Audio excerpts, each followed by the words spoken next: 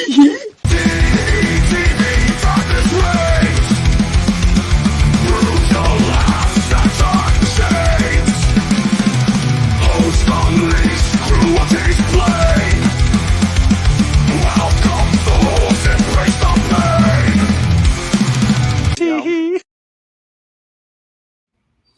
my God, look at us, man. Are we starting to get more professional? I love it. Sorry, I didn't mean to step on you. Please, Charles. Please go right ahead, Yeah, because that's not me being professional right now. Go ahead. yeah. Hello, everyone, and welcome to TEE TV. Today, I am the gun with unlimited ammo. Seriously, this shit never runs out. Ugh. Okay, with me today is Damian and Stone because I can't see their names, so I don't know what they changed it to this week. Haha. All right. Stone Cold Killer. Bo bo bo bo. Knife. All right, Stone Stone Cold Killer. Cold Killer and And No I am Stone. Damian J. No, no, no, no, Calvin. How you no, no, doing? no, Charles. You got all you right, got to find your urban with me on this one. All right. It's not Stone Cold Killer. It's Stone Cold Killer. Stone Cold Killer.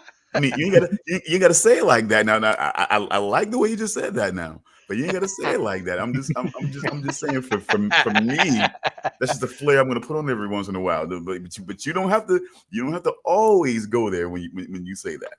All You righty know. then. But today we are going to be discussing Slasher Part 2, Guilty Party, which basically is Season 2, and then Late Night with the Devil, along with a slew of other topics that, like we always do. Us underground snobs, we like to call it a second installment.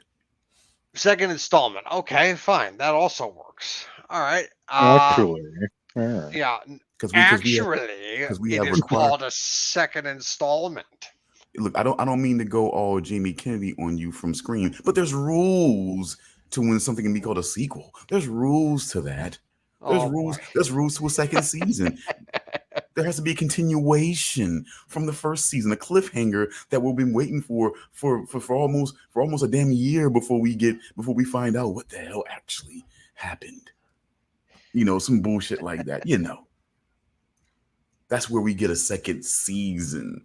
Right now, we just have an anthology installment, something that was trying to compete. I feel like with American Horror Story, but I think, I think it's still around. Netflix was hoping to hold on to it, but then something weird happened with the company in those, what I'm saying, within those 3 seasons that Netflix had. And then Shudder seemed to have taken it over for the last 2, 3, 2. I say 2. 2, and then there's a third coming. But even the first season, that was something else entirely. That came out on, come on, what the title of that was, some other thing. Then Netflix picked it up, licensed it from 2 onwards, and yeah, it's a bit of a mixed history. Yep, it's very confusing because streaming services are confusing. And so I feel like they like it that way. So in other words, streaming services are the new cable. Basically, yeah. Yeah. If you want everything, you're gonna have to pay probably a similar amount, really. But better sex scenes than HBO and Cinemax when I was a kid. But you know what I'm saying. But I will say, in our professional stead, because we now have Cinemax. We now have awesome theme songs that bear our show's name, and we now have a awesome logo, as you see in the top corner. Well, see, okay, there we go. Yep, see. Yes, we have a new logo. Cool. See, I'm gonna see if I can try and figure out if I can make that bigger somehow. Maybe if you touch it sweetly. I think I'd like that. But and I think so. I would say again, we have the second installment to kind of match it a little bit. We have, the slasher anthology series. Now we have Guilty Party. This is what I look at. I think each one kind of explores. I felt like was exploring a theme. This theme is the. Hold on. What I wanted to do before we got into slasher and Late Night with the Devil is I wanted Damian and and you as well, Stone, if you would watch this, is I wanted to hear Damian's thoughts and also provide my thoughts and possibly yours as well if you had seen it, Deadpool and Wolverine. Okay, And I good haven't yet. morning, Kish. I haven't yet, and all I was doing, I wasn't trying to go in. I was just kind of giving them an overview of what just what we felt, what I felt like on both situations before and then we do our small talk, and then we'll actually go in whatever order we want, whatever. I'm just saying that for people who just kind of get you warmed up and possibly because what I feel like we're doing and what I want to do, and I feel like we're on the right track of just doing that. It's like we talk about it in a way that I feel like we talk about content in a way that I feel like Mm-hmm. drives interest. We don't Okay. really we don't really want to give too many reveals and give every little detail about what I'm saying, about the movie or show. We don't. We just like to talk about certain poignant moments and try to derive interest. So that's Oh all I yeah, do. we're having a conversation, and sometimes we don't talk about every detail. We just talk about what we're interested in. Certain highlights that would Sometimes be we making a almost movie talk for us. about nothing. Occasionally, Exactly. But I always feel like we do enough to derive interest. Where if somebody wants to see it, they'll be able to see it and still have an experience of their own with it without feeling like they're going to see every single thing that we said that we said on our show. They're going that's to it. be Like expecting it every. obviously, yeah, you have to be aware of spoilers because those are going to happen. That's Yeah, pretty much, yeah. We're going to have to but discuss, yeah, because we're going to have to discuss some things. But I think we do a yeah, good enough job to where when I look back on it, when I review on it, I still feel like I could watch certain content and not feel like we've given us everything to where it's like okay, this is gonna happen here, this is gonna happen here. You still get an experience on certain things. Now you know there's gonna be a big reveal at the end because we got to talk about some of the bigger highlights. Can't help it, But and if you hadn't been on for Attack on Titan, for example, if you hadn't been on that by now, by the time we really started talking about the last season, yeah, you're gonna be lost in the sauce on that one. You know what I'm saying? Seriously. It's just it's gonna be hard to get back. You know, it's like which I see people do on the internet. They'll watch a video like it'll be someone talking about like the final thing or something, or it's a like let's say a video put out about Deadpool Wolverine 2 weeks after the movie comes out. It's like, and they put in the comments like, "Oh, spoiler much?" It's like, why'd you watch the fucking video if you haven't seen it yet? You wanted to see it. You're watching this thing 2 weeks, 3 weeks later. There's a yeah, good chance you might get something spoiled for you. but Attack on Titan is even worse because this was, you know, this was Yeah, what. that's it. Like I've seen that for TV shows too. Like it's an investment. So if you're watching something about the final season, you have no right to bitch. But with anime, it's kind of weird because especially with the better ones, you deal with a lot of gaps. Like I'm still in purgatory when it comes to fucking, One Punch Man. Still in fucking purgatory right now. I still suffer because it's just no continuation. It just left me with like I just can't believe it. I'm still holding on for that. But I got rewarded with Attack on Titan. We finally got the resolution on this. But it's still that was still in his own way, but we're not gonna go there right now. We already went there when we did the actual review show on that. I'm just saying. I'm just saying, but basically, for those of you guys, just kind of warming you up on what they do here. Like the last when we dealt with, like we told you, that was more of the horror movies. It's sort of like an homage to the coming home horror movies, the first installment, finding out the real truth about a controversial, what I'm saying, situation or incident that rocked a small town, and one person who's at the center of it has to come back and find the truth of the situation and put themselves in danger in the process. There's been a lot of movies that I'm pretty sure a lot of us can kind of cite to get, that gives us that feel.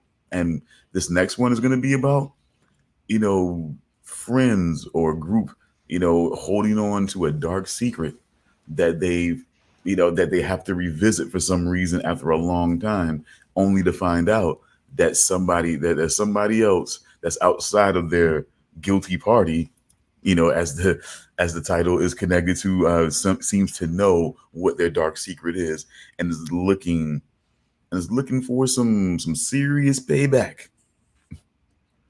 And And I then like we have the change in settings too. Like the first season, you got like your sort of slasher mixed with the coming home, and then like your small town murder mystery kind of thing, where revealing secrets and all that kind of thing.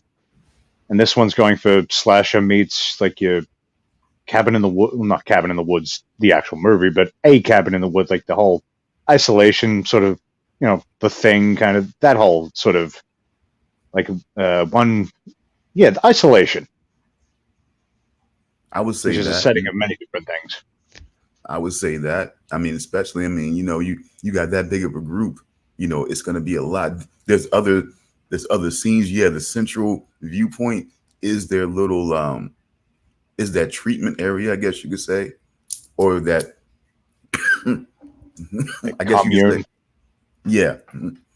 And then there are other spots that are, I guess, if you guys have seen, it made for some very it made for some very, I'll just say, um, fruit filled television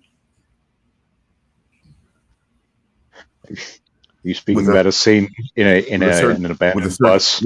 with a certain fruit in mind, you know. A rotten fruit. Well, I mean, I don't know.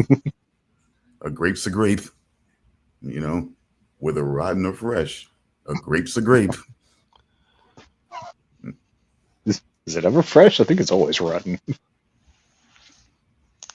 We'll get to that. I'm just saying, a grape's a grape.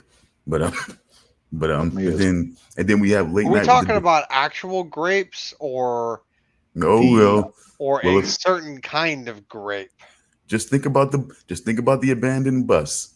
Just think about the abandoned Oh, bus, Charles. oh, All right. oh, There we yeah, go. There we go. yeah. And then we have late night with the devil, folks, we we basically I feel like we deal with a very good talent. You know, he can play weird, but he also played a very heartfelt guy who's in a very who's in a very this is I mean, I have to admit though, I mean, it was beautiful the way it was done. It was like But we're not gonna go there. I'm just gonna say we deal with a very heartfelt guy in this movie who who's basically in a tough position as a talk show, variety show host, and takes on a very interesting guest onto his show to really bring the war to Johnny Carson, and save, what I'm saying, and save himself. And it was a really interesting mix. Late night with the devil is it's really a couple of different layers of stories, in one. I felt like is a couple different ways this could have went, and maybe one without the other. Who knows? I think three different movies, or maybe some short movies or short stories, could have been made based on the three different layers that we're dealing with here in this movie. I would say two to three, but I felt like three. We will definitely review back, but Yeah. but I definitely feel like this movie is definitely. I don't know. I just feel like this movie was definitely something that took too long to do, in my opinion. But we'll definitely get into it. And yeah, you guys are more than welcome to speak about Deadpool and Wolverine. I guess you know, want to hear what you guys thought about the multi-pool, The Deadpool core. the multi-pool verse, or yeah, I guess that's what they Yeah. call them in there. But All right. I So, call them the multi-pool verse. I did already tell Damian that a certain character in the multi-pool was Ryan Reynolds' wife, Blake Lively. She was Lady Deadpool. Yeah, she was Lady Deadpool. which it was a lucky guess. Charles asked me before the show. He's like, "Who do you think this was?" And I was like, "Blake Lively." Yeah, how'd you know? I was like, I don't know. He's very sexy blonde figure with, why not put your wife in there? Well, she said. She's right there. Well, she said, and people hated on it because you can't be a white girl and say anything clever. L.A. face with an Oakland booty, but what I'm saying, everybody Well, wants to no, hate it's on just that. like I saw Lady Deadpool come into the screen, and I was like, okay, this has to be somebody important. But I did not for a second think that it was going to be his wife. I didn't think it was going to be her. I was like, I was looking for Blake Lively throughout the entire movie, and I didn't see her. But I don't know, for some strange reason, I was like, that can't be her. And I looked it up after I left the theater, and I was like, holy shit. So it was her. I'm like, how did I Yeah, not like like I really just figured like you need a sexy Deadpool with blonde hair. Well, the blonde hair was doesn't need to be blonde, but it's just like you got this broad sitting on the couch next to you is perfect for it. It's like, well, you want to do it? Fun check. Was there dog pool? yes, There Dogpool was. was a big part of the movie. Played by the ugliest dog in the world, whose name is Peggy, I think. Oh, that is very fitting. Isn't it? Yeah. It only just occurred to me now as I was trying to remember the name. That is very fitting. Yeah. Yeah, it's just like because that Hmm. scene from the trailer, it says like pigging isn't new to me, friendo, but it is to Disney. And then he looks at the camera. It's like, oh my god.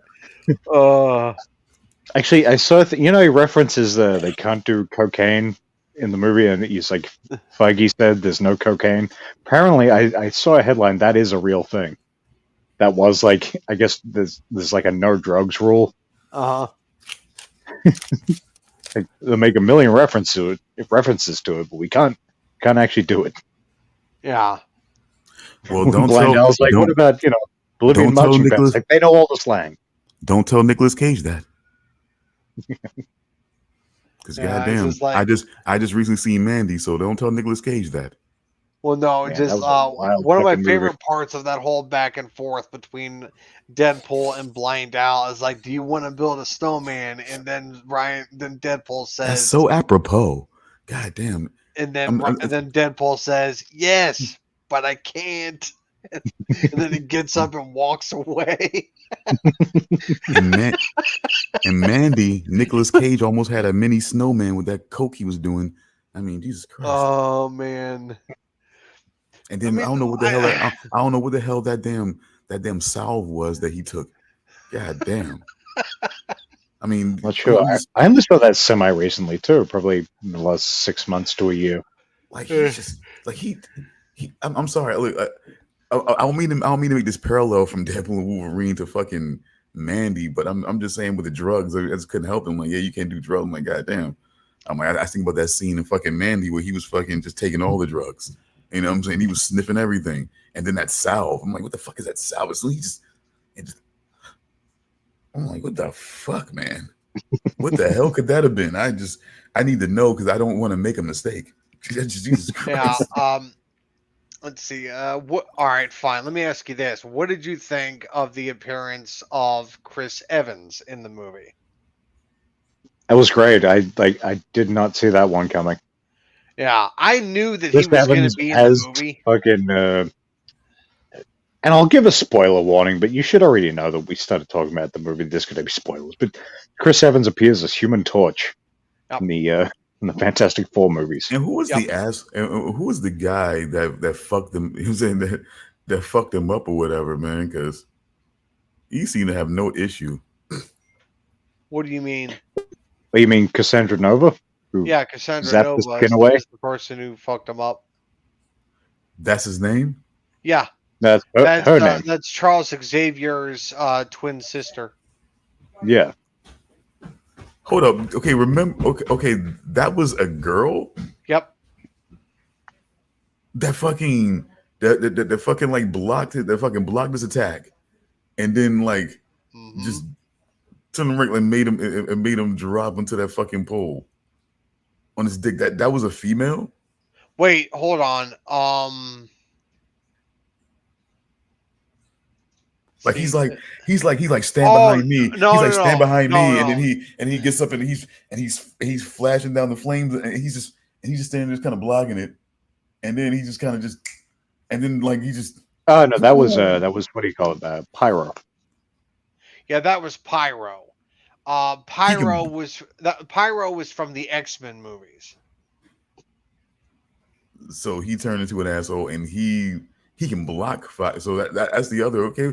Who didn't realize that was He a came in. I think it was X-Men 2. I think he was introduced. I believe. Yeah, I I think it was remember it. 2. X-Men 2, X2. Hmm. Yeah. I remember it now, but I'm like I just didn't realize that a part of that was you can sort of block fire. But how was he able to control and like just kind of Pyro is a pyrokinetic, which means that he can control fire, any kind of fire. who?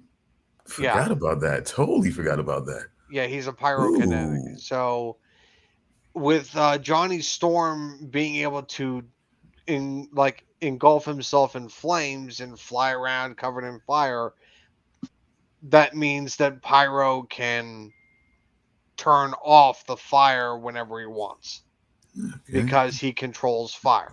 Totally forgot about that. Yeah. Hmm. Hmm. Okay. Awesome. Yeah, but Pyro works for Cassandra Nova. The ball chick, right? Yes. Yeah. Okay.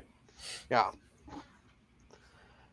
Yeah, and in the comics, Cassandra Nova was a twin of Charles Xavier, and they were in the womb together, but Charles was able to anticipate Cassandra being evil, and he attempted to kill her in the womb to sort of prevent her from being born and causing all kinds of problems.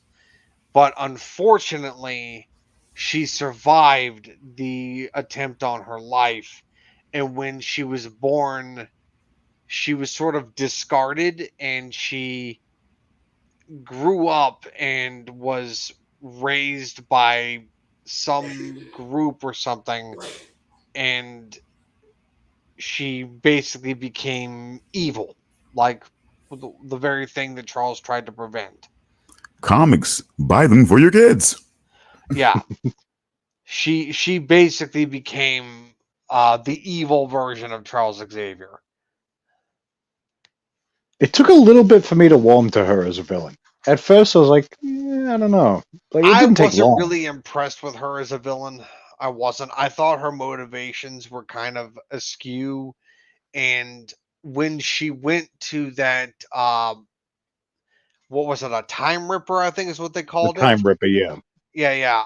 What she tried to do with it to try to destroy all the realities and leave only the void behind. I thought her whole plan was just kind of stupid. I didn't really like it. I would say with Deadpool and Wolverine, everything about it was great except for the story. I wasn't really Yeah. all that impressed with the story. I mean, there was a lot that was good.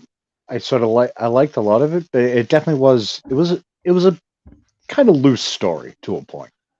It felt like, to me, it felt like the story didn't really go anywhere. Yeah, I could see that. Like it was. Yeah, I definitely see what you mean there. But at the same time, I wasn't overly disappointed by it either. Just because it was a good enough framing device for everything that happened. It like I was happy about the fan service that we got, but Which the I if you, thought never felt forced. it didn't feel forced. It really didn't. Everything But everything felt natural and pretty much I don't think there was really anything that wasn't like that didn't serve a purpose. yeah, the fan service did not feel forced, and it did feel like it had a reason to be there. But the story itself, if you take all the fan service away, the Hmm. story is hilariously simplistic. It was, yeah. Yeah. But then I also don't know if I really wanted it to be more complicated at the same time.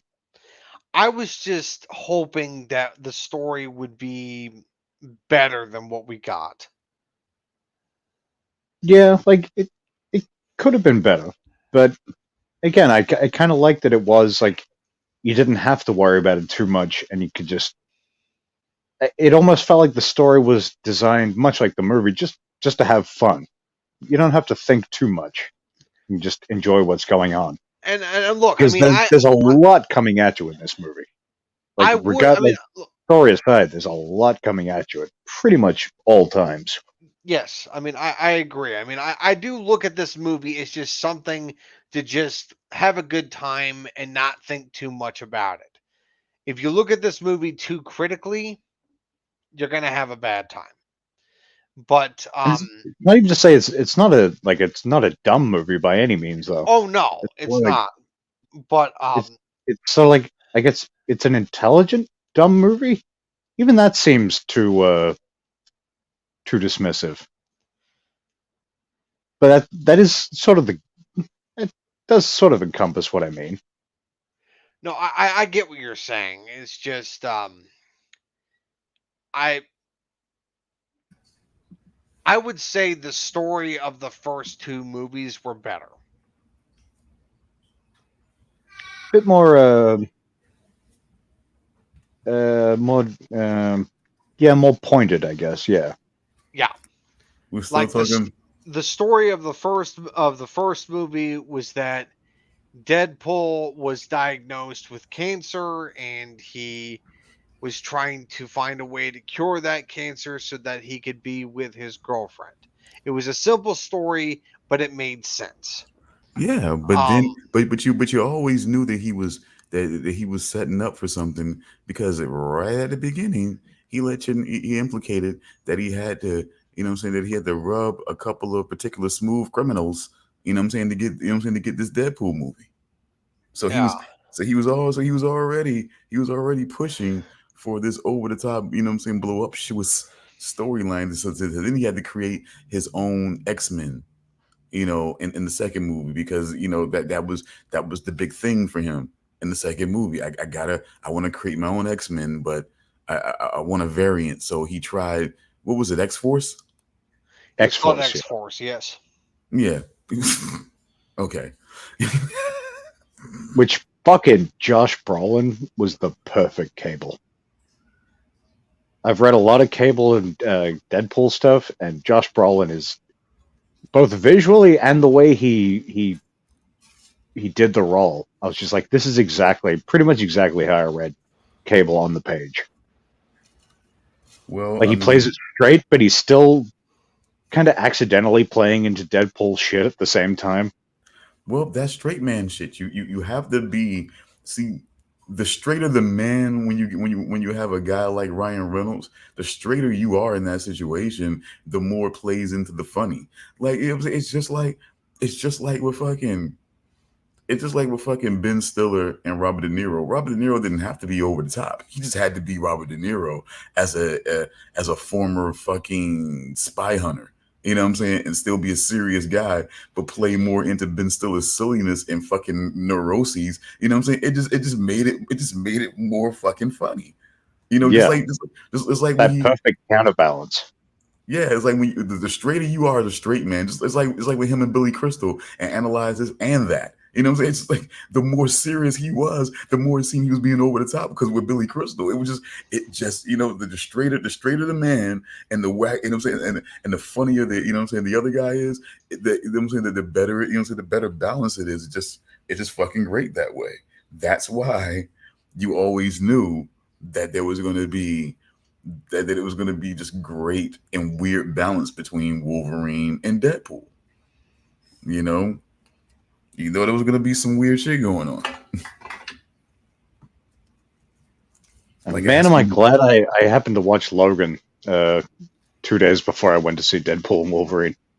I already knew how it ended, but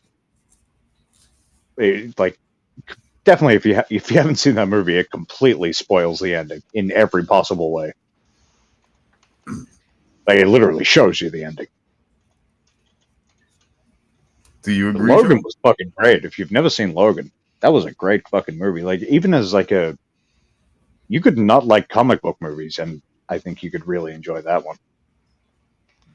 Okay, look, you probably have heard me say this before, but Yeah, I really do not like Cable. I mean, no, I why know, did I say Cable? Logan. I I know. know, and I See, think that you're was insane.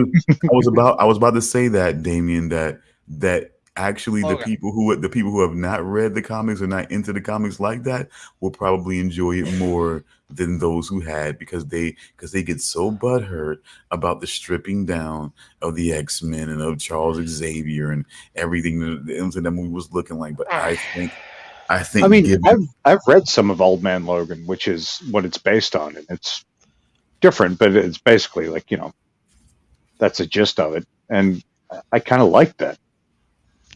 I I like that mean, whole thing about I mean, it can't.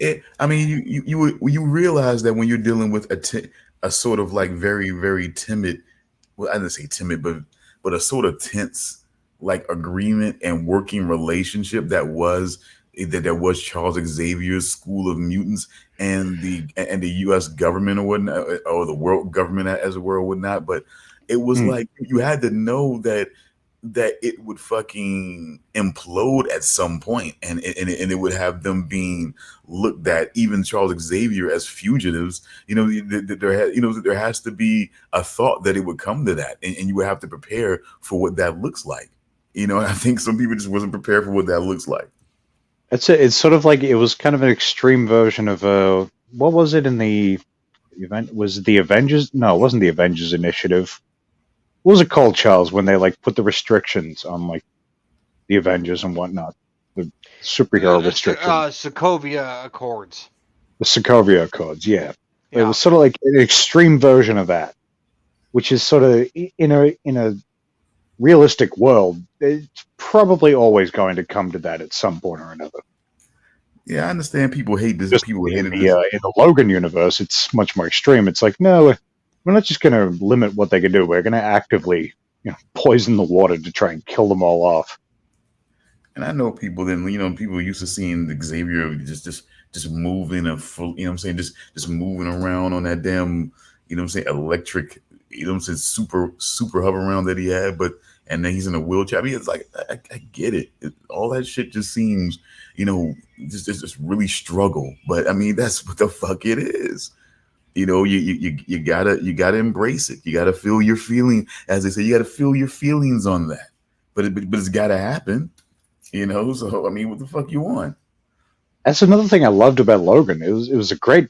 Not only was it a great opportunity for Patrick Stewart to just let loose, but seeing Xavier losing his mind, like like the most powerful brain in the universe, just breaking down, and what that can lead to.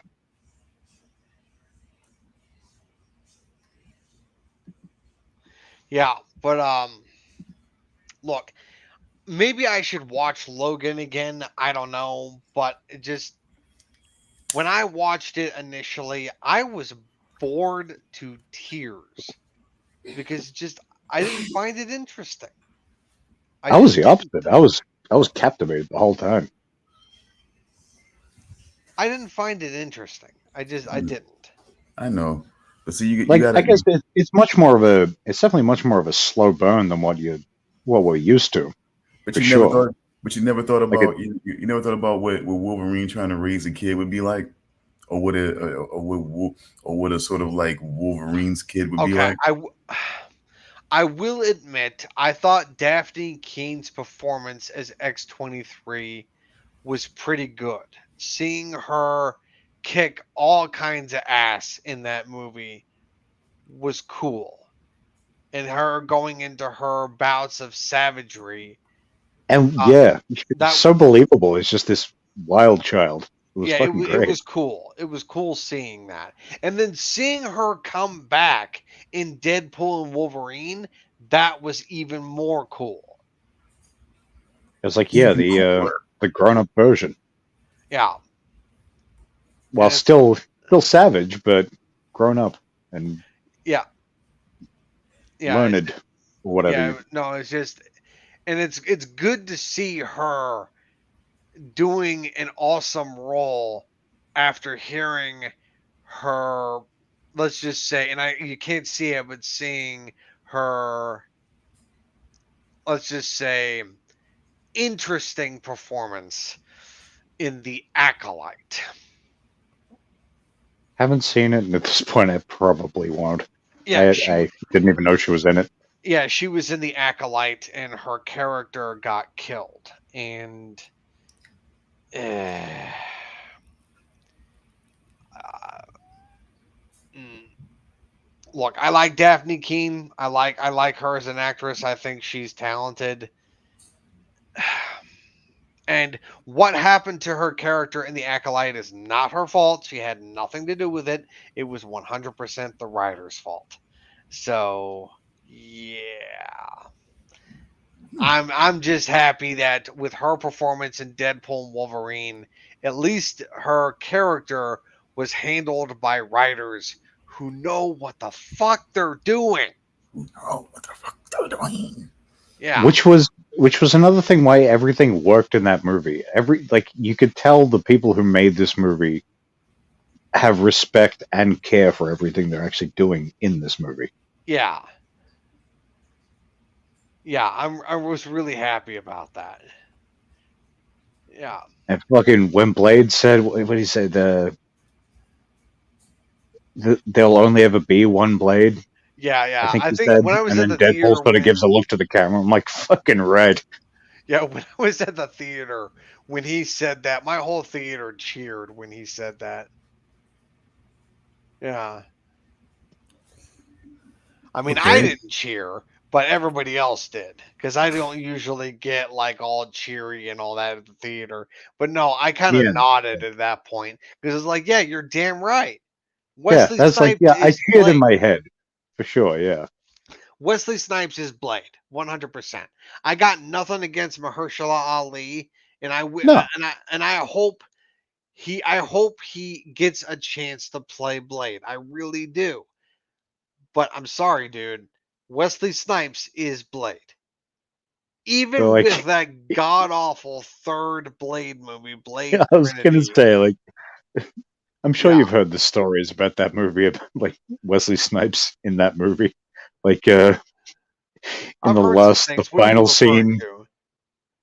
where he like wouldn't talk to Ryan Reynolds or like anyone, and he was very antagonistic like the whole time. Like the final scene when Blade's like on the table and he opens his eyes, he refused to open his eyes, so they had to CG them. Wait, I didn't hear that part. Yeah, like the final scene, he refused to open his eyes. He was just like, nope, not doing it. So they had to CG him opening his eyes. So he was Like this is stuff basically being I don't know if this stuff is true, but this is what I have read over the years. so he was basically being a pouty child during the entire production. Basically, yeah, like I think the only time he would communicate with people was through like post-it notes and shit like that. Holy shit! Wesley Snipes is a pouty child. Regardless of all that, even with that, still the only fucking Blade. God damn it! Yeah. Even though I still say to this day, yes, I realize that rhymes. Blade 2 is the best Blade. Oh yeah, Yeah. but I mean, it's gonna be Guillermo del Toro making a Blade movie. Like that's it's a nerd's wet dream. Yeah. Luke Goss as Jared Nomak was an awesome casting choice. Yeah, just like I have to holy watch shit. those again. Yeah, Jared Even the third, Nomak was even an the third. yeah, Jared Nomak was an awesome villain. Just like, oh man, he was great. Damn, I want to go back and watch that movie again. All three. It's been way too long since I've seen Oh, any I of am them. not watching Blade Trinity again. Fuck that movie. I mean, I'm gonna have if I do the first two, I'm gonna have to. Oh my god, that movie is so terrible. When he goes into that fucking gothic shop and ends up like drinking the blood of that goth chick, that is terrible. That is a terrible fucking scene. I don't even remember. I don't remember a lot of that movie, to be honest. Oh I my remember Ryan god. Reynolds being super ripped, and at the time, that was just like, what? That's Van Wilder. Why is he so ripped? This is strange. Oh my god. And then like Dominic Purcell as Dracula. It's like, really? Yeah, I remember. I remember that being weird. Yeah. It's I like, don't know if that was pre. Was that pre or during Prison Break? I don't remember. Either way, it didn't. It just doesn't seem right. No, it's so weird. And then Parker Posey playing the leader of the vampire clan, and her acting was horrible. Oh my god, man. Yeah, What the that's great. I like Parker Posey as an actress. She's very talented. But that movie, it's like, what the fuck happened? Yeah, they can't all be winners, I guess. I mean, I watched her in the Lost in Space show on Netflix. She was great in that show. She was awesome as Smith. She was awesome as Smith. But oh my god, it's like she was just fucking terrible as that. I don't even remember the name of the vampire that she No, played. I don't remember. I don't remember much about that movie in general. Really, it's been. Ooh, I couldn't even tell you. Long time. Oh, and I Pretty much remember that since it came Triple out, H was in it, and he played a vampire. Which is also just like, really? Yeah, it's like wow. It's like yeah, Triple H played a vampire. I was like, oh really? Yeah. So how's his acting career now? Non-existent. He's doing well for himself, but yeah, he's not. No, I don't even think he's a wrestler anymore. He's like in the administrative position at the Yeah, he's WWE. in like management or something. Yeah. Last couple of times I've seen him, he's like wearing a suit. Yep. Stone, Triple H, is he's not like is he like a part owner of the WWE? He's in management though, for sure. No, much like Anton Chigurh says, he married into it. He's like Well, yeah. he's the chief creative officer right now. Okay.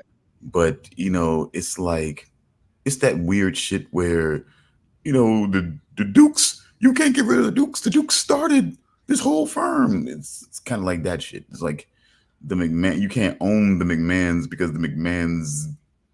You know what I'm saying? This whole thing is owned by the McMahons. So it's like it's hard to own it unless you're unless it's sort of like sort of like you have sort of some entitlement because you married into it. You know what I'm saying? But it's nothing like he bought them out because that's what would have to happen essentially. And that's what he's attempting, it seems like. McMahon, Vince, after stepping back, he's had to step back into the board, fire certain people on the board, put people on that are more his cronies, and now he's working on selling the WWE. Isn't he out again? I don't Wasn't know. that the whole thing where there was like something involving women and poops? Out, then back in on the board, fire some of the board members that wanted him out. You know what I'm saying? Before, put some of his cronies on, you know what I'm saying, to you know what I'm saying, to garner fake support on the board. And then now I hear rumors that he's working on selling the WWE. Does he still have that stupid fucking mustache? I'm pretty sure. I don't know what the fuck he was thinking with that. Vince McMahon don't walk shit back. So once he like, does committed. once he does it, it's done. So he don't walk shit back. So yeah, you know, supposedly he tells her the truth, tells her that he cheats, and then creates a scenario pretty soon after to where she plays a vegetable where he's being wheeled out by Trish Stratus, a woman that he's having, an affair with. God bless him. He's doing what he loves. Finally, Stephanie had to step up because refused one of his storylines. Well, two actually. Negotiation. I say technically we could say one, but it's two. Depending on how you talk, it's negotiation style. But she had to refuse an angle where he would act as the father of her child. She was just like, no, that's too much. Yep. And then seeing it as a negotiation, Vince was like, okay, how about Shane? She's like, all right. No. She still no. No, still no. No, still no. You never saw that angle. You know what I'm saying? It was still a no. Shane's a good specimen. Come on, bro. Come on, bro. This ain't, you got to understand that there's a lot of people who just don't say it. They're not crying. They're not crying in the stands, you know what I'm saying, about over the hill pro wrestlers, you know what I'm saying, but still deep in a lot of people's hearts, it's still real to them, damn it. You can't have shit like that. You can't have storylines like that, you know what I'm saying? Like, no, you can't. Like, we'll take a certain amount of ridiculous, but just yeah, you can't be having fucking backwoods incest among the authority. You know what I'm saying? You can't have that. What kind of shit is that? You can't make fun. You cannot make fun of sexual abuse. You know what I'm saying? Like that. No, you can't do that. no. Nor should you. We at TEE TV stand against such things. But with that said, no, I'm not. No, I'm not. We're gonna leave it right there and not drop anything else that would be salacious, because that would be wrong. You made a great statement, and that would be wrong of me to bring up something that would just bring us right back to gutter. Okay, no. See, I'm learning. I'm growing.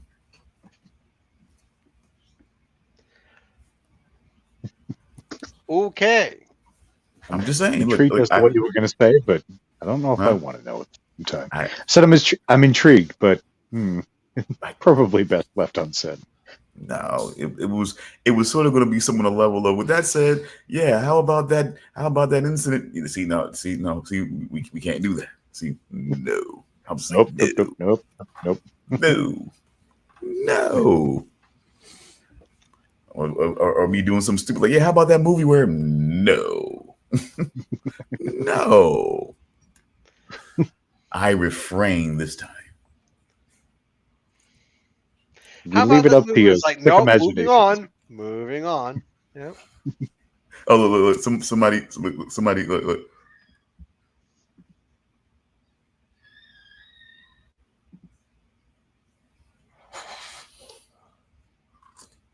I guess move on. I hear you. I'm hearing you. Well, I'm reading what you're saying, and I'm feeling that. That's what I'm trying to do. That's what I'm trying to do. Because it just got weird, and that's what we do sometimes. It just got weird. I don't even know how long that's been there. I wasn't looking. Maybe it's about that. Maybe it was about something else. Who knows? Let me see. It's been a few minutes, and we've been at this weird WWE talk and Vince talk for a few minutes. Well, he's a weird guy with a lot of weird proclivities, and a lot of people are coming out on that. You know, it's a lot of people that are getting their fingers pointed for being fingerers. Okay, anyway, but yeah, you know, a lot of fingering going on of whatever variety you choose. And more than just Freddie this time, folks. More than just Freddie. Come on. Yeah. That didn't hit with you? The movie, Tom Green? You don't remember I'm the movie? familiar with the movie Freddie Got Fingered. Yes. Okay. Horse cocks, umbilical cords, cow udders. I'm just saying. I'm just saying. Sausage, And, piano, contraptions. getting fellatiated by a woman in a wheelchair. Yep. Yep. Popping a wheelie. Yep. No, that's wrong. That's so wrong. That's one of those movies that it's so hated, but I love it. I'm just saying. Why did I say that phrase? Why did I say that phrase? You guys didn't hear it. That's kind of you guys had to hear it. When you said Papa Wheelie, Popping a wheelie, yeah. That's what I would call it. You know. bang, bang. Okay. See, I slipped it by you guys. You guys just didn't. You guys didn't realize. I mean, I heard it. It just didn't register See? as any. See, that's me. That's me. I'm a mental terrorist. It's like it's like Tyler and fucking Fight Club. It's like you saw it. You didn't know you saw it, but you know you saw it. You know, it's like you heard it. You we were talking about. He said popping on weed. I know I heard that. Am I supposed to associate? Did I? Yeah, popping on weed. Getting a blowjob from a girl on a wheel, popping a weed. He said that, didn't he? And yeah, I kind of said that. Sorry. It's gonna be there. I'd like to say my bad, but I fucking meant it. Splicing frames into your brains. That's a stone cold killer. I think that's much better than yellow fever. You know what I'm saying? I think that's a better. I think it's a better phrase than yellow fever, though.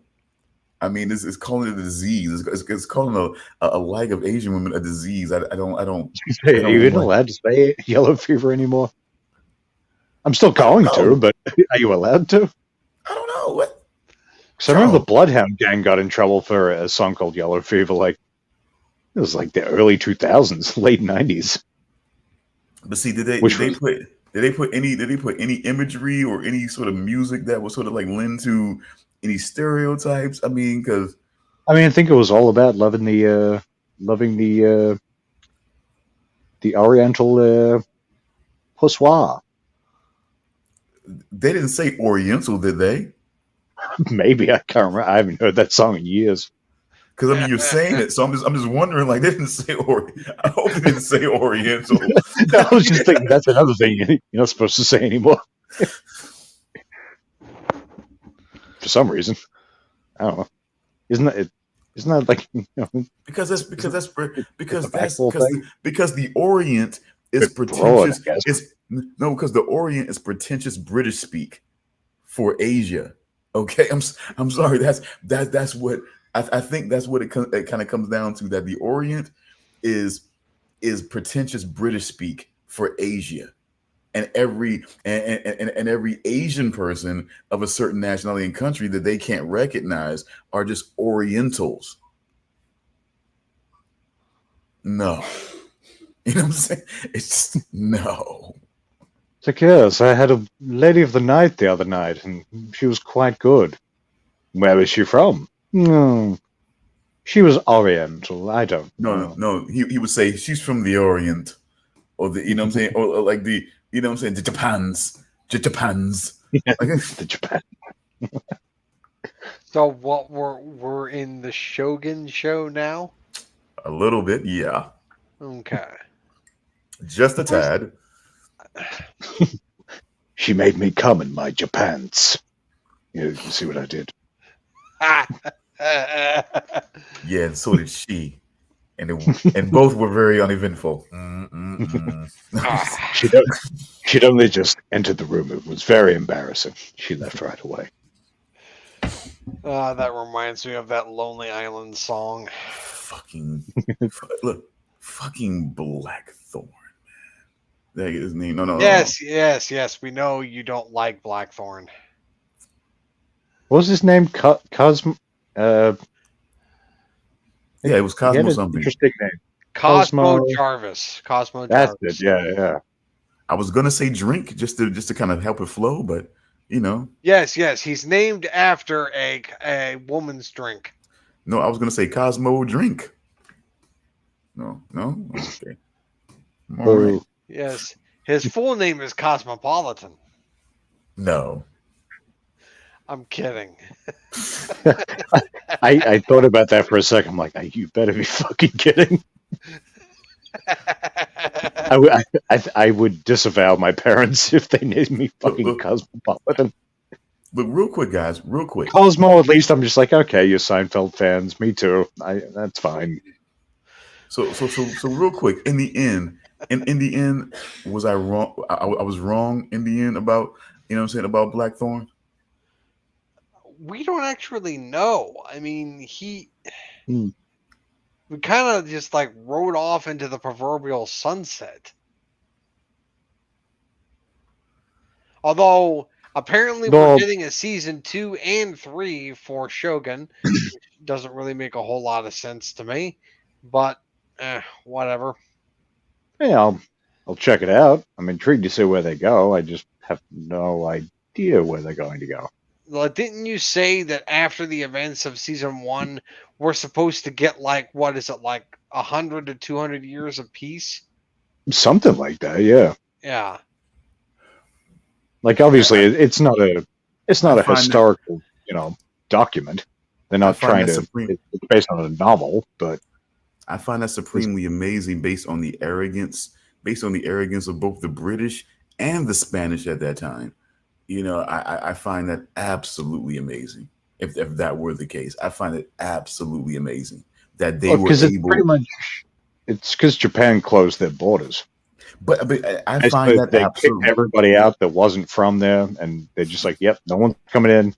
Fuck that. Japan for Japan's And nieces, then, but then people." we're coming off of Black Sails. So you understand that even privately funded navy can bring these battleships out there that could send a heavy volley from a long distance, completely decimating a fucking city. And It's especially true. one. And so imagine those fucking cannonballs going into a paper mache city, what I'm saying, in Japan, eh? Not even paper mache. That might at least give some defense. It's just paper, Yeah, just okay. straight up paper. Okay. Yeah. Kind of cannonballs got nowhere to go but through everything that's inside that paper mache house. That's Mhm. all.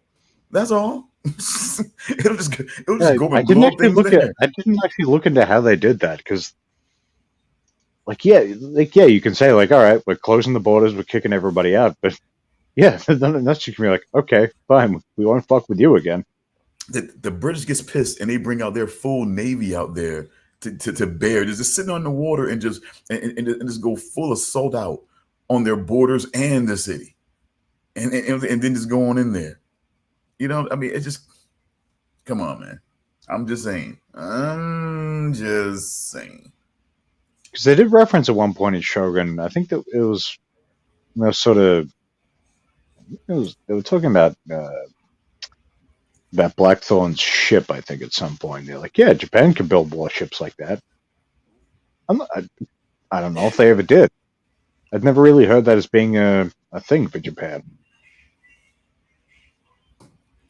Maybe complete ignorance on my part, but I've never heard of Japan having really like a navy kind of thing so much back in those days. Everybody that they knew was in the same place. They didn't, I don't know. They felt like certain battles were fought. What I'm saying, everybody has their traditions. I guess you could say. You Hmm. know, I don't know. I mean, like even thinking about, 'cause we didn't discuss with Black Sails, like the pirates, fighting style. When they were when they were having their shootout versus the British. I always found the British style kind of stupid. But I have to admit, though, you know, I don't know. They made it seem a little more effective in that, on Black Sails than I've ever seen it or noted in my mind. But it still just feels like it just has some flaws.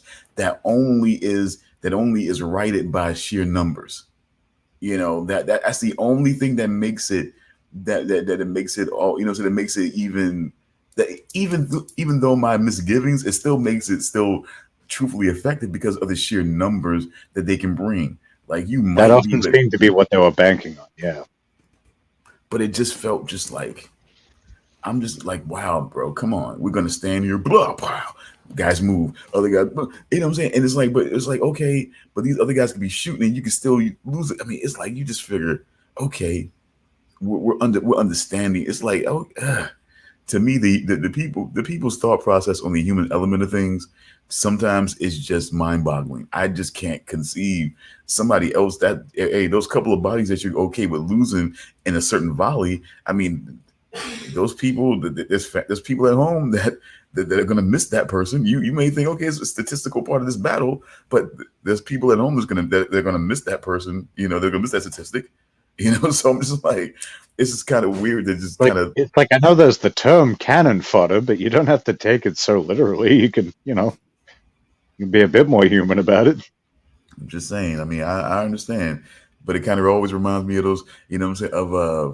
Of the two Agent Johnsons on fucking Die Hard, where they're talking about where they're actually discussing the amount of civilian lives possibly lost in their action, and like, yeah, we can live with that. Like, Jesus Christ. Like I don't understand how people can just say stuff like that. You know what I'm saying? Like, I don't know. Like, the Like, terrorists have no regard for human life. It's like, do you hear what you just said? man, we'll lose 20-25%. Yeah, we can live with that. Like, the fuck, man, really? Can you?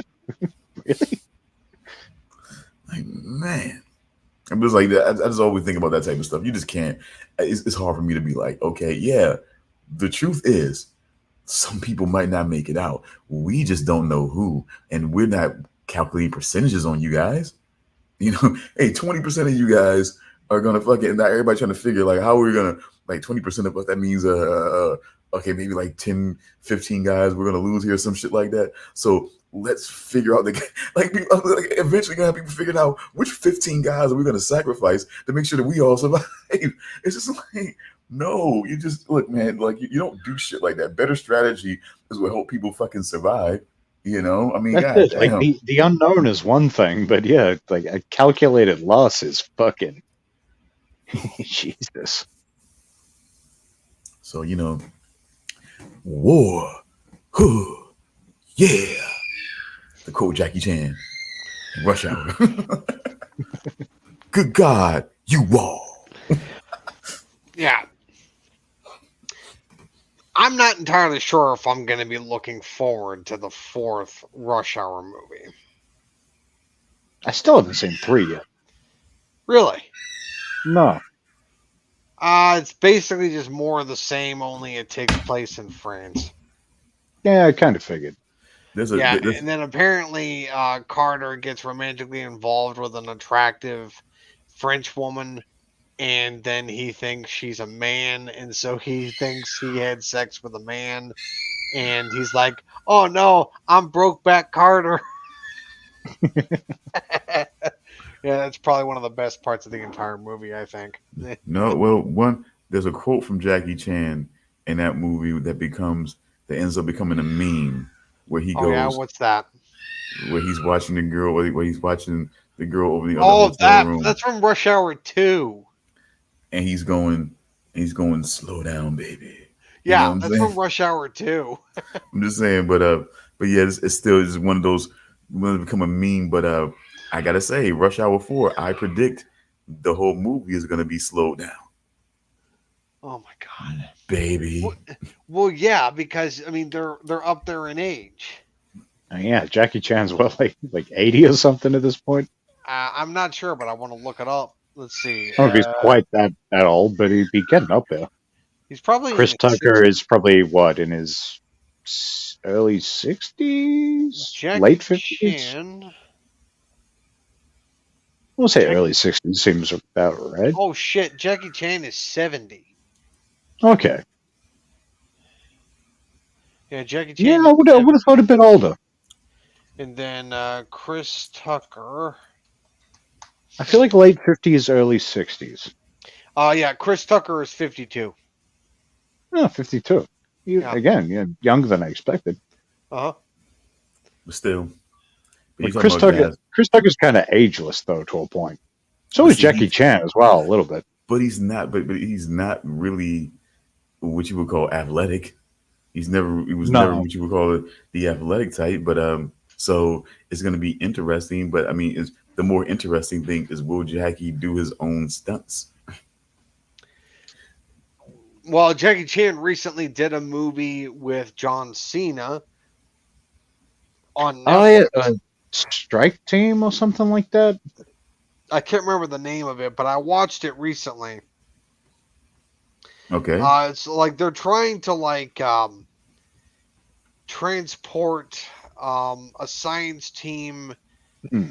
to like an One moment. extraction point, and they are trying to escape a group of mercenaries that are trying to steal like the scientist leader who has access to a code that can give them access to an oil pipeline. And Jackie Chan and John Cena have to try to stop these mercenaries from doing that. It was And how was it? it was a pretty simple movie, but the action was good. Because that came out, I think, was it last year or the year before, even I think it was possibly? 2023 when it came out. Yeah, I want to say it's called Strike Team. It's something like that. Let me If see. it's not Strike Team, it's something sort of like that. Yeah. Can't remember exactly because I remember seeing a brief trailer for it. I'm like, yeah, this could be fun. Well, Jackie I haven't seen Chan a was Jackie Chan good. movie since I don't even know. Let's see. Because I feel like he retired for a while. Or maybe he was only making movies in certain countries or something like that. I feel Yeah. like he didn't make an American movie for like quite a long time.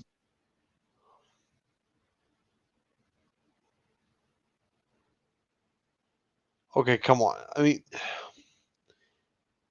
I'm looking at his IMDb page and it's not showing the movie at all. Really? Yeah. Because yeah, it's It not like it's an obscure thing. John Cena, I remember it being, kind of promoted. Wait, hold on. I'm looking at the wrong list. Okay, hold on. Never mind. Let's see. Oh, it's I think it's called Hidden Strike. Hidden Strike. I was sort of on the right track. Yep, it's called Hidden Strike. Hidden Strike, Strike Team, they kind of strike hidden. Yeah, I had one word right. So, like, worth watching, would you say? Yeah, it's worth watching probably once. Nice, like hour and a half. Yeah, about that. Good. Yeah, I find it very rare that movies these days warrant more than maybe an hour and 40, hour and 50. So many movies that he just bloated for no reason. Just like it's like they feel the need to be 2.5 hours just because I don't know. It's like it became a standard for a little while there. You have to be over 2 hours.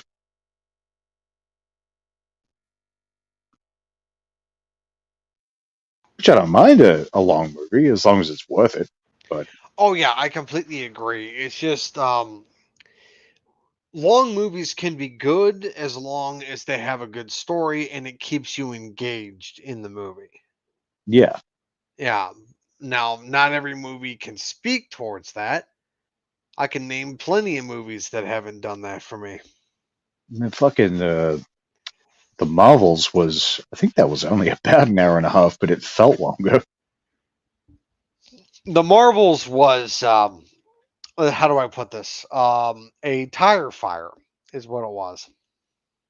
Like I went into that with an open mind. I was like, maybe it'll be fun. And just aside from a couple moments, I was just kind of like, eh. My expectations for that movie were already tainted because I watched some critical reviews of the movie prior to watching it, so I was like, yeah, this movie's probably gonna suck. Yeah, And like so I went in. mine. Yeah, I went into it with already low expectations, and I was still disappointed. yeah. Like I would agree to that. Like I I find it difficult to pay attention to a lot of people talking about Marvel or Star Wars just because there's definitely a certain level of grifting out there where it's like people just hate on things because it gets clicks. So it's sort of hard to discern, like, is it actually bad or is it just are they just going along with the all new Star Wars sucks, which is absolutely not true. All Marvel sucks, which is all post game end game Marvel sucks, which is also not true. But Oh no, there's been a few things definitely, from Marvel that have come out since Endgame that is good. I can name two movies right now that have been great, and that is Spider-Man: No Way Home and Guardians yep, of the Galaxy Volume 3. yep. Both of those movies were amazing.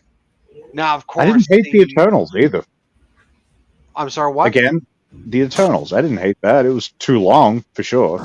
Definitely too long. I But thought the Eternals was boring. I didn't really yeah, like the that's it. story. Like it would have been better served being.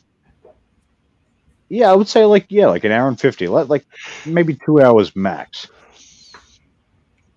Just Now, sort of of. course, my Jim's probably gonna hate me for this, but my thoughts on Star Wars, I have no faith in anything regarding Star Wars anymore. I'm Nothing. more worried in the last few years than anything. Like first two seasons of The Mandalorian, fantastic. The Season la- three, mixed bag. the last good thing that Star Wars has done, in my opinion, was Andor. That was it. Yeah, Andor. Yeah, that was pretty much perfection. Yeah, Andor was amazing, but everything that they've done since then, nope, terrible. Yeah, like Mandalorian. As soon as I saw Jack Black and Lizzo in that episode, I was like, oh, we're in trouble. Oh yeah. Oh my god. And apparently the reason why Lizzo was even there was because of apparently the guy in charge of the show had a daughter, and they wanted, and the daughter was a fan of Lizzo, and she wanted Lizzo to be attached to the project. Yeah, so she was shoehorned into the show because the daughter of somebody in charge of the show was a fan of Lizzo. And that's it felt the same with Jack Black. Like, I, creatively, I like Jack Black. It seems like as a person, he might be kind of a douchebag, but there's so many douchebags out there. You just kind of have to ignore the real versions of people. But Yeah, creatively, I typically like Jack Black. In that, I was just like, he just doesn't fit here. This makes no sense. nope. He's just so fucking out of place, especially in The Mandalorian. Like, if it was a more comedic Star Wars show, sure, those both of those people might have fit. But in The Mandalorian, going off those first two seasons and what they're trying to do with the third season, it was just like, what the fuck is this? What are you doing? Yeah. Okay. Now, I would like to be. Stone's like, I don't give a fuck about this shit. Let's move on. No. Please talk what you like. You can keep talking on this. I just want to at least ask a question to see if you Okay. guys are even remotely aware. Just wanting to see. Are you remotely aware of the Drake Kendrick Lamar rap battle over the last couple of months? A I've little bit, heard because some things about it, but I haven't been following it. yeah, because we talked about it a little bit less. I don't know if it was on the show or off the show, but we did talk about it a little bit. So I was barely aware that it's going on. Okay, well, well, definitely there's been some Kendrick Lamar has been doing some serious finger pointing and things like that, and and making some I serious. know that Kendrick Lamar has been accusing Drake of being inappropriate with certain people, specifically girls, and that's about And as far as based I on what know. Stone said, is there's a lot of suspect stuff, but also just general, just sort of like, yeah, it seems like Drake is a pretty big piece of shit. Yeah.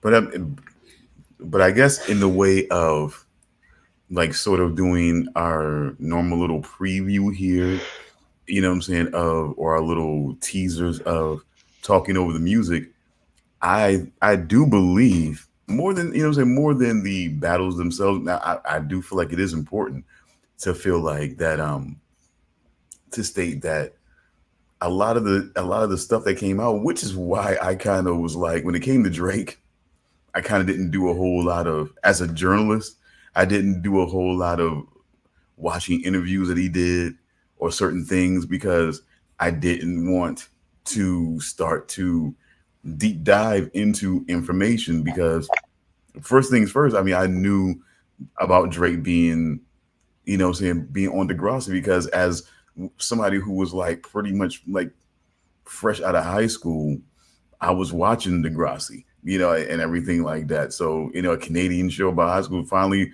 something that was gonna that seemed like it was gonna really gonna deal at least even in Canada, they're gonna deal with real, you know, say youth issues in high school. I'm like, okay, cool, you know, and everything like that's when I saw him. I didn't realize that like what most people know. See, most people had no idea that he was even on the show. I realized that Aubrey Graham was up there, but then when I seen this guy, I heard about this guy Drake, and I seen the guy, I'm like, I couldn't help but to be like, yeah, I feel like I see him somewhere, but I couldn't make the connection because you know what I'm saying? Because like Drake was not going to connect to.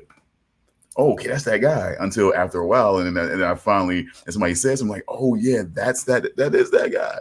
You know what I'm saying? Can't believe I saw him all that was watching that show for all that time. But bottom line is, I always knew, and even back then, Lil Wayne when he first signed him, he was already kind of covering his own ass because he knows what the implications are with this shit. I mean, come on. You know what I'm saying? If you ain't got to be too much of a student of the game to realize, you know what I'm saying, how bad they can go when somebody comes in trying to lie about their background and shit like that. So he covered his own ass by saying, look, I told Drake to be yourself. Don't come over here and talk about the stuff that I'm talking about and you know do your own thing, you know what I'm saying, rap about your show or whatever and you know and all that type of shit. He was covering his own ass for like in case you do some shit, you know, it can at least be said, at least be shown, you know, on recorded footage that I warned you. You know what I'm saying? You didn't have to do that. You know, so if you do it and it all goes bad, just know, you know what I'm saying, I'm gonna be absolved of anything because I told you not to do it. You know, so and I think that's kind of where it went. And then when it started to go other ways, I mean, that's a whole nother story. But this other stuff, footage is coming out, you know, female, you know what I'm saying, females that say that he was following them. There's one girl who was a producer said that when she was in, you know what I'm saying, that he was following her and her friend when they were on the high school basketball team. Yeah, She I was remember you saying 16. that. Yeah. And I'm just like, that is one among other things that happened and everything like that. So I'm just Like, like, no, it's this, it's innocent. I'm just a huge fan of high school girls basketball. It's like, yeah, is it the sport? Is that what it is? Hmm. Yeah, but just the thing I have to ask, and this is going a little off topic here. What is I this show? I What is think we left topic about an hour ago. yeah, but but I just wanted to get that out there and just, I mean, because it's important to note. Because I mean, there's this information that's coming out, and but the main thing that I did want to say about that is that it's giving people a rare opportunity to really kind of, you know, maybe start a conversation. And I feel like, look, there's at least a few people that are gonna watch this show. I mean, I don't want to seem, you know, too overconfident. I mean, like I said, I mean, we do have a pretty for lack, like I said, for lack of putting money into it and marketing and all that type of other stuff that we will start to do, at a strategic point. But it's more, but even to still have people who do watch the show, it's a rare opportunity to start a conversation on the fact that hip hop and there's rap music, and I think that we have to start, you know, Well, I think we have to start basically maturing the music culture when it comes to that because otherwise it's going to keep being weird. I mean, you have garage rock, you have so many different forms of rock and metal and other things. It's like, but it's like when hip hop, it's got to be all hip hop, no matter what it looks like, no matter what happens, no matter how it goes against certain things that made hip hop. It's still all hip hop because we're just not mature enough to say it's mainstream rap. There's a certain yeah. point that I there's a certain point that I feel like, oh, so I'm sorry. Did you want to say something? What? Did you want to say something, Charles? I mean, Oh no, I was just agreeing with you. yeah. There's a certain part. There's a certain point where hip hop. See, the underground will always be the closest to hip hop because that's how hip hop actually started. When no mainstream record label, which a lot of them are still the overlords that what I'm saying, that basically control music as it is right now. Um, that basically we're not really giving hip hop a chance. And by the way, and it's just I'm just gonna, like I said, while we're here and taking this quick little moment to do this little teaser again, folks. We do understand that hip hop, by the way, just to make sure we understand where the hip hop truly was derived from, and blah, blah, blah, blah, step by step, hip hop came from samples, and because that's where sampling that's where the importance of a DJ came from. Because from old records and things like that, of old soul music, jazz samples, they would put on records, they would sample and stuff and start making beats of their own. The turntable, that whole podium with the two turntables and everything, and all the little levels became a little portable studio for people to kind of create beats on the fly that were just made of a bunch of samples. But it was a great, but if you could do that, that was a great talent. And people were starting to do that. And the person being able to speak over those beats kind of came from the old spoken word poets, what I'm saying, the lost poets, guys on the street corner, those beat poets from back in the day, and things like that. I think that if you want to know the truest form of hip hop, as it first started in its first like infancy, I suggest that you listen to "The Revolution Will Not Be Televised" by Gil Scott Heron. That'll let you know the basis of where hip hop was started at, and that's of course in 1974 when DJ Kool Herc first recorded and put out a hip hop record where somebody was over sampled music was starting to rap, or whatever over the music, and that's where people first got their initial exposure in 1974. That's how hip hop started. That's the basis of it, and it wasn't until a white guy, Rick Rubin, along with Russell Simmons, started Def Jam and actually gave hip hop actual space to to put music out there to a wide audience. After that, of course, the mainstream record labels seen money, seen an opportunity, and that's when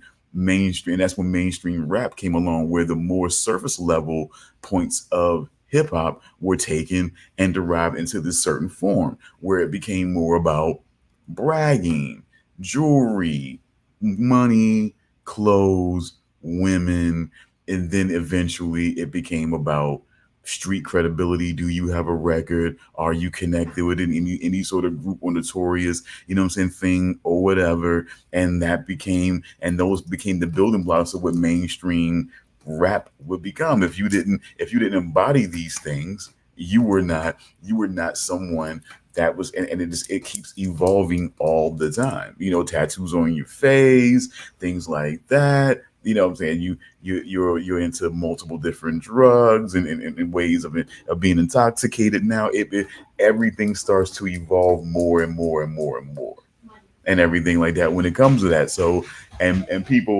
yet people still don't want to admit that there's hip hop and there's rap music, and they don't want to acknowledge it. But I think that this battle between Drake and Kendrick Lamar is an opportunity for people to really see that there is hip hop, represented by the MC, the lyricist that is Kendrick Lamar, and then there's rap music that is represented by the rapper, the entertainer, Drake.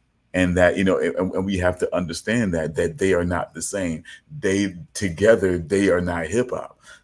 There's rap, and then there's, so yeah, a rapper is what you do, but also rap music is a certain, has now become a certain umbrella at which to, with certain people, when they speak about certain things, it's just, it connects right into that mainstream rap music. And when people speak about what Kendrick Lamar speaks about, that's rooted more in hip hop, like it or not. And it's now, I think that's the most important thing about it. That's why it's so important to people, so historic, because people hope that Most Def would be able to do something like this, or Talib Kweli, or even KRS-One.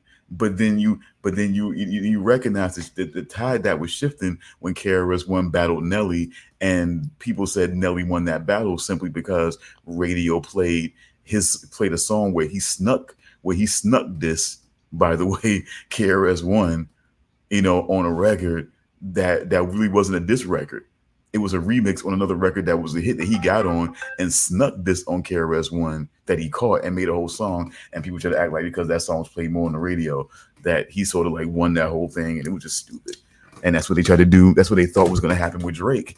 But Kendrick Lamar wasn't going to let that happen. And so, with probably almost 100 million views now since the video "Not Like Us" has been out, it's showing that a guy who's deeply rooted in the more hip hop form can basically reach that higher level like that, and reach the same level, if not higher, than a guy who's more of a pop style rapper entertainer and everything like that. And I think it's, and people, and then while people say, well, you know what, see, and then there's this thing of people might be confused of why are people still saying, well, you know what, I'll still listen to Drake's music, or whatever, because blah blah blah and this and that and the third.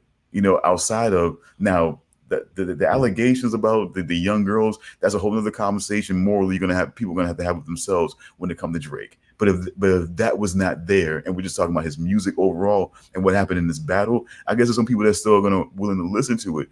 That's because they're rap fans, they're rap music fans. They're not really hip hop fans, and that's that's the whole thing. And people who were true hip hop fans have to know now that they have to pick a side, that they can't keep listening to Drake's music knowing that there's still this out there that can have an effect. So I just think now, like I said, this is one of the few platforms that I have right now, and I'm trying to build up more. And hopefully, talking over the music will be another vehicle that we can have these conversations more. But I at least wanted to make sure that on one that was at least moderately doing pretty well for us, having a really organic groundswell of what we're doing. I just want to make sure that people knew. For the people who were wondering, who felt it, yeah. And one side note, Rick Rubin is the man, absolutely, and he's not a guy, by the way. He's not a guy, by the way, that's being, while Russell Simmons is in a lot of issues right now, escaped the Bali, and there's people throwing a lot of dirt on his name right now. He's, Rick Rubin is a guy who's, there's not a lot of people throwing a lot of shit on him right now, and he's not a guy. Apparently, he wrote a book that's really good. I've heard a couple of people say that. Yeah, I think it's about like his creative process and just, I'm not sure what else exactly, but yeah, apparently he wrote a book semi-recently. I think it came out. It's really good. A guy who can produce a record with the Red Hot Chili Peppers and can Slayer, man. Fucking raining blood, and then do a record with Jay-Z like it's nothing. It just shows you the immense talent. And like I said, and yes, it was derived from Black struggle, from people having a platform and a vehicle to be able to express themselves in a certain way that maybe couldn't sing soul music or anything, at that time, but really has something to say. Yeah, it was derived from that. But I still feel like that if you feel like, okay, that yeah, hip hop is a house that, that Black people built. Because of Rick Rubin, he did help with the fucking foundation. I'm sorry. And then you got the Beastie Boys, who was one of the first signees in Def Jam.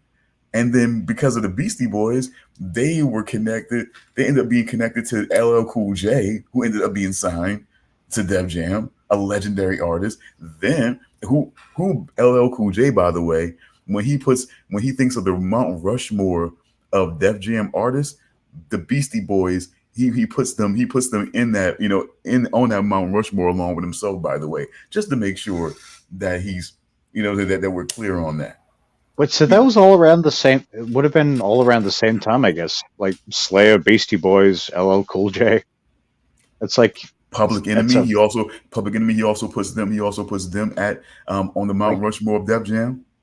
that's a diverse roster. Like for the early years of a label, of like uh, like some very lasting legendary talents. Yeah. LL So Cool J a little less so, but he kind of fell off a bit. He just sort I of mean, Yeah. yeah, like I but guess he's still but around, like but it, but like it or not, he was the somebody made a case that he could have been the, but see, not in the other bullshit ways, but people make a case that he could have been like the Drake before Drake.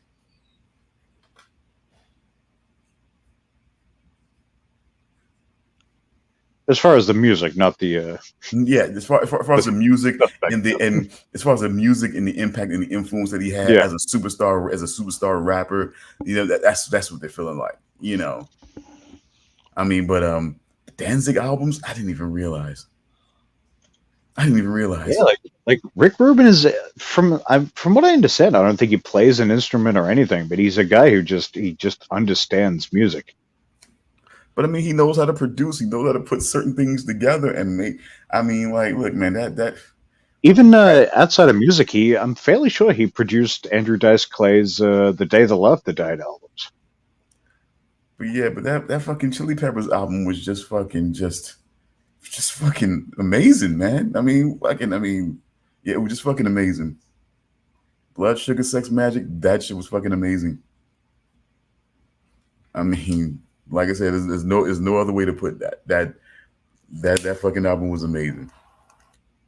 But anyway, I just wanted to make sure. I just wanted to get that out there. I know we've been at this for a while because we only have two pieces of content and everything like that. So you know how we do it. So we're not going to take too much longer with this because we're working on pretty good efficiency right now, and want to let Damian get some sleep and get in everything. So unless you guys wanted to speak about something else, I at least wanted to make sure that I got that out there, and just say because because in our own ways we're big music people and everything like that. Some of us have our certain preferences. So I think Damien and I we're a little bit more varied as far as our musical tastes go. But I think Yeah, you, I more or less listen to a bit of everything. More or I think less. There's I some think stuff Charles that I'm just like, boo, but mostly. I think Charles I think he likes more like a Viking pillage rock. Music to pass out to. No, Oh my no, God. music I'm to never burn, going to hear the end of that, am I? music to burn villages too. It's not a slam. It's one of the greatest stories I've ever heard. See, I'm saying music to burn villages too. Yeah, and Yeah, have the villagers like react to me like they did in Robin Hood Men in Tights, where they screamed, "Leave us alone, Mel Brooks." Yeah, Okay. but look, I still have Robin Hood Men in Tights on the brain. Yeah, because I saw that Okay. movie recently. Oh Lord, But he's gonna take us into that world again. Oh my God. Oh, the yeah, Schwartz, the Schwartz.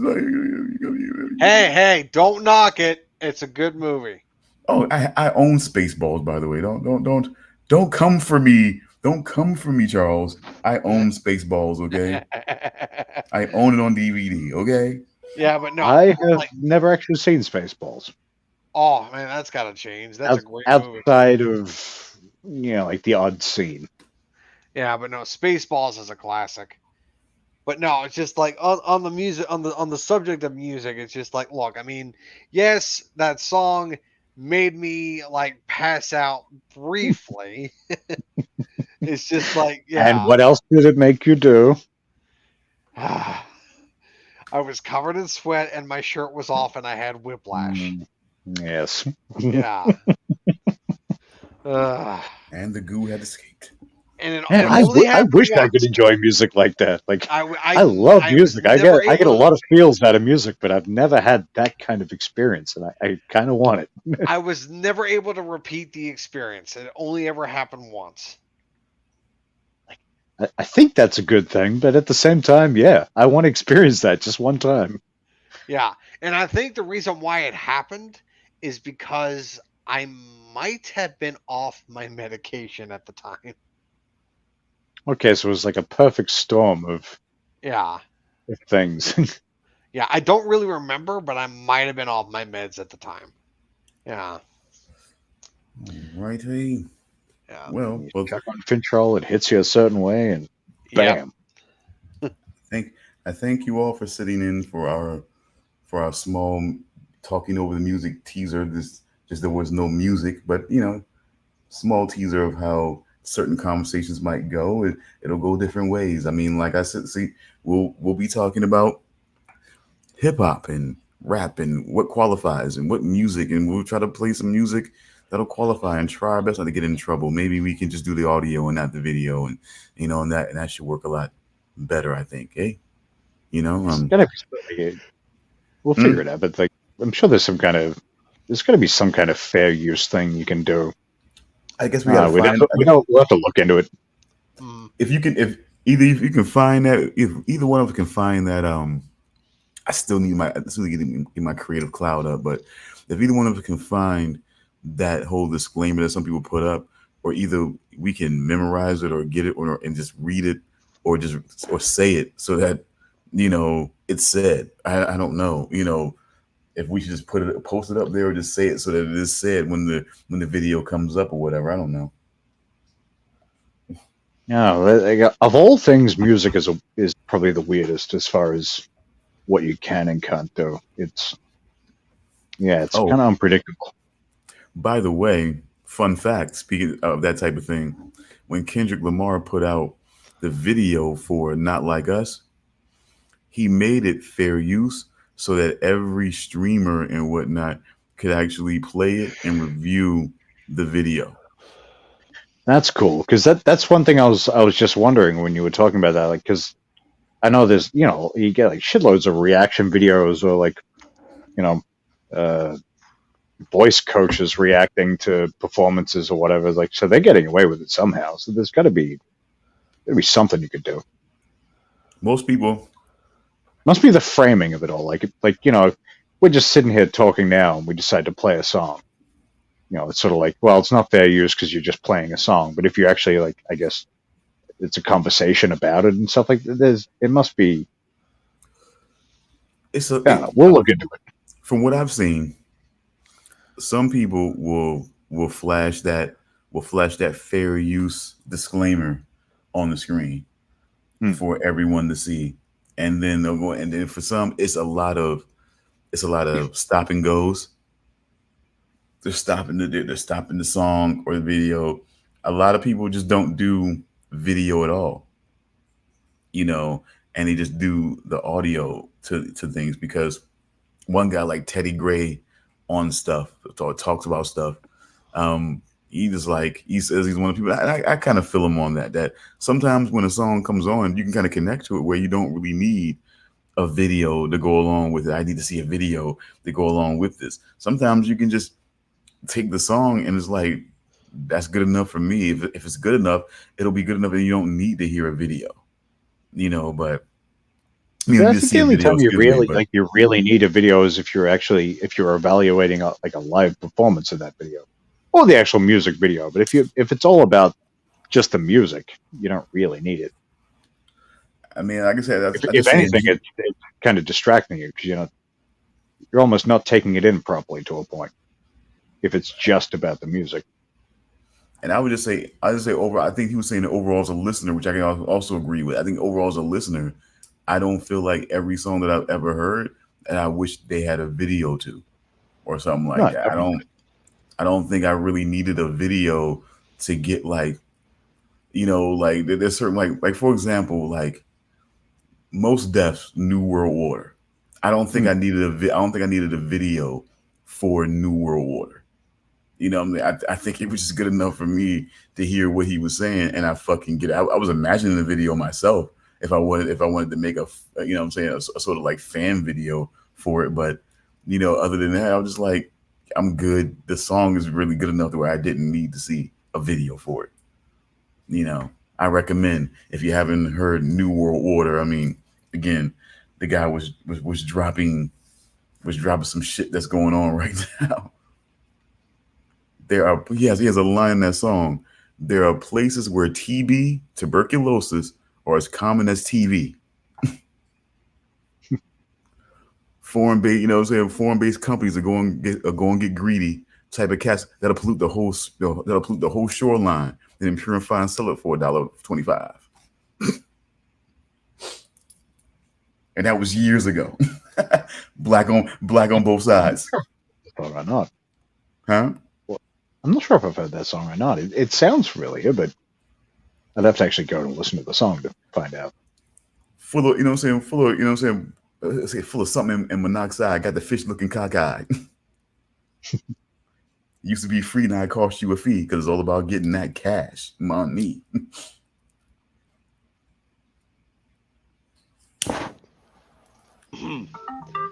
Yeah. All right. So let's see. Well, before we get into anything else, I'll be back in a second. Okay. Right. I'm just saying, folks. I mean, New World Order, that was years. I mean, I'll probably say, God damn. A couple decades ago. And how scared are you guys to drink water out of the tap? I actually don't drink water out of the tap. I know. Most people don't. Most people will not. Most people will not. Because and it's all because they didn't listen to intelligent guys like Most Def. See the MCs, the lyricists, the hip hop guys that were trying to tell you that if you guys are not listening, they're gonna fuck up the water. And the only way you're gonna feel safe getting water now is when you buy it. You know, so when you have to buy purified water or buy purifiers, you know what I'm saying, for your fucking water. Because the petri dish, you know what I'm saying? It's like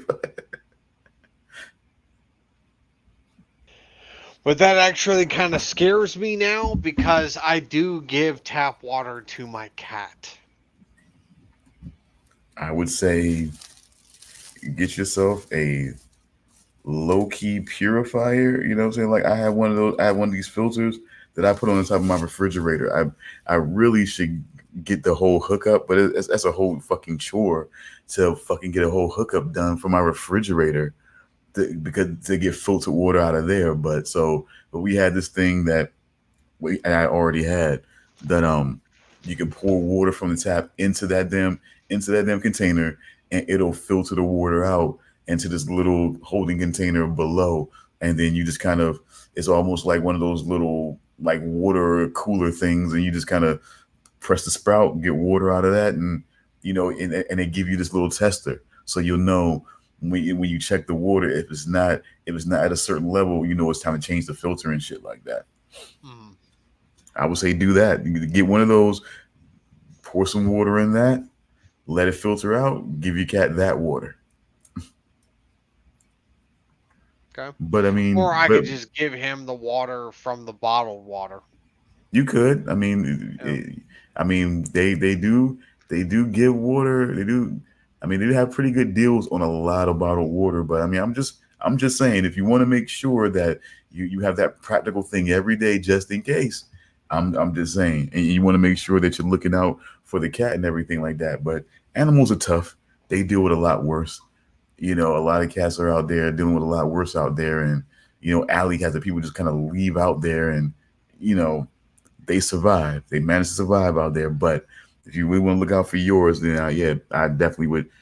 It really didn't cost that much, honestly. So yeah.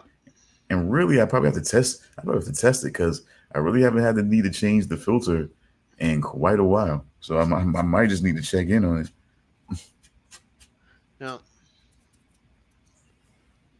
All right. So you guys want to jump into Late Night with the Devil, or do you want to do Slasher Guilty Party? Which one? Either way, really. I think we should jump into Slasher Guilty Party, get that out of the way. Okay. Well, let me. I would just love to kind of start with the main. I don't know, the centerpiece of this whole secret. The secret. I mean, I guess she becomes a secret itself in Talvinder. Wow. Quite a psychological thing with Talvinder.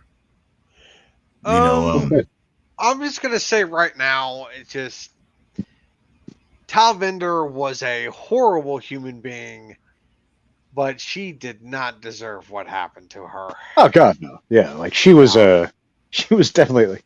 I don't think there's anyone in that main group that's not a piece of shit.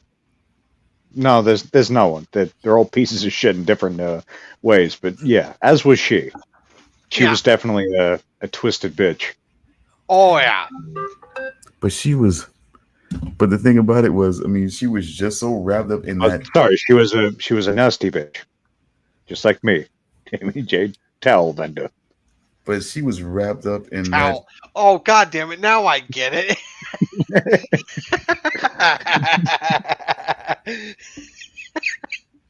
She was wrapped up in that cute. That's all I heard every time they said the name. Yep. Sorry, stop. What were you saying? She was wrapped up in that cute little package. You know, those eyes, that glowing skin of hers. It was like, God. I mean, she was just so like she just really just like, even at the point of first meeting old boy. I mean, she was really like bad at hiding. I don't know if it's just the way certain girls are, or if that's just the way she was just choosing to be. But she just seemed really bad at hiding the fact that she was attracted to him. Like, from like the first second, I'm like, Andy, how do you not like glance at this broad and go, oh, she clearly wants to fuck my boyfriend. I should probably not leave. I mean, the way she was locked, the way every once in a while she would slide those out, was locking those eyes in on him. I'm like, God, come on, man. She might as well. She might as well have been batting those eyelashes, going like, just going. Yeah, it's just. No, she didn't have to. Just like I said, just locking those eyes of hers in was enough. You know, just yeah. And then every little thing, because like she's like this little cute little thing was just running around there, like yeah, just yeah. It don't take much, and I mean, but it was just. I don't know. I mean. I say kudos to them for really putting a. I guess okay. Is it appropriate? Should we specify to say that she's Indian, or is it proper to say Middle Eastern? Is it? I got the impression that she was Indian. But I just want to because see the thing is I like to let people know, like, look, but what I'm saying is, like, for example, like, I would like to let people know, like, if you're not really sure if, you know, Chinese, Japanese, or Korean or something like that, then hey, just be safe and say Asian. You know, you're not sure about Puerto Rican or Mexican, just say Latino. But I'm just trying to make sure, like, say, okay, if you're not sure if Indian or Pakistani or this, now should we say Arab? Should we say Middle Eastern? You know what I'm saying? I'm still working on what's the safe way to go so that you're not saying, okay, you're Indian when or you're somebody, or you're this, or I clearly think because I don't want to start thinking, okay, I got my profile together and I'm pretty sure you're, you know, because I just, you know, I just the whole thing with Kamala Harris right now. Political hot takes are not going to be heard from me. Oh God. Okay, yeah, I know. Oh boy. I know. Jesus. You know, who are we if we don't work politics in there somehow? You know. Goddamn. Yeah. I don't even care. I'm so checked out of everything. It's all so stupid and gay. Well, you know, I guess guys, I'll be right back. Yeah, no worries. Joe Biden, what a shame. I guess he wasn't as strong as his depends were. I honestly thought he died at one point. There was like a brief period there. I'm like, is he like, or you know, maybe not died, but like, is he like, you know, is there something real serious going on with this guy? Oh God. I think all of these people. I mean, it's God, I don't even know. I just it's just weird, man. It's just all I can say is with all this political stuff. I guess in a way, because some people often ask me, and Mm. and then sometimes it's like I get, every once in a while we do this show with some of the shows that I'll do, and they used to. I'll say they used to. I'm not still getting that, but they used to ask about conspiracy show, and I'm going to do it. And you guys heard me up here, and I'm speaking about ideas. Conspiracy slash theory. No, Am I getting that right? we're gonna make it like you said. We're gonna make it pop. So it's gonna be conspiracy front slash theory. So it's Mm. like it's gonna be a clear division of it, and like I said, and then it'll get explained. Like I said, we're going to with anyone that has even the shortest bit of legs, I guess. We're not going to go flimsy. I don't want to go flimsy with it, but I do want to have it. If it's got legs, we'll discuss it. We'll pull up information. We'll see we'll see where we come out on that. Is it just theory, or is it? It's always going to be interconnected, in my opinion. Overall, I'm just going to say that. To me, it's always going to be interconnected. No, so most buildings are built because they have a blueprint. That's the theory. So you can't have a conspiracy without the theory. But see, people say conspiracy theories, well, it's just a blueprint. There's no proof that the blueprint actually became a building. That's what people keep saying. So it's just a blueprint with no building. And it's like, show us where a building is. Like, okay, sure, you got the blueprint, but show us where the building is. That's what people keep saying when they keep calling people conspiracy theorists. It's like, okay, you got the blueprint. Now show us the building. So now we're going to fucking start looking around this world for buildings. So either there's going to be a building or there's not going to be a building. And it'll just be a I hate blueprint. that that's become such a demonized thing. What do you want? Like you say, like by a lot of people's standards, you say if you even Get your entertain tinfoil the hats idea out. of a conspiracy theory, you're a Nazi, basically. It's No, the same thing to a lot no, of people. get your no, It's the get your same tin. kind of like, oh, you're clearly a twisted evil fuck because you even entertain the idea that something may be happening that's not exactly what you're seeing. In my world, get your tinfoil hat out. Oh my God, where's your tinfoil hat, sir? Because you need to be out there with them, or get your soapbox and your ratty coat and stand out there and tell them, don't forget the reptilians. What I'm saying? Don't forget to mention the reptilians while you're at it. They cloned George Burns back in the day. Don't forget to mention that. And Now how's that who's the make other sense? one? Which was the Beatle that's supposedly dead but not? John Lennon. No, Paul. Really? They're Yeah, it was saying Paul Paul. now. They're saying Paul was Paul. replaced. Yeah, it's been a thing for a while. Oh, okay. I'm sorry. This is like Yeah, one of the backwards you're right. masked like lines. It sounds like Paul is dead or something like that. Okay, I That's an do. old one. Yeah, now that I think about it, I just saw a video on some of that stuff, and they did bring that shit up. Okay, okay, alrighty then. Um, well, speaking of which, then, um, here's one for you. Here's a more updated one for you from me. Okay, are you ready for this? Is this a Stone original? Copyright, trademark? A little bit. It's my Okay. theory. It's my blueprint. Um, Puffy and Suge Knight they pulled a reverse Strangers on the Train.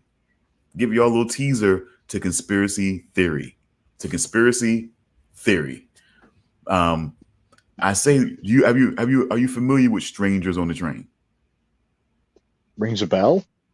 Long story Like, short, because let me make sure. Charles, are you back yet?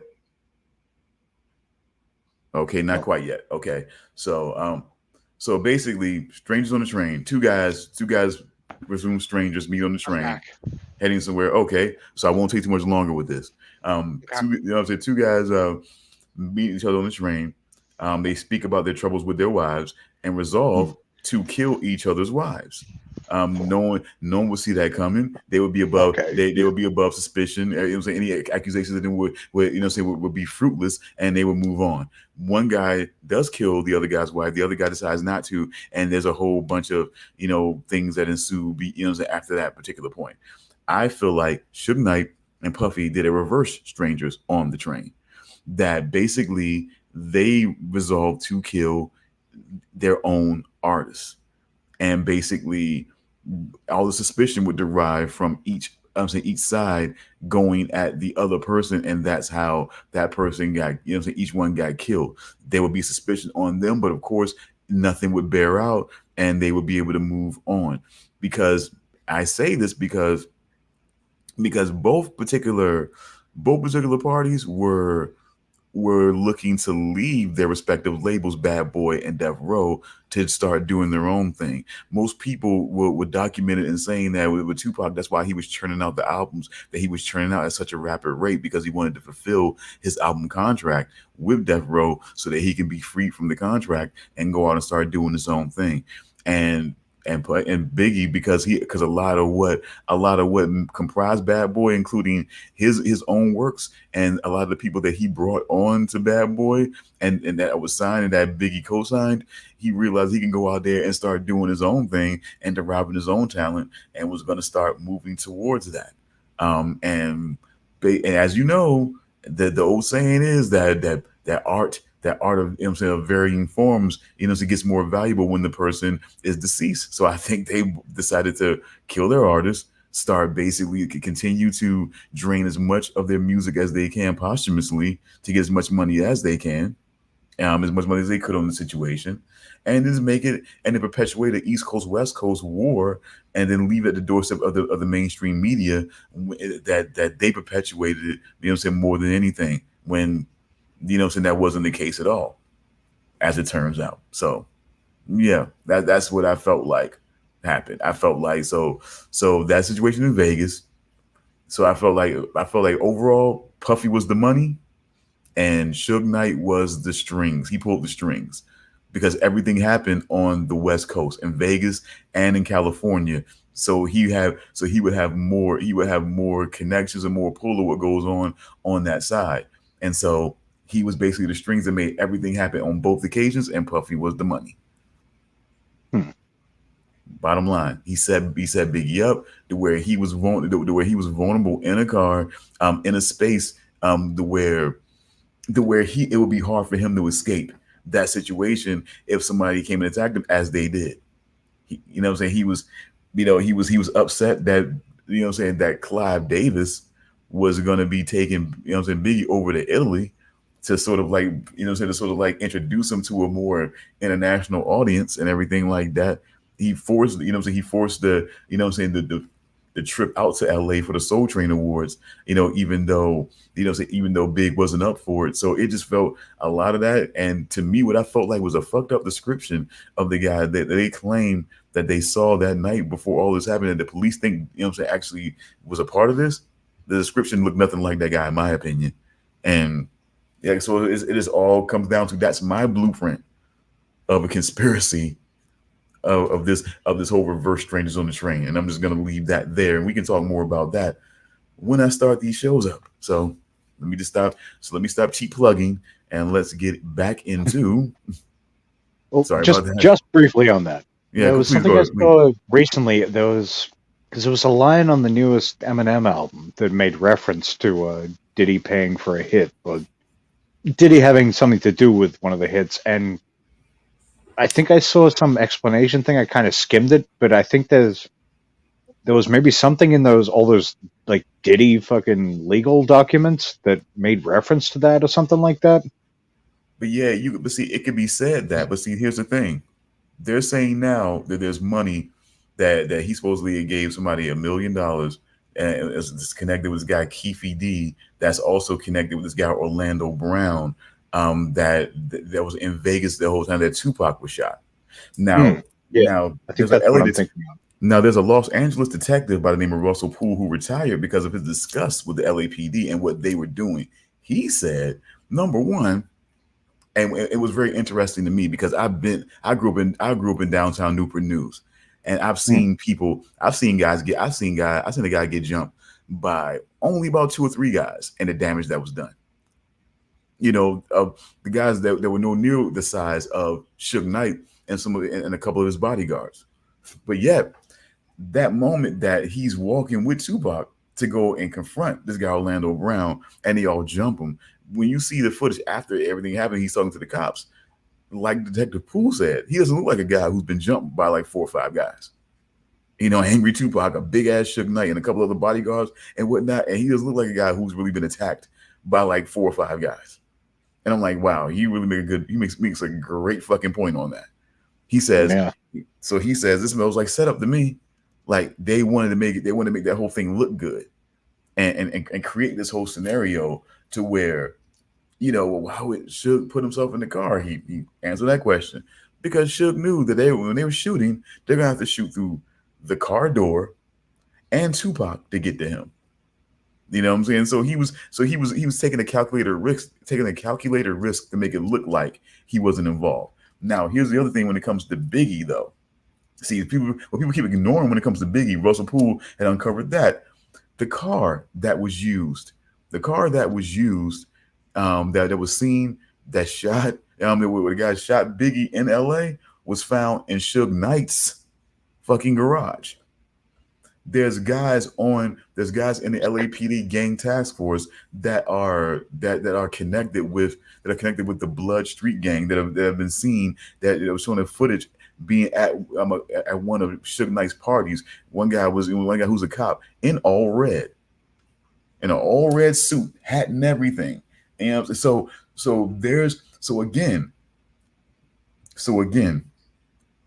and Puffy made sure that Biggie made it to, made it to the fucking, LA for the Soul Train Awards, and then made sure that he came to the after party and not take a plane to Italy to, to go basically deal with the more international business. He made sure he stayed for the after party, and after the after party is when this happened. So again, I feel like Puffy was the money, Suge Knight was the fucking strings. Yeah, the Biggie one I've never looked into as much because I remember at least a certain amount of the Tupac stuff was covered in what's that movie? Tupac Resurrection, I think it was. The like documentary from well, whatever the fuck that was, like early 2000s. I think they covered a lot of sort of If you're, suspect I'm stuff not, surrounding. I'm not I think sure it because was there was one. Resurrection. There's a couple of them. There's one I was connected to that I was really connected to that was more dealing with the fact of realizing a big reveal was that all of a sudden after a lot of fighting and shit like that, and a lot of weird shit that Suge Knight and Tupac's mother, Afeni Shakur, were all of a sudden good and working together somehow and didn't want this director to make this documentary, looking into Tupac's murder again and everything like that. Didn't want him using any of Tupac's music in the documentary and everything. Didn't want him in LA. He said this is something that not just came from Suge Knight, but from both Suge Knight and Afeni Shakur. So I'm not sure if that Tupac Resurrection was that, but I know this other Yeah, Tupac I'm not sure documentary. because I don't know because I've seen a couple. I think they were both from like the early to mid 2000s at the latest, but But that that Tupac that, document, that is weird though. yeah. So that's that thing, and that's the other thing. Like I said, a lot of what happened to Biggie that night, a lot of information and people that connected to these people were connected to Suge Knight again. So and everybody, so that's why everything started shifting to it may have been Suge Knight, but I'm telling you, and then once you start hearing about Puffy and the money, and then you start hearing about how much Puffy wanted him to come to LA and how much he wanted him to come to the after party, made sure he was at the after party. From that's coming from other people now. So again, Puffy was the money in and this whole deal, and basically Sugar was the strings because he knew if he did anything in fucking New York, what I'm saying, somebody was going to get was going to get some line on what the fuck was going on. You know what I'm saying, and basically something was going to leak out. So to do it over there where a lot of people that were really close to Big wouldn't, wouldn't have a whole lot of knowledge of what goes on, over on the West Coast. It kind of takes more of the suspicion away from him, I think. They say a couple of hours after that whole thing happened, he had like took a plane somewhere else. A couple of hours after Big was killed. So, I mean, it's just so that's my whole thing, and I'll be again as much as you think I've told you, there's so much more to tell. Put a pin in it, and will be continued at a later time. Yeah, but I mean, and back to Telvin. Look, pieces of shit. Okay, wow. You know what? Okay, I guess we can go, we got to go there because that's like I don't know. Me, I think all the way up until the point that I graduated high school, I never ever felt like I was really trying to or going to have a like high school sweetheart that, oh my God, we're gonna meet in like 10th or 11th grade, and we're gonna date and then we're gonna graduate and we're gonna move in together. I never thought that was really gonna happen like that, you know, and stuff, because it just I just it's not that I didn't want to be in love, or I didn't think that. It just I just didn't I just didn't see it, and to think that, oh my God, he's a piece of shit because he was being an impulsive young man. I mean, people do stupid shit. I mean, God, wait, you're camp counselors. You know what I'm saying? Did you guys live together? Were you married? Were you engaged? Like, I mean, like, really, what the fuck? You know what I'm saying? It's like camp counselor bullshit. You guys are sitting on the back end of being around kids. I feel like, you know what? Like, maybe every once in a while, we might smoke or something. Okay. But seriously, you guys back there on the back end drinking, doing whatever. It's like, come on, man. It's still kids around here, and you still got to be on point as a camp counselor to a certain degree. You know what I mean? It's just like, come on. Like, all of that shit, it's just, I maybe it could have been more like a Friday the 13th kind of thing, and it kind of was, but kind of wasn't. Kevin Bacon and fucking tight short shorts. Oh God, I just, God, look. Wait, was Kevin Bacon in the original Friday the 13th? Yes, he was. Oh my goodness! I need to see that movie now. You've never seen it? I've seen parts of it, but I've never seen it all the way through. His death scene is one of the more interesting practical effects I've ever seen. So, I mean, it's not a spoiler that he dies, I don't think. I've already said it, but I don't think it's a spoiler that he dies. Besides, the movie came out in the 70s. If I haven't seen exactly. it by now, it wasn't exactly. But it wasn't it was a sex scene, right? Was it? Because he was lying in the bunk, and then he got like stabbed in the throat. Okay, yeah, that but, was there was meant to be like because legendary Tom Savini, practical effects guy. He was Sex Machine and From Dusk Till Dawn, but mostly known as a practical effects guy. But there was a scene where Kevin Bacon dies. He gets stabbed in the throat, and there was meant to be some kind of blood effect going on. And Tom Savini was like underneath the bunk, and I think he had to. They had some kind of mechanism that wasn't working, so he had to physically like get the thing and like reverse siphon the blood out of his throat. Hey, oh, by the way, fun like fact. I'm butchering how fucking interesting it was, but I remember seeing like the behind the scenes for that, and I was like, God damn, that's commitment to your craft right there. Definitely doing more with less sometimes. You got to do what you got to do. I didn't know Sex Machine wasn't just an actor. No, he's mostly a special effects guy. Mostly. Really? But fun fact: did you know he was in Creepshow? I did not know that. No, I did not know that, but I haven't really seen much. The movie or the show?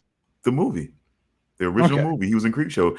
Okay, remember the garbage men that were? You know what I'm saying? Remember the garbage men? Yeah, he was one of the garbage men. Oh, okay. And I was like when I was a kid, of course you didn't. But then I'm like, and then I started seeing that's Tom. Wait a minute, that's the guy. Was it comic book? Comic book? You know what I'm saying? It's just like I remember. I'm like, that's that guy. Holy That's the shit! guy that had the gun on his crotch.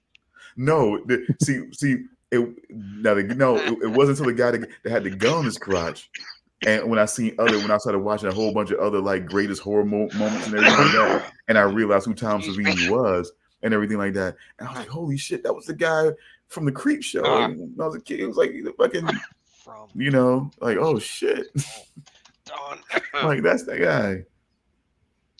I'm seeing the behind the scenes from Dusk Till Dawn. Aside from the crotch gun being an impractical weapon, the actual the thing that they had in that scene, it barely worked most of the time. Usually, he couldn't get it up. But I mean, I don't know, man. If you're in a tussle, I think a couple times it just fell off. I mean, I have to be honest with you. In a tussle with a bigger guy, with a couple of guys, you know what I'm saying? You want to get at least one of them off you pretty quickly. You know what I'm saying? I mean, that's a pretty. I mean, yeah. If you got a thing that you can just fucking flip up and you get a little 6-shooter down there. I'm just saying, but I guess the point that I was trying to make before about that is like, unless you really had a commitment at that point, you know, and you're just being like young, youthful camp counselor. This is something that you're just doing before you head off to college or whatever and start, or this is what you do in between college. And you guys, I mean, it's just impulsive shit that people fucking do. I hate the fact, but you know, I guess I'm always willing to look inward. Yeah. Oh, God, every time I do that, I think about fucking Jim.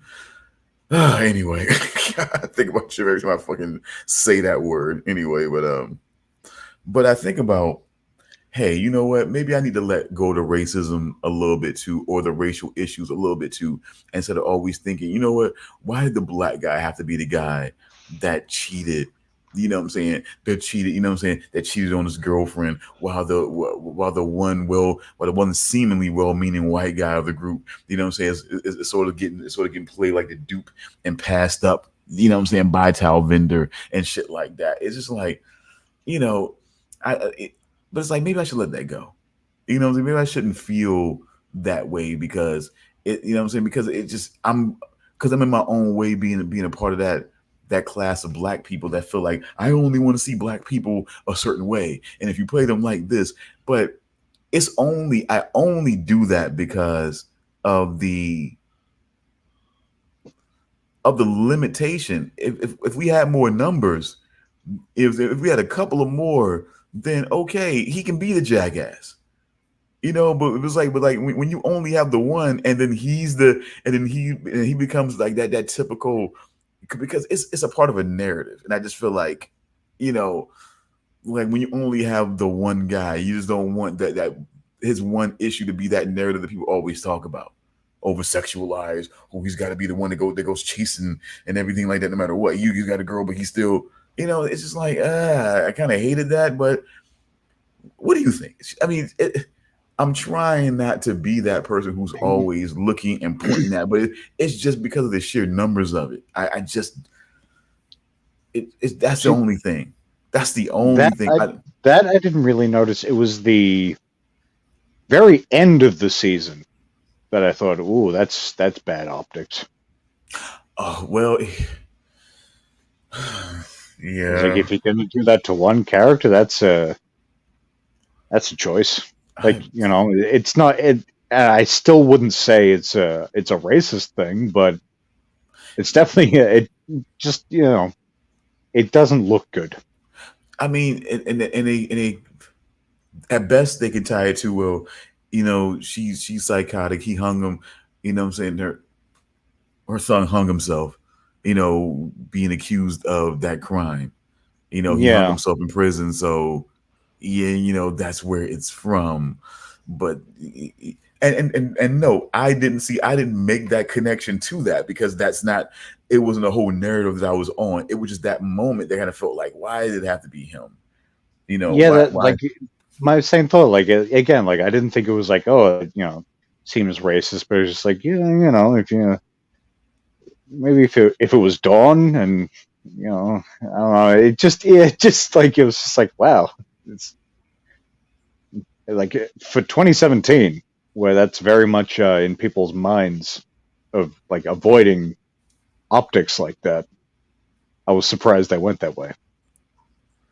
You know,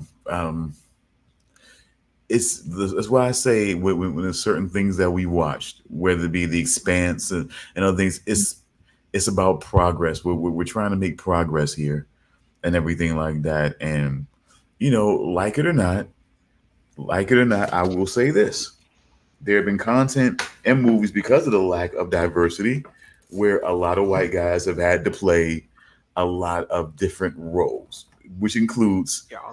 the sexual assaulters, the the domestic abusers, and things like that. So they've had to take those roles and play them. So I can't ignore that because of the lack of diversity, they've had to undertake that, like it or not.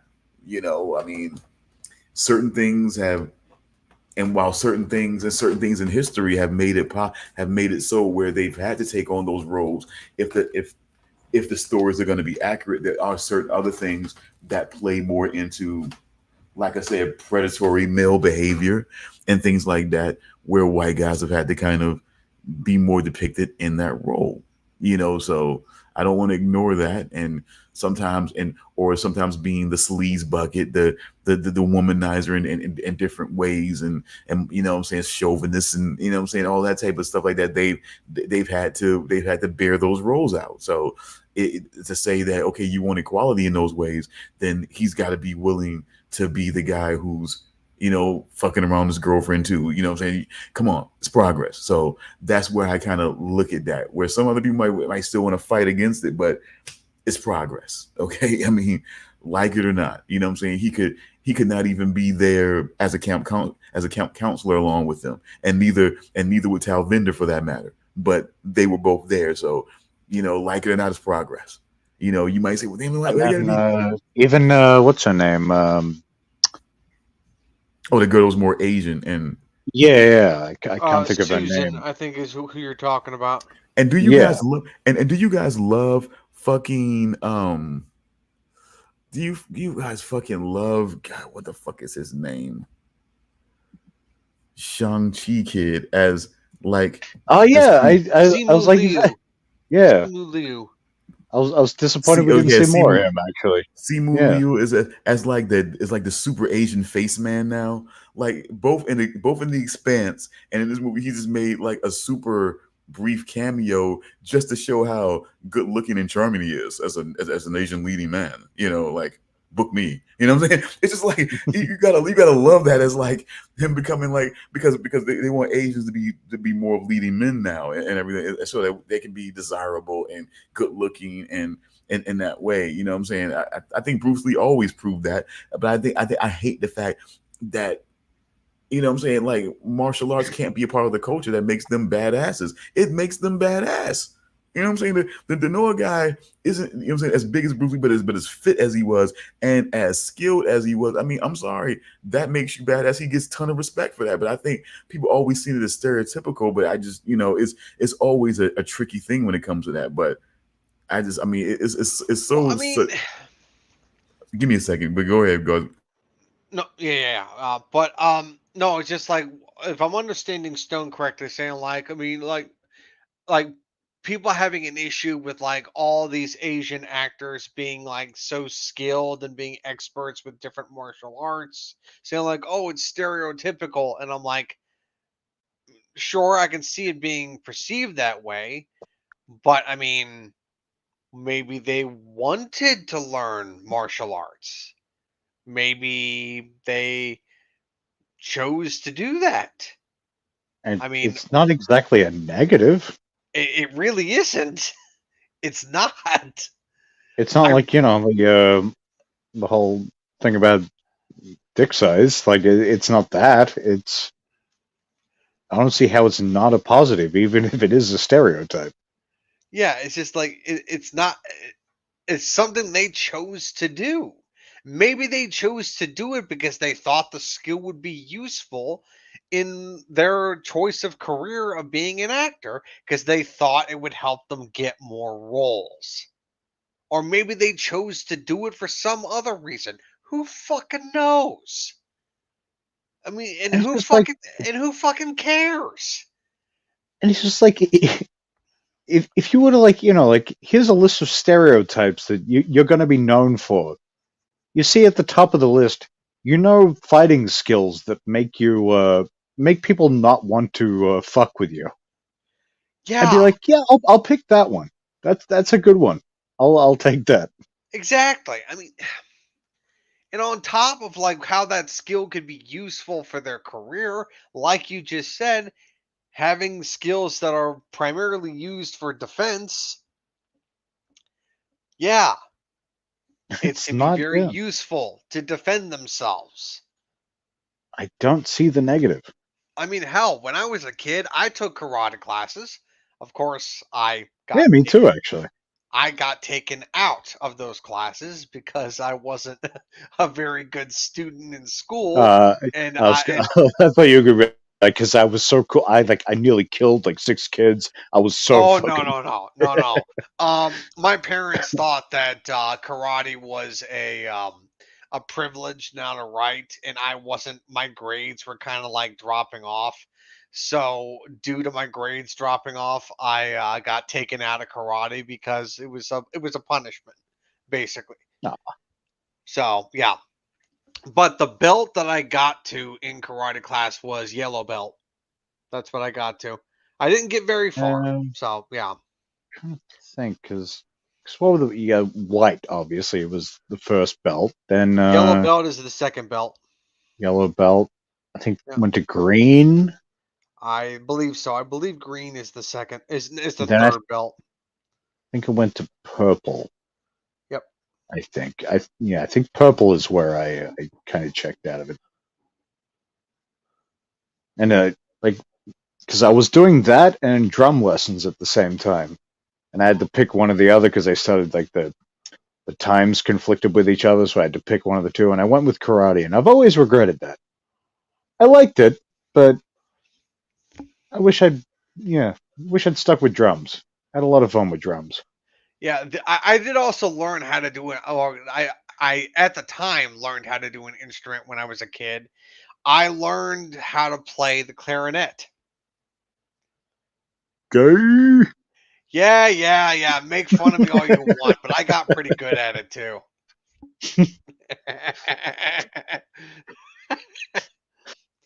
Yeah, I don't Do you, remember how. do you I still don't like remember. blowing stuff with your mouth?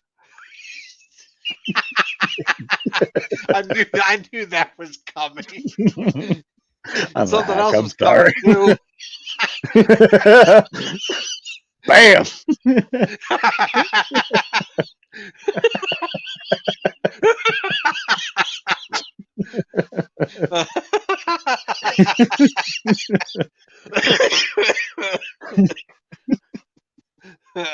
But no, I don't remember how to play the clarinet anymore. I don't. But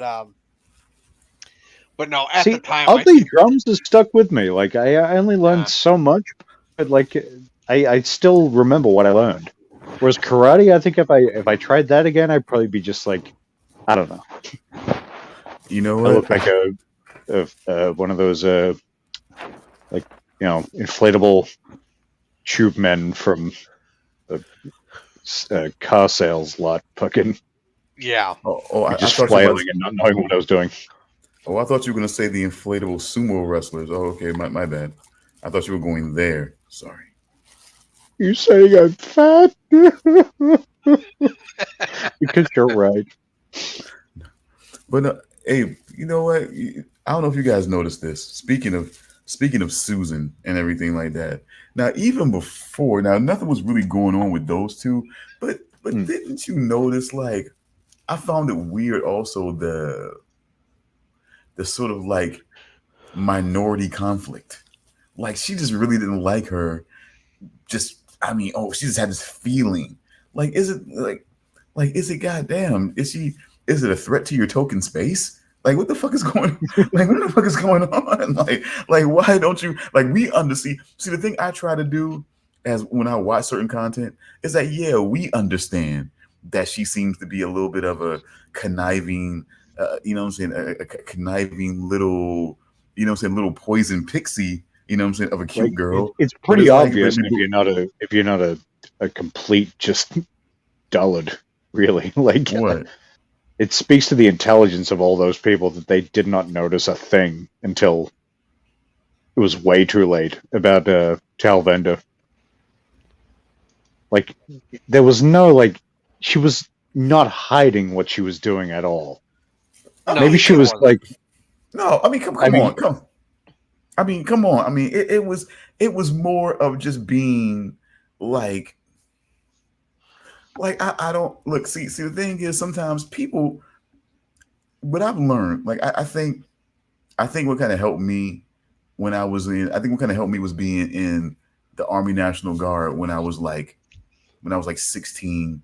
When I was like hmm, 16 years old and whatnot. Like just got out of my junior year in high school, and I signed up because I was already thinking about like, okay, I want to go to college, and I don't think I want my mom to try to, you know, saying help me pay for college. I mean, goddamn, she's helped me with everything else. So like, I'm not going to try to ask her like other jackass kids are going to ask their parents. Now help me pay for college. You know what I'm saying? Help me pay for the next phase of my fucking life, please. Thank you. You know what I'm saying? Like, no, I think I'm going to figure you're like, no, something fuck else this, I'm gonna out. make it on my own. Yeah. Yeah, I think I'm going to figure something else out because that just don't sound good to me. I don't feel good about something doesn't sit right inside me to go to my mom and then say, hey, mom, even mom or dad, like even mom and dad, like, hey, please come and pay for the next phase of my life. You know what I'm saying? Like, I'm going to be a young adult now and hope to look for a job. I need you to fund my search, please. Thank you. You know, Like and I want to put you in debt for a while. Is that cool? like yeah, I just like yeah, I think the first I think if I'm gonna go out there and start debt as a college student, I think that should be my first step into debt as a young adult.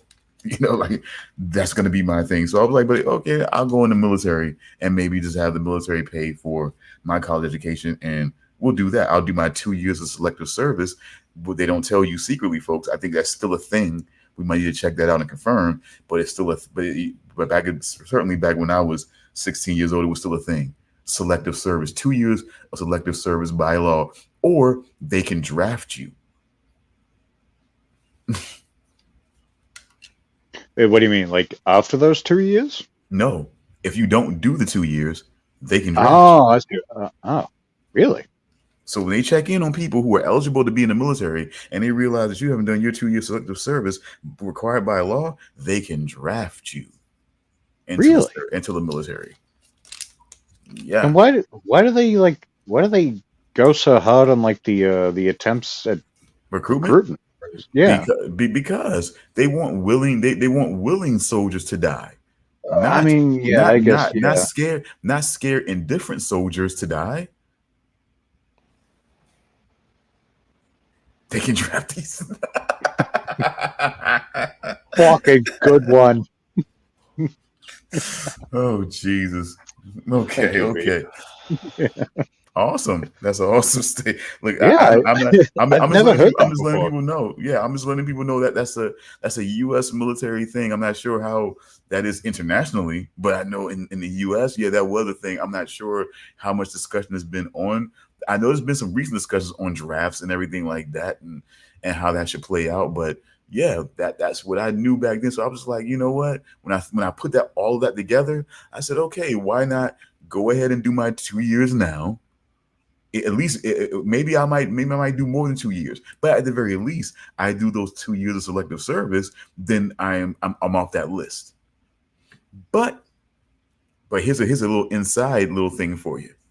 Depending on how good and how valuable they see you, that may not be all there is to it. I So was what, you could be still getting to like a year, 9 months, and they're like, like aha, we're gonna keep like you for another 3 years. no, even when I pulled out of my contract, even when my contract was done, I was Yeah. still under a selective service tag. Hmm.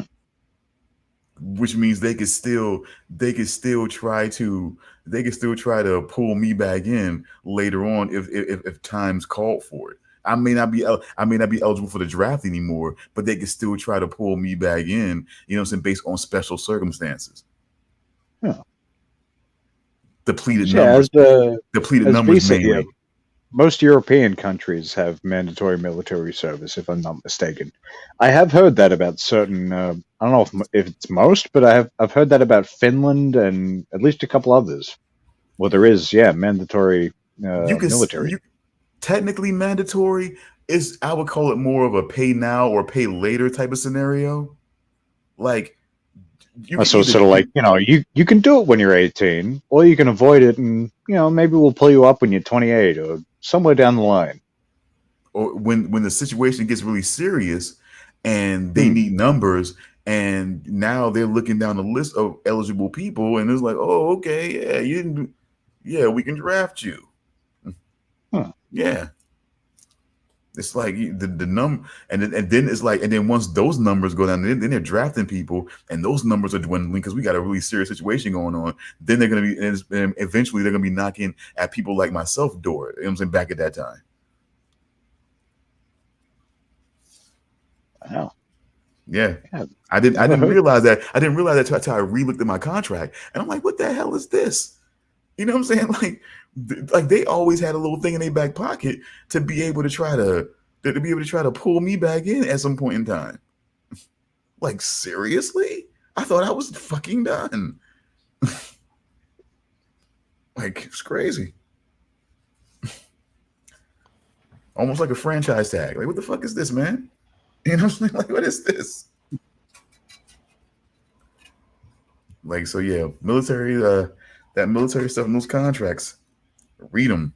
Read them close. You know what I'm saying? Read them like a novel. Don't miss a chapter.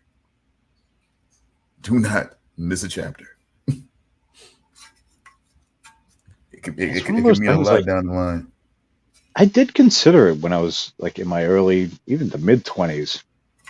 I was like, yeah, I just don't think I'm built for this kind of thing. But now I see the ads they put out today. I'm like, they're way more pudgy than I was at that age.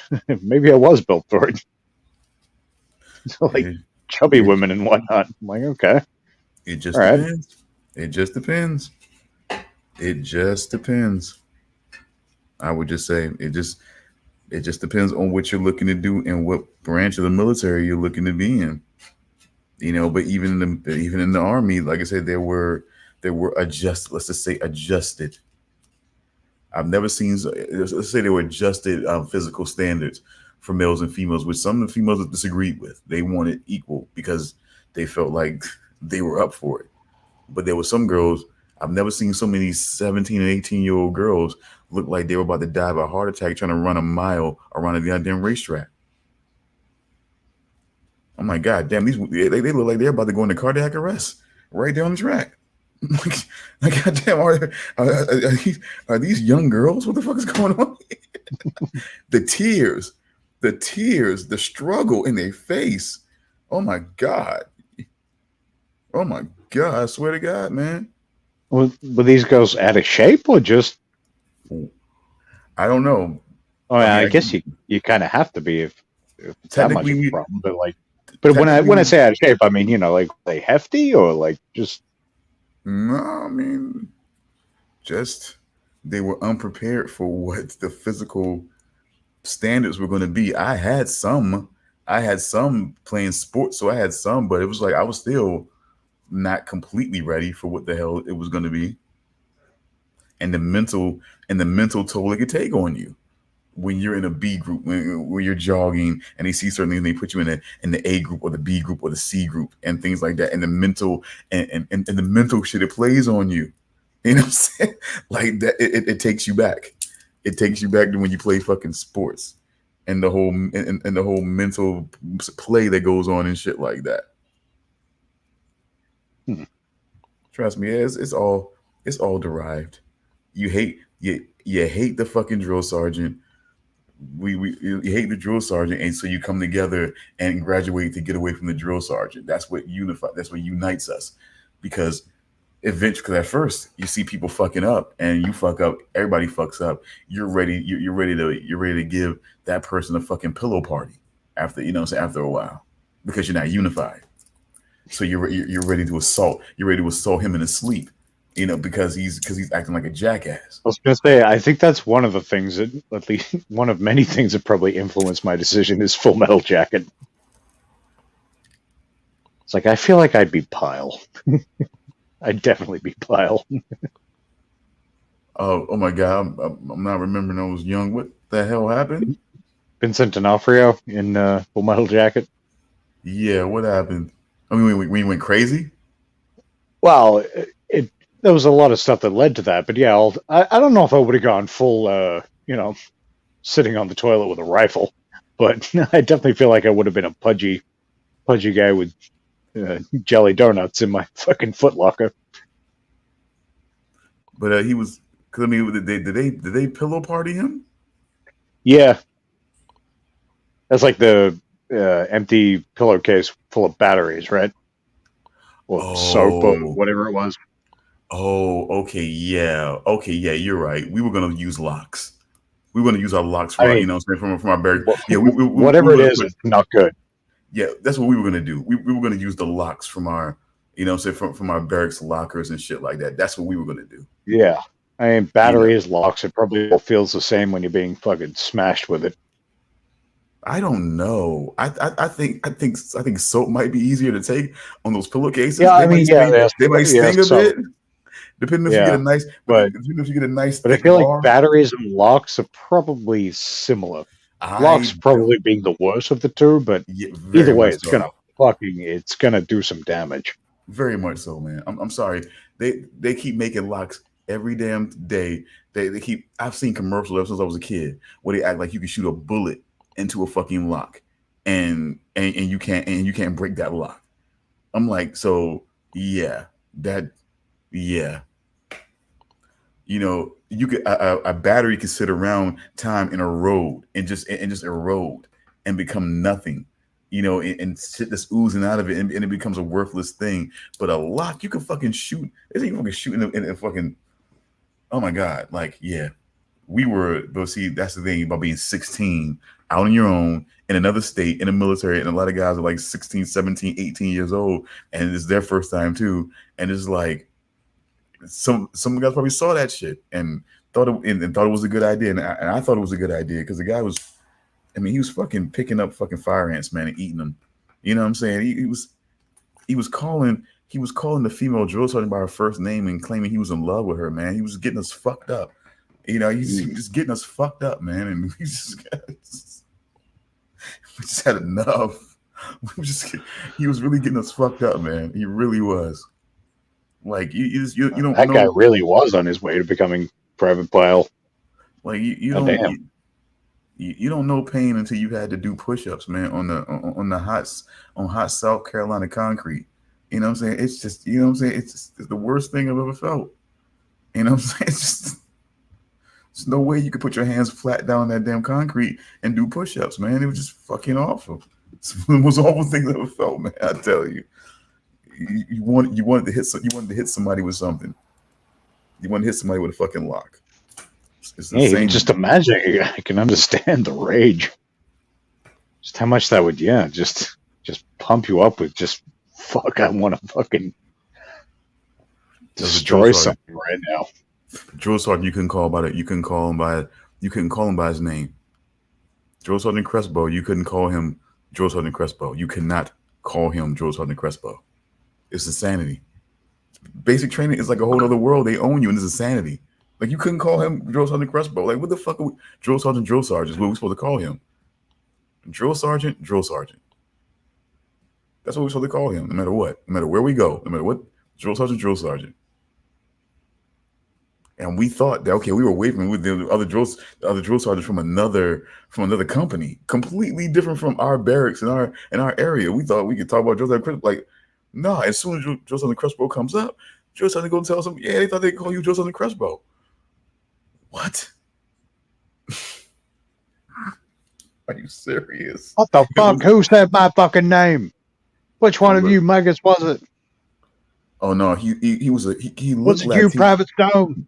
No, it wasn't like that. He was Latino. He looked Latino, but he talked like a black guy straight from the fucking almost from the fucking 70s. So he's kind of talking like, so you don't see this guy. He's like light skinned. He's got his curly hair. He's like like, oh, Black you Dynamite. like, oh no, not even no, not like Jim Kelly. It's not like, oh you guys thought you could say my damn name, huh? Okay, you know what I'm saying? Like Franklin the Shamu. You know what I'm saying? Oh my fucking god! It wasn't even like that. We just thought they didn't know who you were, and we were just trying to let them know who we were talking about. You know what I'm saying? Like we didn't know that this thing was widespread like that, man. We're fucking kids. You know what I'm saying? Like we didn't know that this thing is a whole theme with him.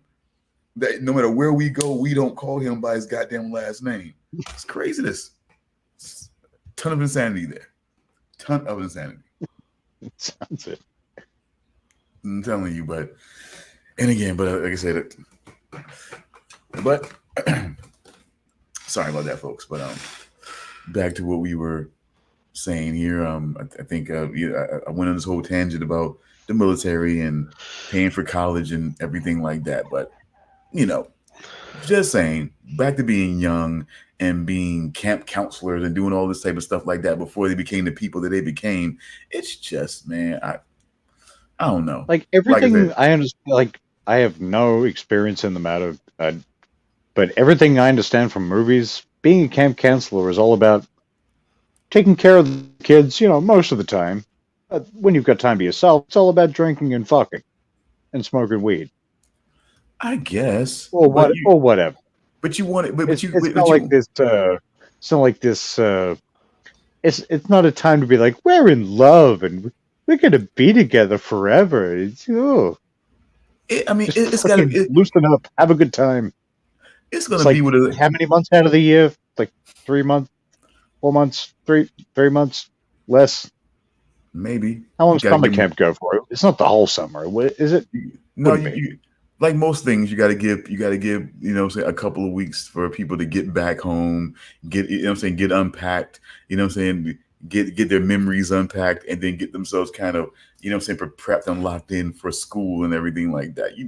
It's that whole transition. You got 2 months, maybe, like max 2.5. Probably because you want to give them a couple of weeks. Like I say, it don't take long to get back home, but you want to take that time to relax, get back with your friends because maybe all your friends didn't go to camp with you. So the friends that didn't go to camp, you got to get back and catch up with them, and hang out a little bit, relax before you get yourself prepped to get back to school. And everything like that. It's a whole transition thing for that. So yeah, I'd probably say I've never been to camp myself but 2.5. I have had to not have friends for like 2.5 months, I say, something like that. Get back. I guess we killed it. I mean, we didn't do nothing. What have you been up to?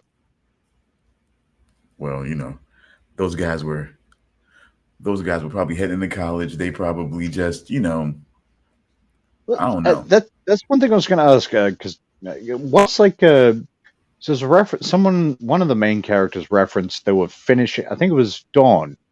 Reference they were finishing college. So how long's college? Depending on what you're doing. Like average. Like how old are you going to be when you finish college? Like 24? 24? Okay. So you figure they're all probably roughly about the same like age-ish, you would guess, for all these main characters. But by that time, probably all at the same point in life. But by the time they came back to that reunion, he was, like they had some discussions. Like the one guy, damn it, I should really get these names back up and say I try not to get too invested that way. That's one of my faults, But the black guy, he was already doing like community, organizing work or something like that, and things like that. Yeah. So he was already starting to, venture off into that part. So maybe, like I said, we're still fair enough, mid-20s, fair game, But yeah, I did think it was funny earlier on, like someone mentioned, like, these kids, I'm like, they're all clearly like almost 30, if not more than 30. They're not kids. What I mean, of course. See, you know, I mean, they They're gotta they about. They're gotta all about as old as most of you, except for a couple. they gotta. I mean, I would probably say when they gotta. How I'll put it? Okay, they have to do it in the now, and then they do the memories as they were, because and it's gonna look like they were now because they're just doing the memories because they can't really.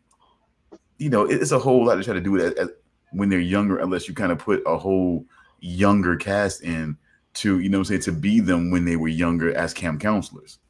You know, Yeah, I just thought it was funny. Like, yeah, when someone in the commune referenced them as kids, I'm like, there's only like two of you that are within like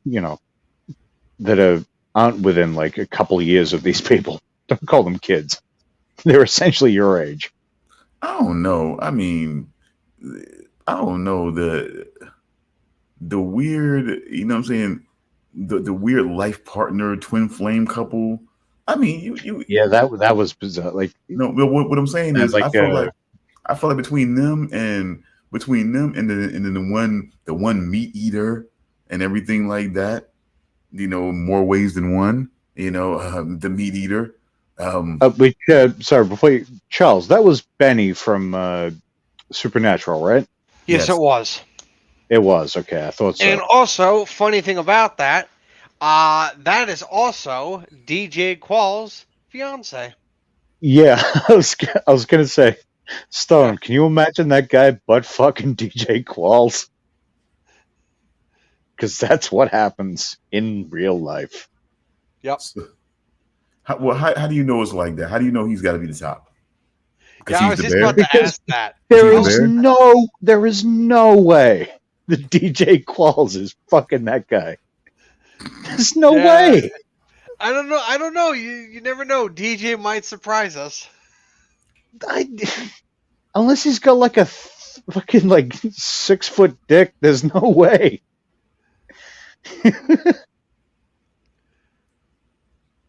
I had no I'm idea. thinking that's probably one of the reasons why Ty said yes to the proposal. He's got old Pete Davidson dick. Fucking Wow, okay. I didn't realize it was that. I didn't realize. Now that's an interesting conversation to have too, though.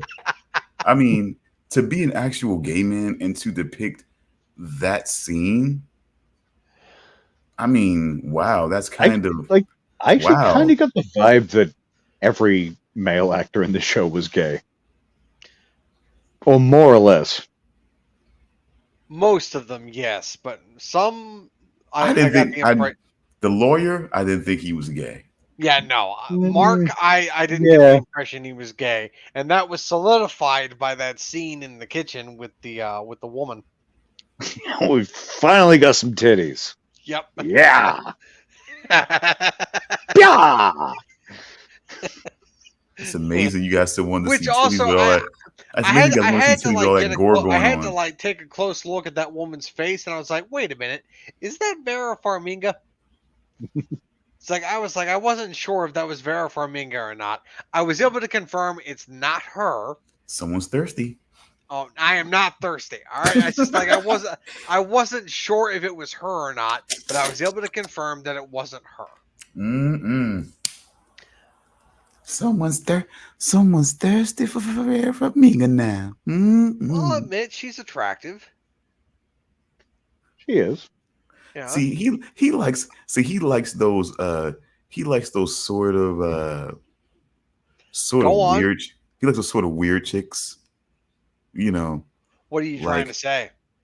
Well, like, come on. I mean, Caitlyn how many? Jenner I types. mean, how many fucking Conjuring movies is she gonna do before? Look, she's basically you like weird I haven't scream seen queens. any of the Conjuring movies. Good movies. Devil Made Me Do It. I fell asleep. I didn't really love that one. I think that's But you why I like- fell asleep. But the first but- two were but- good. But you like attractive scream queens, Charles. That's what I'm starting to realize about you. I mean, who doesn't? To be fair, Uh, but he likes the weirder types. He likes the slightly quirky types. He likes 40-year-olds playing teenagers, like in the first Halloween. Like she just has a weird way about it.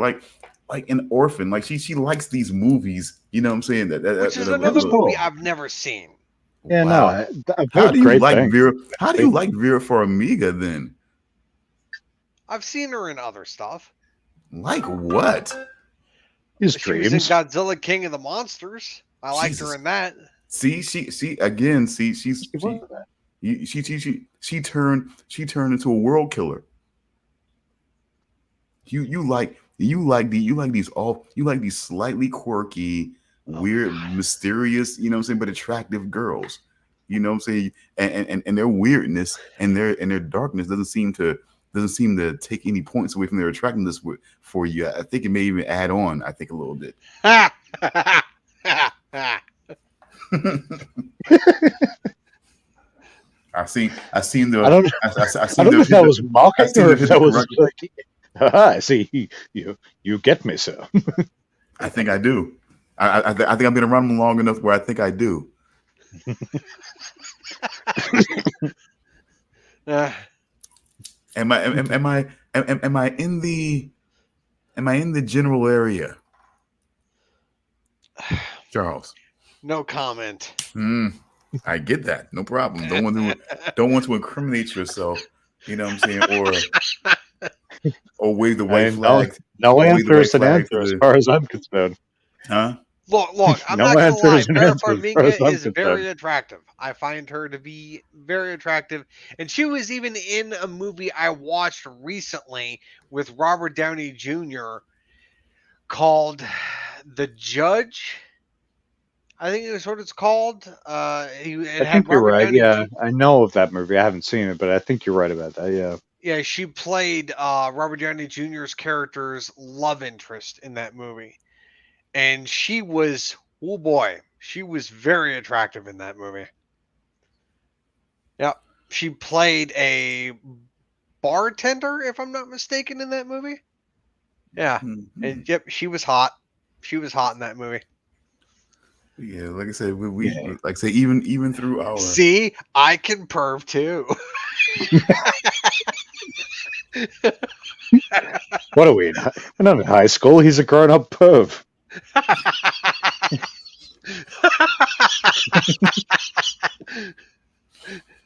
It's a but callback. Yeah, of it's a course, callback. of course, of course. I have a lot of random quotables, I guess. You know what I'm saying? That are out here. Were you quoting something, or did you like come up with that? Because I just like I remember I checked out. I went to fucking get a drink. I came back, and that was the first thing I heard. That's gold. I have no idea what you guys were talking about, but it's like, Grown yeah, perv is just it's just what it is what I just that whole thing and it's going into grown perv is just what it just kind of came out. You know, it's one of the like I most just honest things that's ever been said on this show. but if I'm totally honest, it kind of came from I think Richard Jennings. I'm a grown little man. You know what I'm saying? I believe I if identify I with get that it. too. If I get his title right, I believe it was like I think the title the name of his special was Grown Little Man. So I was kind of like, yeah, I'm a grown bird. You know what I'm saying? I mean, it's what it is. But yeah, it tracks. We can go to Hannibal, and we can go to different content where he likes the like I said, he likes the quirky, little dark, mysterious, you know attractive screen queens, and sci-fi queens. He likes Well, with them. Hannibal, the woman in that show was Catherine Isabel. Oh yeah, I know. Yeah, I know.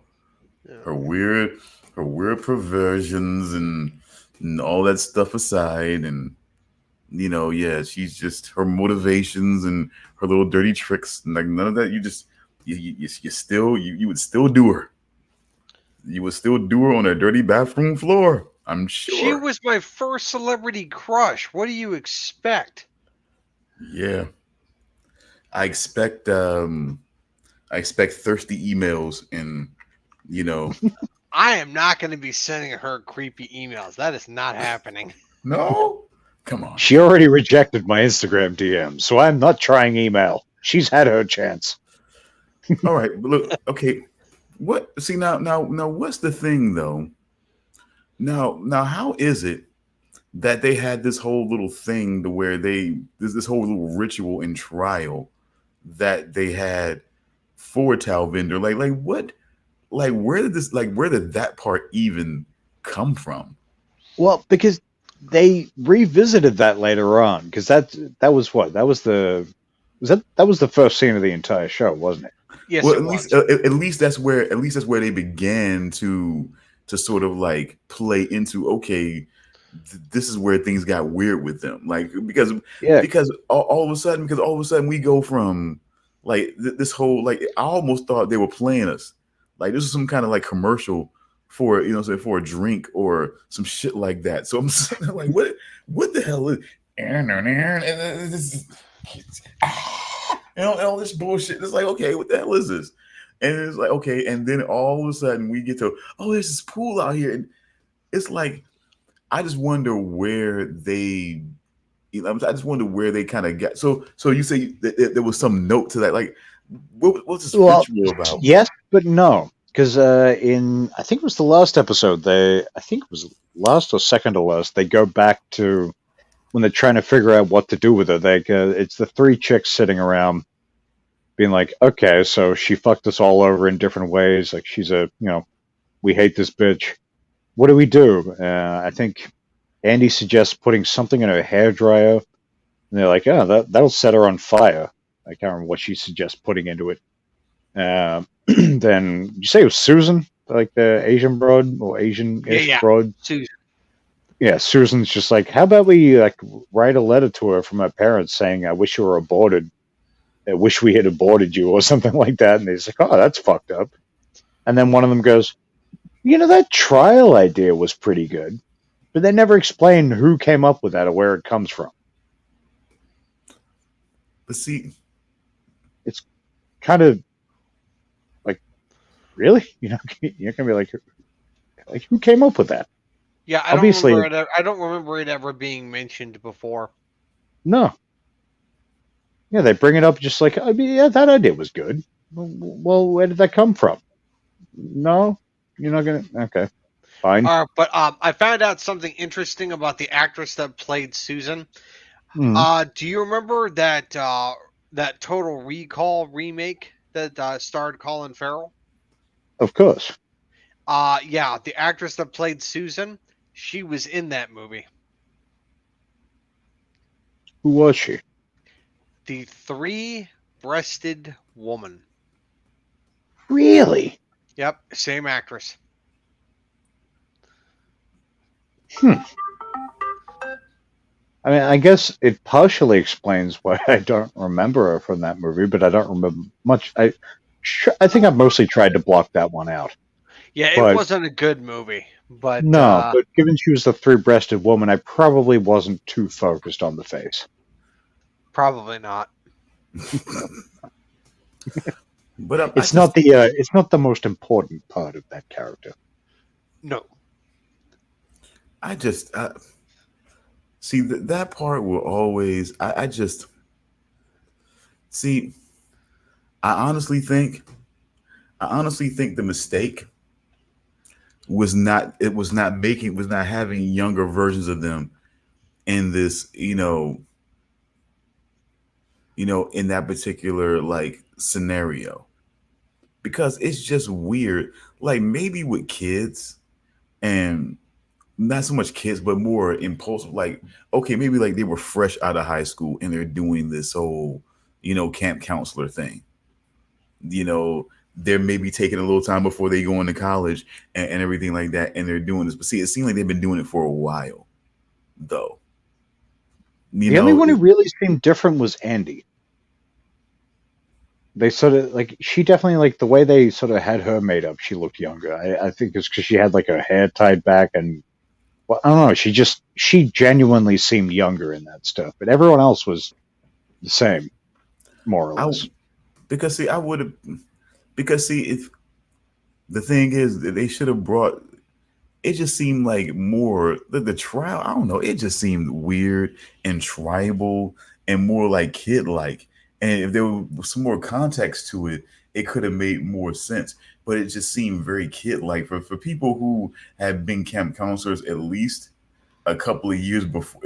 It seemed like they had been camp counselors before. Like this wasn't their first time coming out there, and it seemed like they were pretty tight and everything like that. So it just seemed like it was something weird between them more than just a suggestion. It just seemed like it was this weird thing. They had this whole thing set up and everything like that. It just I don't know. It just it seemed less more of like a sit down and more of like a and more like an interrogation of what this person had done with all of them there than more of some sort of like weird little fire circuit, all you know what I'm saying, all the little torches and all this type of bullshit. It was just weird.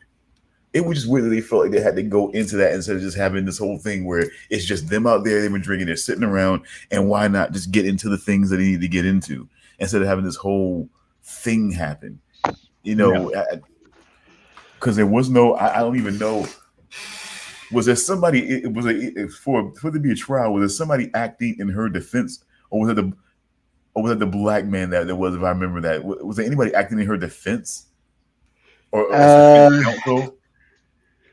Was it him or 'Cause I can't remember. Noah? I don't No, I think it was him. Yeah. acting as defense. So it was okay because I don't know.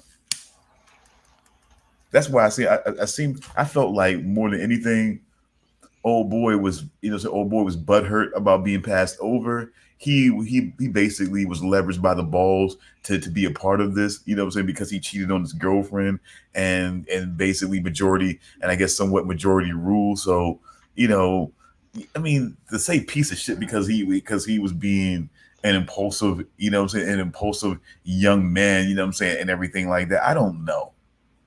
You know, but Yeah, like he's definitely, I guess, the most innocent out of all of them. he tried to stop the situation and then was assaulted himself. That you know what I'm saying, the debate and basically restrained. You know, so I don't know. Now, one thing that's important for me: did he pick up that rock? No. Because it seemed like everybody else picked up the rock, right? Dawn did. Andy did first. Then it was Dawn. And I said this before the show to Charles. It was kind of comical the way this chick, like, as horrific as it was kind of comical the way this chick was like Michael Myers or something and just wouldn't die. Like, one person beats her with a death blow with a rock. Give it a few beats, gasps alive again. It's like, oh shit. Second person beats her with the rock. Same deal. And then Dawn's like, okay, Noah, it's your turn. And I think Noah was a death blow, right? Yes. Yeah. Because Noah hit her with the rock the first time, and she was still alive. Barely. And then did it again. Did it again. And I think he ended up hitting her with the rock 3 times. Something like that, yeah. Yeah. And then she was finally dead. Okay. So when we fast forward back to the situation, real quick, was it legit? Do we feel like the reason to go back to that situation was that legit? Oh, or did what was legit? The reason to go back to even try to reclaim the remains and move them because of the possible construction, was that legit, or did they lead the person to their secret essentially? Yeah, I was thinking that. I was like, I don't see what evidence would be there. I mean,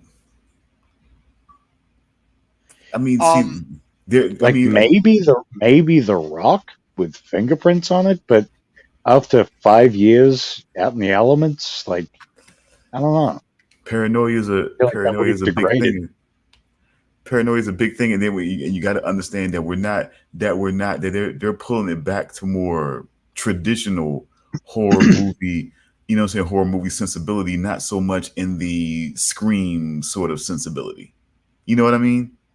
Yeah. Where they're trying to be sharp and on top of everything. They're super paranoid about technology and DNA and their investigations, and they feel like they'll find something. They'll find something. I mean, with everything that went on out there, but you're right. The elements would just play havoc on that. Then you would have to believe, but with everything that went on out there, you feel like there was a lot of DNA that was being flung around there, you know. Yeah. But yeah, without really knowing where to look, I always wondered. I felt like, me personally, I felt like they kind of led that person that may have been watching them, and you know what I'm saying, and basically, what I'm saying, kind of seething. They kind of led them to the secret, I feel like. Well, but but they didn't though. Well, I guess maybe to a like because Antoine found the body and he actually removed it. But I guess just by coming back at all, they admit their guilt to the killer. They didn't lead them to anything, but I guess it's enough evidence. Well, as we find out, the the killer already knows who did what they did and has their Well, motivation. yeah,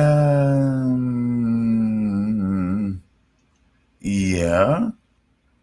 But think about it though. If because we are where we are with this, so if we want it, we don't have to say it if we don't want to say it, but we can at least discuss it. You know what I mean? Here's what I'm theorizing, and you can tell me if you want to continue this way. Hmm. I would say the killer was already there at the commune. So them as people connected back at that time and working at the summer camp, with with the person, working at summer camp with a certain person that was accused and everything like that. Like them coming back there, like that kind of that kind of basically pulled them into a situation which would essentially become, a trap. Well, I guess I'm going to have to address it just because I have questions. So, if anyone's still listening that actually does want to watch this show, spoilers. We find out the killer is Judith, who is being haunted / possessed by the ghost of her dead son, who was, what would you say he was at the camp? He wasn't a counselor. He was like a, what Sort would you of, say he was? Like a sort, groundskeeper or something? sort of like that. They try to act like But once again he was a little bit off or whatever. yeah, this guy was a bit weird, and so they framed him for the murder. And then he writes her a letter just before he hangs himself where he tells her, do whatever you have to, destroy these people for me. So, did she somehow...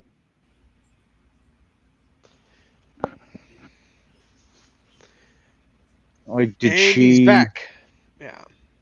Stupid internet. Yeah, did she somehow lead them there? Like, because what, as far as we know, it was Dawn's idea No, to come back. because this place basically that was a summer camp was now being taken over by, by that twin flame couple, at least by the woman who has some connection to, to the her parents, I guess, who owned it, and they were turning into the company that was doing construction. She felt like that once they started doing construction and looking around, that they'll find. Yeah, that's what I'm sort of like wondering, like, because once they get there, obviously she's dedicated to what her son wanted to do. So was she just like, was she out there trying to escape just everything related to that? And that sparked everything up again? I would say that basically, okay, she had like he was telling her things, but there was nothing. It was like, okay, there may have been a seed planted, but like nothing in all that time that was leading a situation to where, I mean, and again, they were living separate lives in separate places. It would be a lot of work. Hmm. It would be a lot of work to, to basically try to get at all of them and everything like that, So it all but just kind of fell into her lap a little bit. paranoia, and, you know, self-preservation and things like that. Yeah, that eventually, hey, that eventually is what fell into her lap. Essentially, they, saying the over paranoia of the situation and just narcissism of somehow it's going to lead back to them regardless of the situation. They brought it back, and then once all of a sudden they're mysteriously coming back because she does know who they are.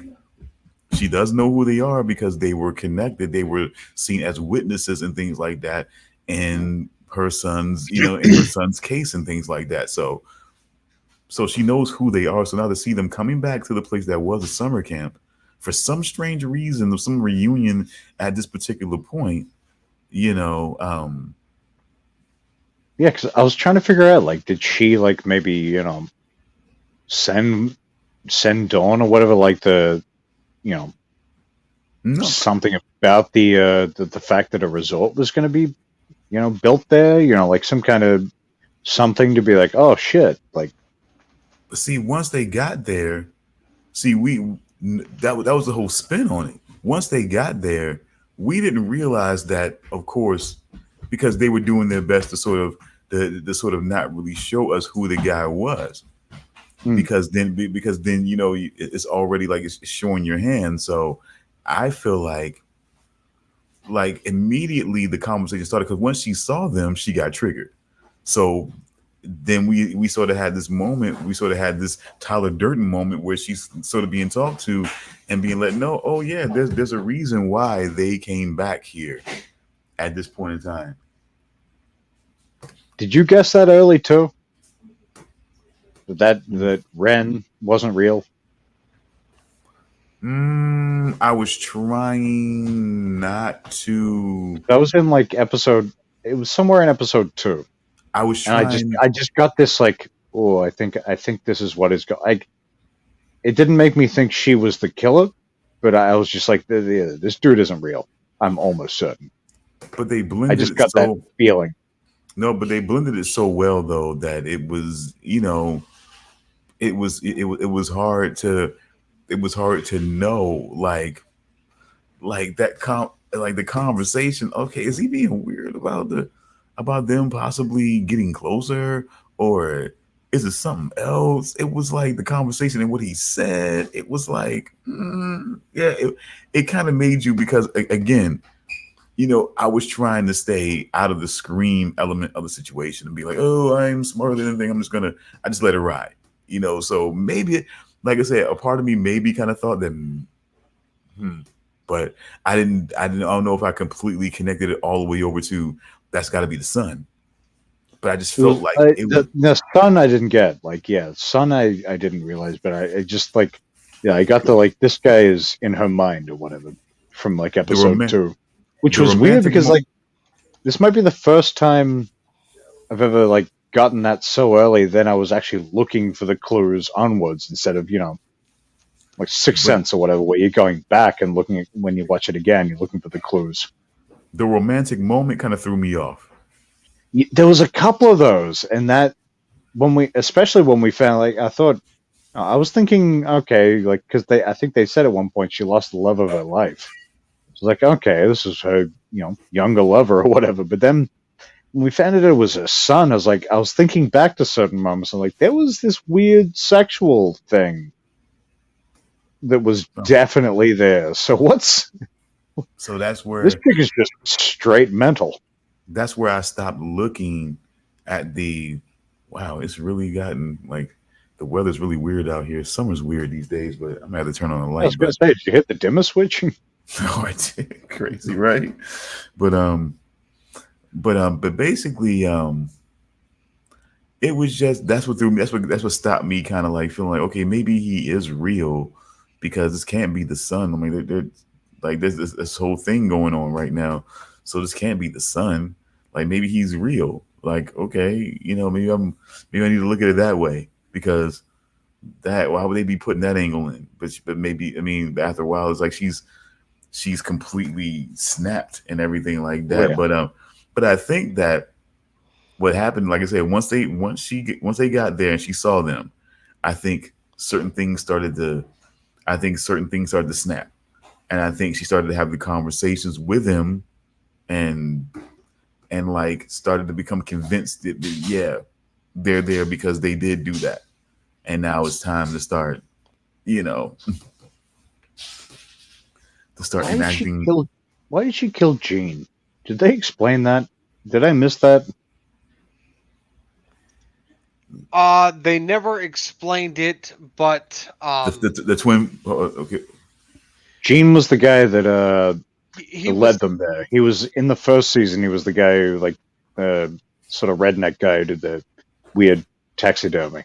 yeah, but I got the impression the reason why Gene was killed first is because he's the one that probably would have presented the A most way out. trouble for the killer. Okay, yeah. Like, he was the immediate threat for the killer that would have gotten in their way. So if Gene was left alive and the killer was left to their own devices, like going around killing, Gene probably would have figured it out pretty early on, and he would have been able to overpower the killer pretty quickly, and the killings wouldn't have gone as far as they did. So the That killer or got, yeah, he's the guy, like one of the only people, maybe the only person who really knows his way around that place too. yeah. And he also mentioned that he had military training. He Hmm. was ex-military, so he would have been able to hold his own against the killer if he saw the killer coming. The only reason Yeah, why the killer got the upper hand on Gene is because the killer caught Gene by surprise, and Gene also didn't. He was in a vulnerable position because he was in the sauna and he was basically naked.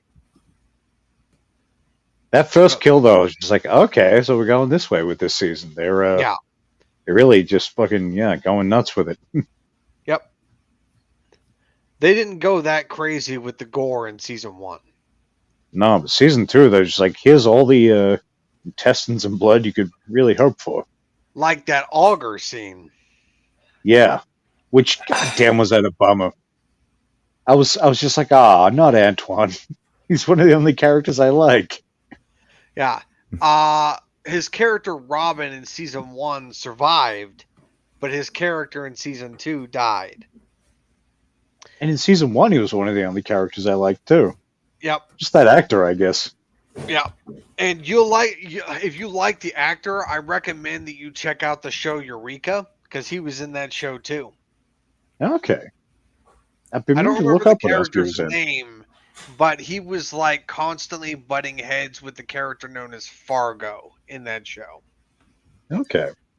Yeah. And so how do we like the paranoia factor, of this, of like this whole thing of this, like I said, the secret, saying the secret keeping group coming into this whole, to this commune with these few people and whatnot. And I'm like, how do we, saying, how do we feel about that whole thing? I felt like, I still felt like on that level, that whole distrust and whole thing, like right out of the thing, it was just so weird for people who try to act like they were so peaceful and so namaste and everybody hugging a group. I just felt like right from these people just kind of coming in, and it's like you could either give them some things and help them get to a certain, what I'm saying, to a certain other cabin or whatever, or a hotel that might work for them, or whatever. But to be so, it seemed like there was a bit of tension, like right from the start in some ways, or at least an awkwardness. Well, at first, like, Am I the only one who got it? Like, I sort of got like, okay, they're sort of, hippie yoga kind of, peace to all kind of people, but I kind of got the vibe when they did that initial group hug. I was like, okay, so they're all banging each other. I kind of thought that was, Yeah, I got that impression as well. yeah, it No, wasn't just me. I was like, yeah, these people are all clearly just banging each other. I That's what's going on here. I didn't think that. It's surprising that It still ties into the whole hippie thing, really.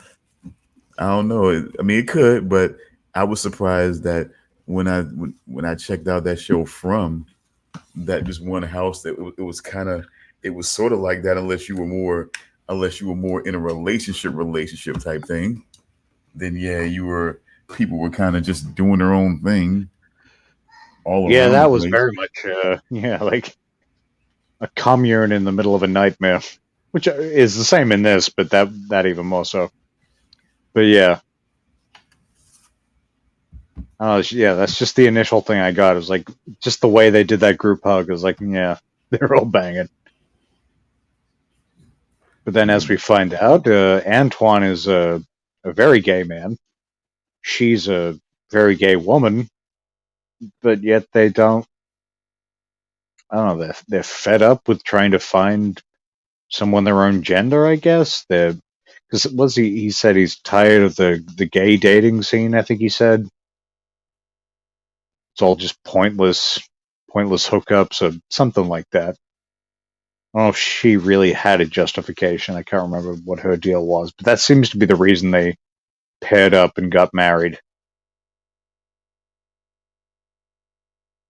which is, Yeah, sort of an odd relationship all on its own. I thought that was really strange. So it's like, so the two of you are gay, but yet you decided to have a heterosexual marriage? Yeah, where like like yeah, it's weird. It's like we're so you're just best friends, but you got married for what purpose exactly? I mean, Like I get it as far as like if he dies or if she dies, you know, it's beneficial financially or whatever. But I don't know. I was just kind of confused by that whole thing. well, I mean, there's nothing against two best friends getting married if it's for like the insurance or stuff like that. I mean, Yeah, that's sure. fine. Yeah, But I mean, I don't know. It's just that whole relationship between the two of them was just kind of confusing. yeah. And I found her scary from like the first minute. Yeah, She it's just just had kind of like a I don't know deranged Tig Notaro look to her or something. I guess. I swear I've seen her somewhere else. I couldn't remember where I've seen her before. I was trying to figure that out too. I was like, at first I thought Supernatural, but I'm like, I don't think that's right. Yeah, it's definitely not supernatural, but let's see. Oh my god, my mouse is not working. Okay. Let's see. Slasher, Guilty Look up, Party. yeah, Guilty Party. Yeah, I'm looking it up. Yes, she seems so familiar, but I could not place where. Uh, I'll just look up the wiki site fandom because that's the name of the wiki now. They don't call it Wikia. I haven't called it that website in forever. All right. Let's see. Renee.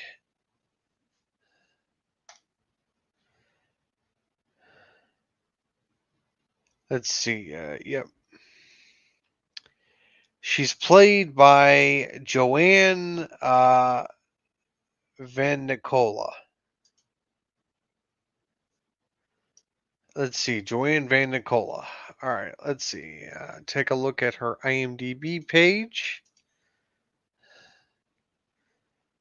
She was in. Let's see. Oh, and yeah.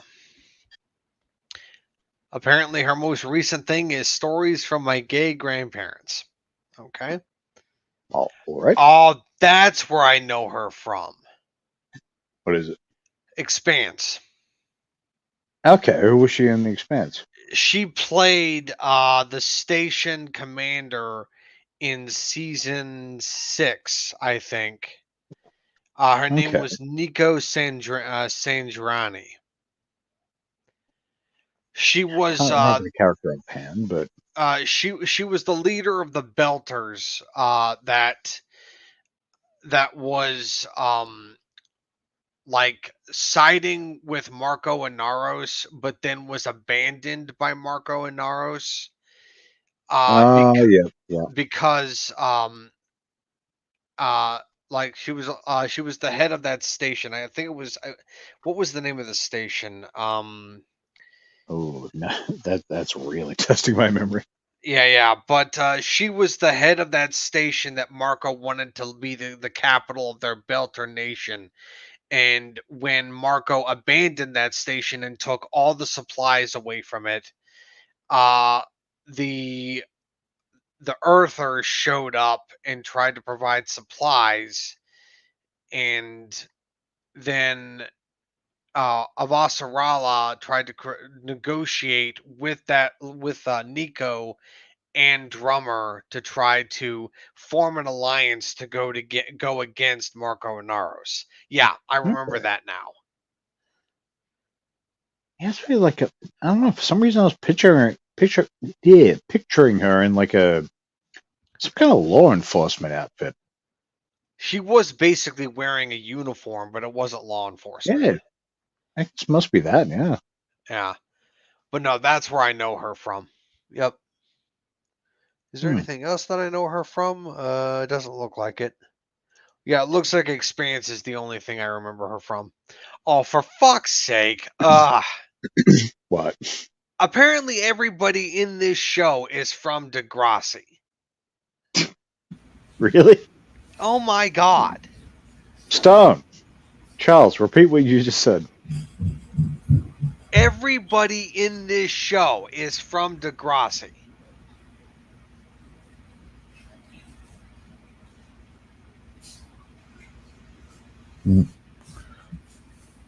Which which season? I don't know. I'm looking at Joanne Van Nicola, who played Renee, who was Antoine's wife. She is from Degrassi: The Next Generation. Yeah, because see that's different because there's different ones. Oh my I god, don't think what is with this show Degrassi? I I I. see I think I've seen maybe 25 minutes collectively. Like it may be a good show, but it was always on when I got home from school, and I was just like, this show seems gay, and I would just do something else or watch something else. it sounds really really gay, but it's just like I mean I I like throughout the years I've heard so many people talk about how amazing Degrassi is, and I'm like, yeah, Yeah, okay, right. I'm whatever. like, was I wrong, or are these people idiots? But I don't know. Stone said he liked it, so I'm like, well, I trust Stone's opinion typically, so Yeah. maybe I'm the idiot. I don't know. It's Nah, just I always remember it was on like roughly when I got home from school ish, or by the time I got home and would turn on the TV, and then I was just like, yeah, this watch a couple minutes, like this is gay. This yeah, but like I have heard Goldeneye or whatever the so fuck. much shit about this Degrassi show. So much. It's just like, what the fuck? Because Is there's it at least the really two. that popular? Is there more than two versions, or was it just the two? So that's from I think the next generation I think is the one that I used to catch like a couple minutes of or less. Degrassi. I guess for me it was I guess Degrassi, the Next Generation. I guess. Right. Was there was there Degrassi Junior High? Is that a thing? Yes. Uh, Okay, maybe it was that one then. It I definitely has some kind of subtitle for sure. well, they all have subtitles or something.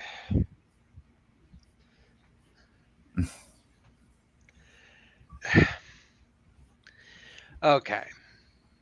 Well, now that we have answered the question of who Joanne Van Nicola is, because we have found out that she is from The Expanse, and apparently, more importantly, from Degrassi.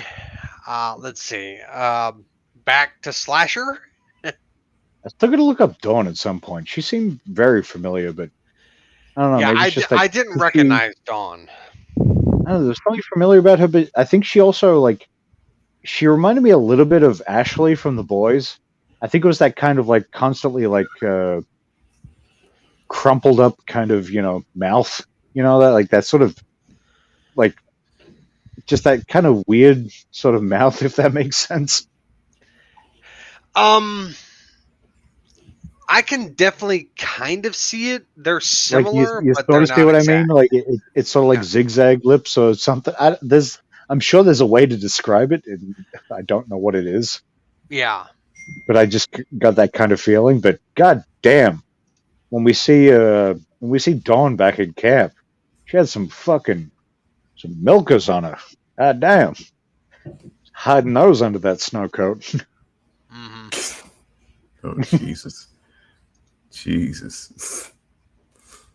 The fucking that towel vendor broad described her as curvy. I was like, I don't know if I'd go that far, but she Movies and TV shows. He's not okay.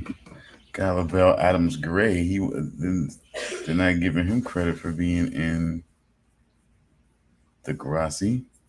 Who? Lavelle Adams Gray, the guy who played Peter. Oh, okay. Peter, thank you. I've been trying to remember his name for 3.5 hours. So they don't have him there, but he's in the show that little little guy likes, Odd Squad. I've heard of that. Yeah, Think. This is PBS show, PBS kids show that he likes. As like an actual actor or a voice? I guess I would have to say an actor because it's live action. It's like these actual kids that's supposed to like some sort of like there's some sort of like government organization that like sets things that are odd and strange and makes them, you know what I'm saying, and corrects them or whatever, you know. Yeah.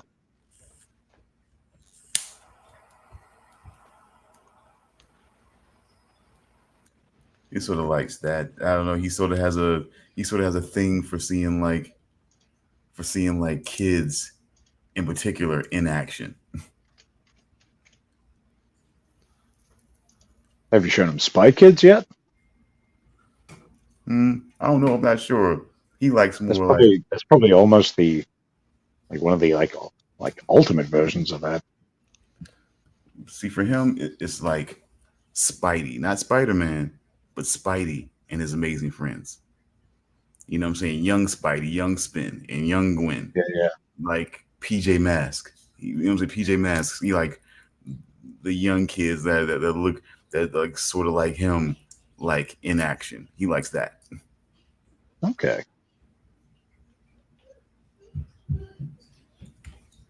And then there's Odd Squad. He just kind of likes that whole thing, the funny, quirky stuff. He likes that. He'll watch Paw Patrol for a while, but then he'll watch Paw Patrol stuff where somebody is like playing with the toys. He'll like to watch that. Like they're playing with it, they're sitting around there, like I said, playing and mimicking with the Paw Patrol toys. He likes watching that stuff. Go figure. But at any rate, I would let me see. Any more that I have to say about Slasher here? About this installment, Guilty Party. I would say of all the things I truly didn't expect with this show was I would say they were pretty surprising with the kill order. Didn't expect Andy to go first. Because they sort of like they gave her some fairly serious-ish character development, or at least a flash of it, like right before she died. So it had this whole like sort of scene with Mark where he's, she's evaluating herself and then just gone. It's like, okay, it's going to be a little less predictable. Yeah, I guess, but you know, see, but see, you see, that's the thing. You know, and a big part of this derives like a big part of see that's the big part of this more than anything because this is modern society. So the biggest thing, I mean, come on, you know, and like okay, like all that other stuff is just catty girl stuff. But see, the thing that made it legitimate that we really have a right to because she was fucking her boyfriend and shit like that. So yeah, I mean, when you think about a lot of this was really derived and validated by the fact that he, what I'm saying, that he cheated on her with Talvinder. It's like, yeah, it's almost like, yeah, if you thought about it more like that, yeah, one might think she might need to go first. Because that was the most pointed validating. Because all the other bullshit, it just come on, you know what I'm saying, wrecking the stuff that was made and blaming it on somebody else, telling the secret or whatever, or spinning it in a weird way because it wasn't like he came to her and was like, "Oh, you're some dirty bitch because you were fucking your stepfather." It was like, "I'm sorry, I understand you were molested and maybe why you're a little bit, standoffish or whatever." you know, and she still acted like it was some sort of like gigantic thing. He didn't make her like, oh my God. She didn't go like, oh my God, she's a slut. She really, she was out, she was fucking her stepdad to try to prove a point to her mother. You know what I'm saying? Like she didn't go there. You know what I'm saying? So it was like Yeah. a lot of this stuff on its own wouldn't have been enough to have this tribal trial.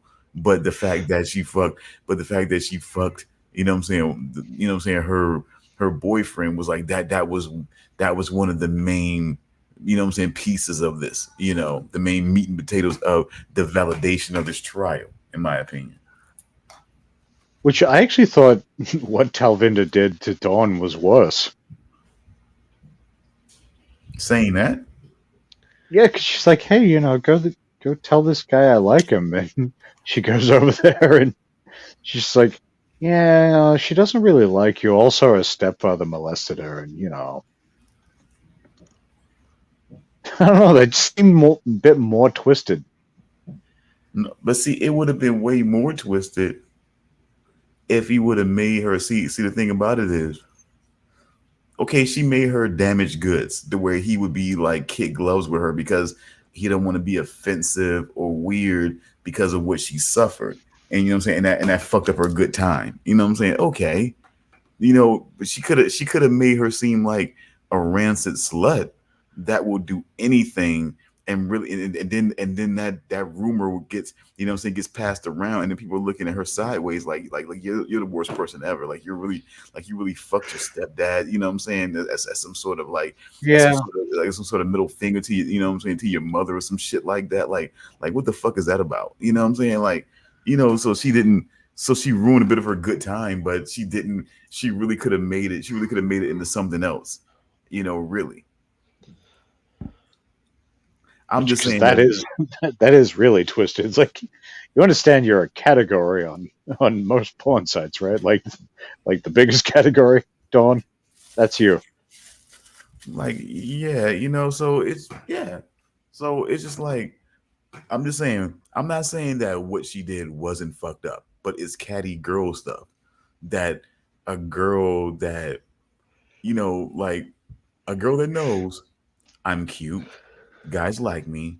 You know what I'm saying? I can really put on, and then I really have the ability to put on an innocent thing to where people will believe me when I say certain shit. You know what I'm saying? But it's not like she was lying. She was just, technically she was correct. Yes, she may have consented, and you know what I'm saying, it wasn't like he was being controlling and being leveraging, but still it was molestation. You know what I'm saying? Whether so whether you want to spin it like, okay, she was willing, so, but still, you know, you know what I'm saying? Statutory rape, that's still molestation. It is what it Oh, so is. she did specify she was underage at the time. For some reason I was thinking she said when she was 19 or something, but I could Okay. I didn't like know. she may not have. I was for some reason I was just thinking that. I'm just saying, just in case. I didn't know for sure. I didn't know if there was. I forgot if there was an age. I would just. Like I was I just feel saying like that I think she said she was 19, but I could be wrong about that. because I was just saying, Maybe just just in case. wishful thinking, like maybe it wasn't quite as terrible. But if she said molested, see, that's the whole thing. So if she really said that she was over the age of 18, you know, then Well, like, why would she say Dawn molestation? never said Dawn never said molested. Dawn specifically said she seduced her stepfather, and Of I feel like course. she said she was 19, but I could be wrong about that. I mean, of course, see that's the thing. Of course, she don't see it. She doesn't see it that way because she was willing. But like I said, but if she looks at it as molestation, she's saying molestation. So if that was so, I mean, that could be. So if she's out and out lying and saying either way it goes, she made her look like damaged goods, and she just Yeah, ruined her good time. But she didn't make her. But she didn't try to put the onus on her. She just basically kind of planted a weird seed that made him kind of be like, oh, okay, I don't want to be. I was like, but I don't want to be that way with you because you may still be getting over that, maybe triggered. So I don't want to, you know sorry, yeah. Which is like if I was that guy, that's how I would be. I'd be like, I'd if I was into that chick the way he said he was, I'd still be sort of like, kind of letting her know that I'm into her, but I'd definitely be treating her, yeah, like you said, with kid gloves. Just be like, well, no, and there's he wasn't. clearly He wasn't. He didn't something say. deep and He dark didn't. here. He didn't say he No, didn't he like did. her. No, he didn't say anything. No, he did. But he really said, like it's not anything about you, and it's not anything about that. I kind of understand, and how that goes. That's how she found out. Yeah, because it was that whole thing, like, because yeah, Talvinda told her he's not into curvy broads. He's only into like he's very superficial. So he had that kind of misunderstanding at first, and then he told her like, no, it's because of the molestation thing, which is No, because she the got fuck. no, because she got drunk and confrontational. Because Yeah, she got that's what I mean. Like, yeah, no, no, she got drunk and confrontational, and she got drinking, and she saw him, and he was in her sights. You know what I'm saying? And she's like, "Oh, look at you. You got a problem with me and all that." And he's like, "No, no, this is, you know." And that's when he let her know, like, I just didn't want to kind of come off because of, and that's how she found out. Immediately blew her buzz at that point. At that point, it was like, God damn, it was a sobering moment for her. But I mean, I get it, it's fucked up. I'm not debating the fucked upness of it. I'm just saying that alone, it wasn't enough. oh no, like the Talvender is a cunt, but that's it's far from anything that justifies that shit. And I mean, now, Even just like like okay, exile her from the friend group. Just be like shun her, but leaving her alone to potentially die in the woods. That's was just like violent. So violence, you feel like violence was always a part of it? Oh God, we're about to get into 4 hours. Okay. We're about to get into them 4 hours here. But I'm sorry. I didn't mean to do that. Go ahead. Go no, I ahead. was just saying, yeah, no, nothing extreme was justified. Well, I mean, take a look at the outfit that she was wearing the evening of the trial. If they had left her if they had succeeded in leaving her out there in the middle of the night with no supplies, nothing, Hmm. she would have died. She would have died anyway. She would have died from exposure to the elements. Yeah, Absolutely. I that's what I mean. mean, Like just that alone. Like clearly, she wasn't willing to like. I think they mentioned, like it's if you'd paid attention in what's the word, orientation, you would have learned these things. Obviously, she didn't. So she doesn't know where the fuck she is, what to do. Like, maybe what? Even if she didn't die, like, I mean, she probably, given complete lack of direction, probably would have got lost and then died. Yeah. Like, would If have gone she the wrong way, gotten lost in the, you know, in the woods or whatever, and then died a couple days. Whatever it is, like, if you're giving her somebody a death sentence. even if she had survived until morning and someone found her, she would have been heavily frostbitten. She probably would have had Dehydrated. hypothermia. She probably would have had hypothermia. Hmm. And due to the amount of frostbite that she would have, she would probably end up losing fingers, possibly toes, maybe something more than that. Well, she wouldn't have had that because it was still like it was still summer, so she would have been okay as far as that. But she did Oh, still so say it was, it was still summer. Okay. yeah, All right. she So did say, all right. she So still not said it was, frostbite. she still said it was cold though. So obviously Okay. it's getting towards the end of summer. Yeah. All right. Yeah, So it's still, not frostbite that you would have to worry about, but she would be exposed to the elements. So yeah.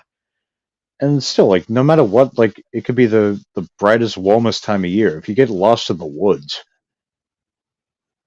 Hmm. with like bears and God knows what, like, given nothing else, you go in the wrong direction. You end up walking for, you know, walk for 6 hours in the wrong direction. You're lost forever. Hmm. At least that seemed to be like the sort of location they were placed in. It's like, yeah, if you go the wrong way, you're gonna be lost in a place you're never gonna find your way out of. Yeah. Absolutely. And But again, a like, good shunning, sure, I get that. That's justified. mhm. But yeah, they definitely they spazzed out a bit, went a bit too far with it, and then Yeah, went way too far. yeah, but like I said initially, it's just like when she had said that she had something on most of them and they didn't react, they said they pretty much said they didn't care. And then when Noah said that that she had nothing on him and she called him pathetic, uh he attacked her and tried to assault her. Yeah, that is And do you when that solidified my opinion of Noah, of him being the worst out of all of them. and do you think if no one had jumped in, he would have? To be honest, I think so. Yeah. I think so too. Yeah. And it also kind of I kind of like that. I didn't like that what he did, but I liked that it kind of retroactively made sense of the way he was punished As by much as by much as Glenn I Benny, mean, in a whatever his way, I name do was. kind of feel bad for what happened to Noah, but Oh yeah, also, like it, in a way, it was kind of poetic what happened to yeah, him. exactly. Like you see, like okay, so that's Yep. that's his karma Yep. It was kind of poetic what happened to him.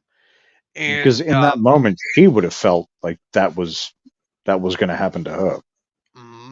yeah.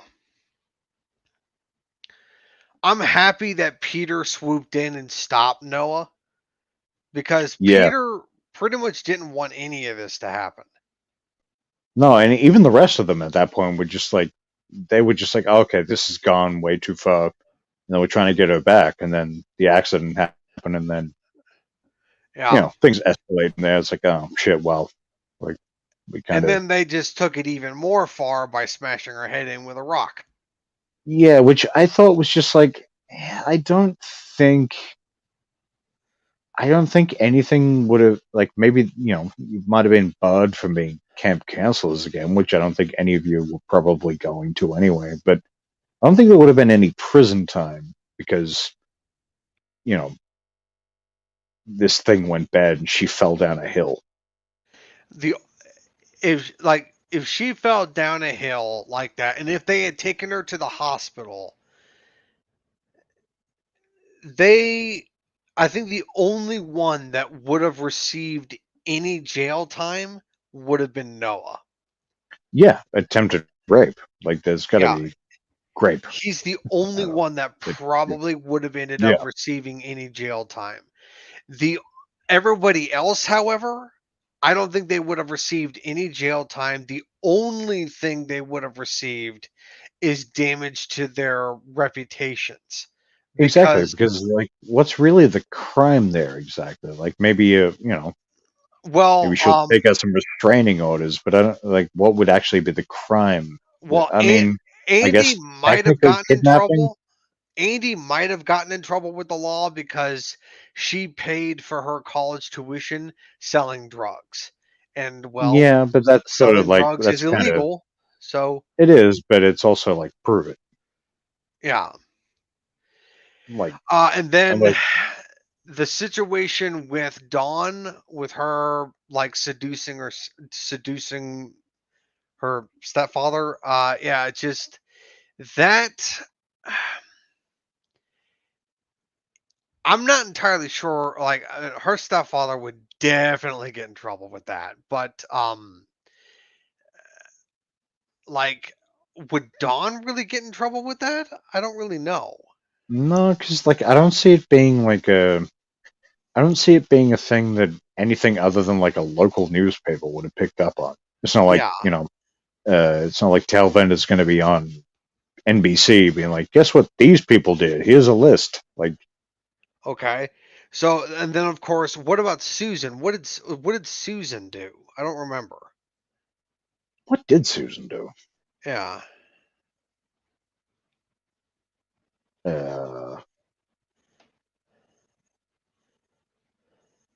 I don't even remember, but I felt like she was probably the weakest character of the bunch.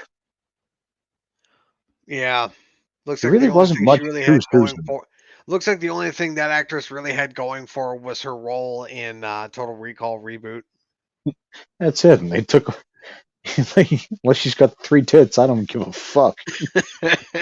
Get out of my face, you boring plain bitch.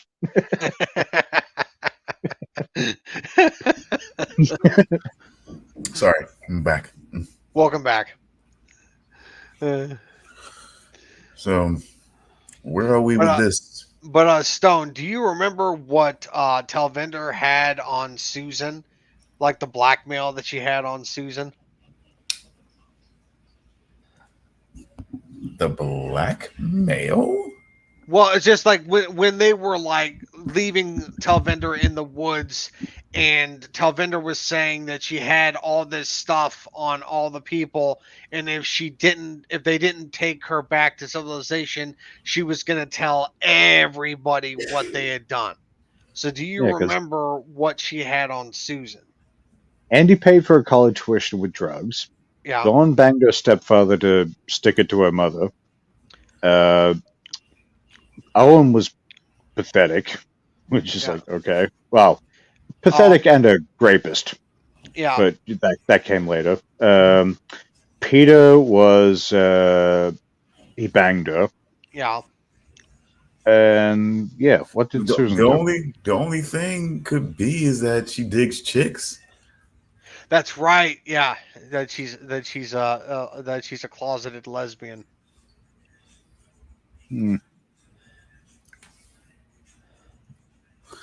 I think she's trying to act like she was coming on to her at one point, I think. Which I still think like Susan as a character is not that good of an actress. She was so into it.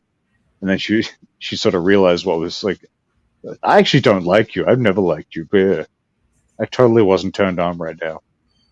Like, yeah, right. So yeah, that would probably like that's the only thing that comes to mind directly when it comes to Susan in that one. Yeah, it's like, but again, like I said, that Simu boy, I don't know. He just shines at being the face man. Yeah. He's so handsome. He makes gay women turn straight.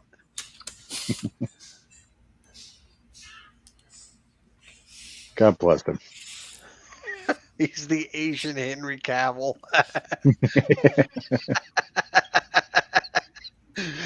He makes. I say Henry Cavill. he's the Asian man that makes women want to do the math. Oh my god. Thank you for covering up my racism with yours. I appreciate that. I call it irreverence, but hey, I'm sorry. Tomatoes, Hey,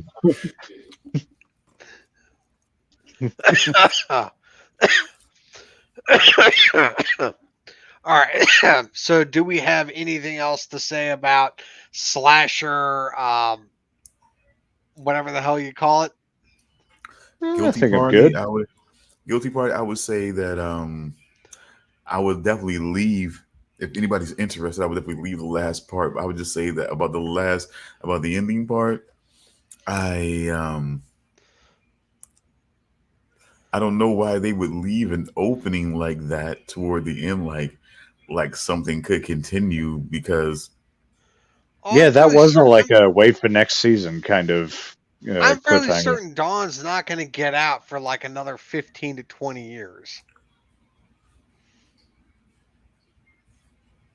Mm, yeah, she's fairly pretty and white. She should be fine.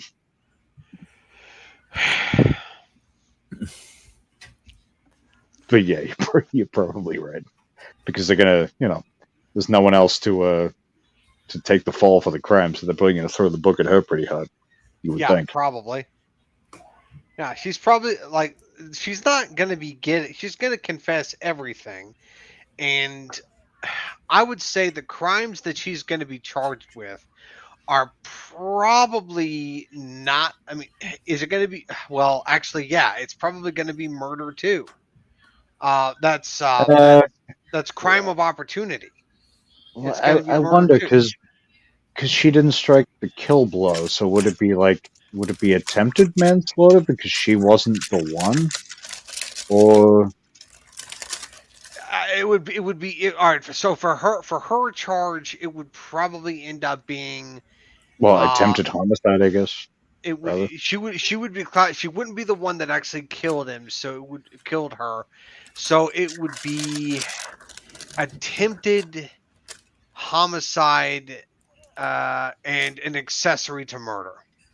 That's probably what it would be. Attempted homicide and accessory to murder. which you figure has got to be somewhere between 5 and 10, right? I think so, yeah. Something like that. Maybe 15 at the most. what about false imprisonment?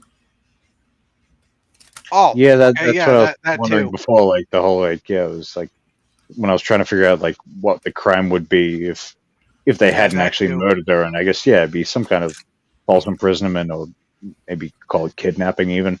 Yeah, that too. So that could also False add imprisonment.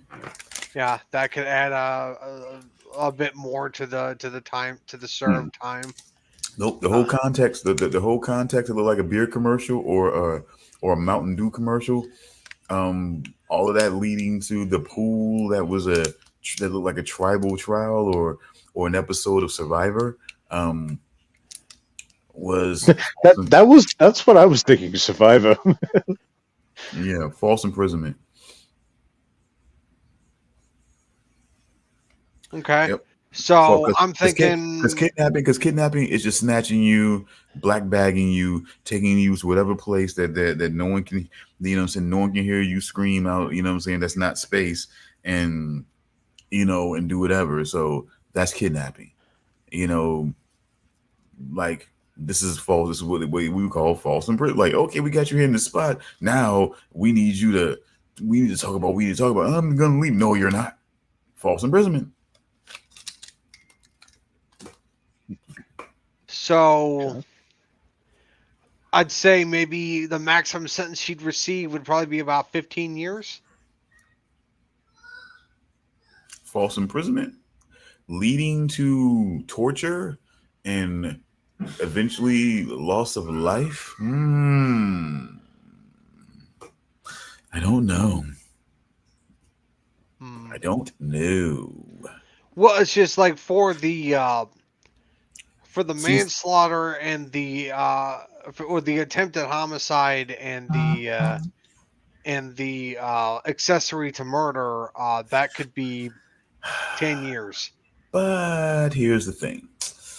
See, do you know what false imprisonment kind of, would kind of lead a shark type prosecutor to? What? First degree murder. Really? I mean, okay, we're gonna come over here and gonna hang out, we're gonna drink, we're gonna smoke, we're gonna have a great time. We get drunk, we smoke. Oh, let's pull I over can see here. how that could be premeditated. Yeah.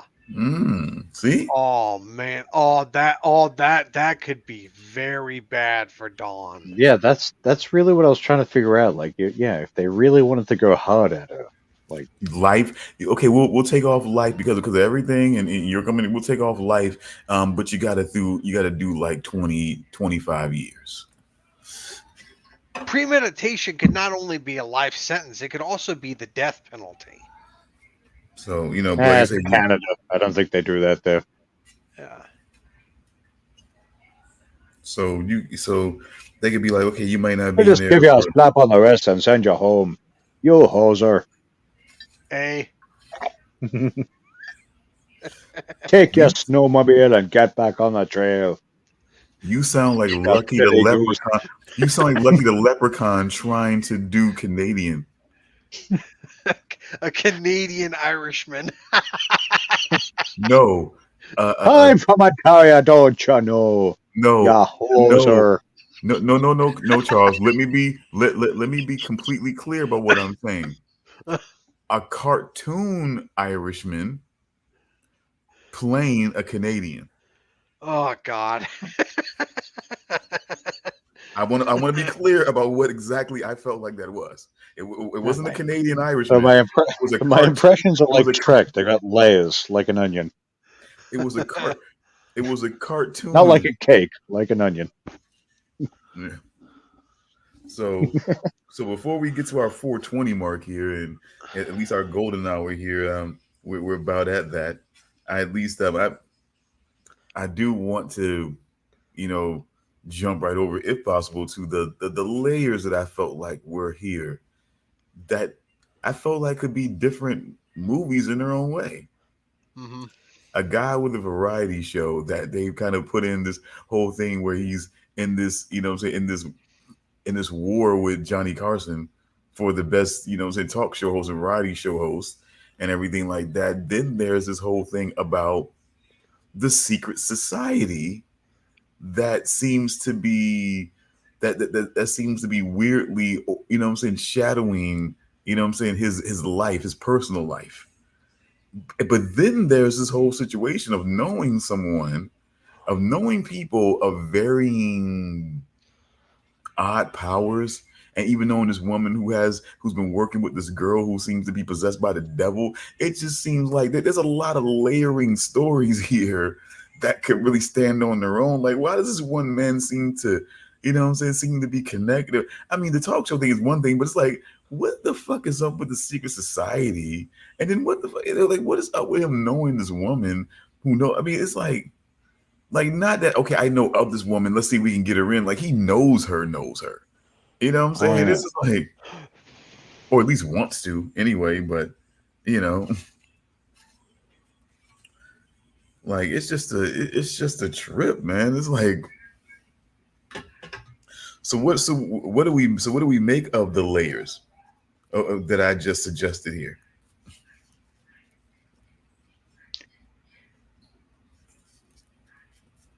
Deep, deep layers. Um, I I see exactly what you mean about the three different, like, it could easily make three. Like, I wanted more about the secret society. It wasn't the right place to give us more about. Like, it wasn't the right, It I guess, was story to give us more about. No, because I feel like you go too much into that, and it's going to take away from they seem to, but they seem to be the presentation, I guess. But I want to know more. but they seem seriously elated by what happened. You know what I'm saying? Like, but then they fuck anyway. Let's just. But they seem seriously elated at first by what happened. It's crazy. Okay, and What do they call it? The The Grove. Grove. Thank you. and Yeah, can I I want a just whole movie can about I just that. mention something here? Um, did you guys recognize the actor that played the skeptic on the talk show?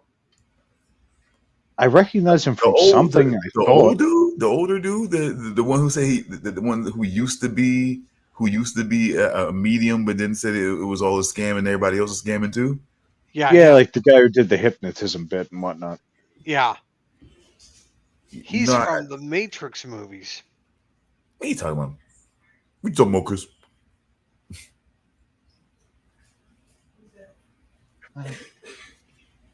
He's from the second and third Matrix movies. Oh, he was the guy he was like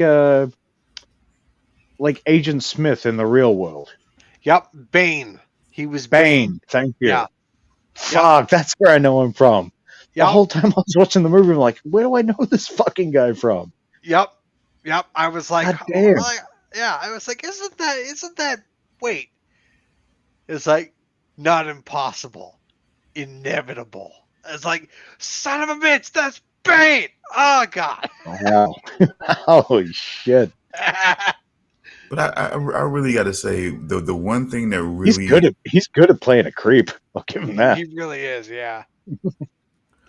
the one thing I got to say that really did this for me was I would have to say that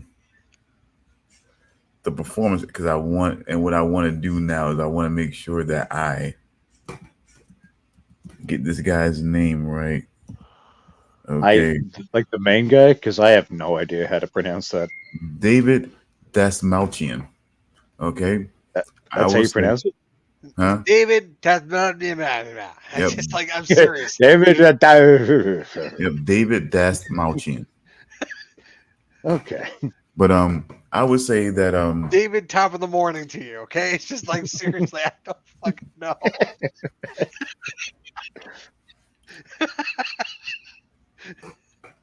And it's one of those names I've always found hard. I've seen him in like a bunch of things now. Like he was in like the Suicide Squad. He was Yes. in the Ant-Man movies, and I see his name. I'm like, I wish I could remember it, buddy, but I'm sorry, I can't. if I remember, the first movie I ever saw him in was The Dark Knight. thank you. Yeah. Ah, that's right. Yeah.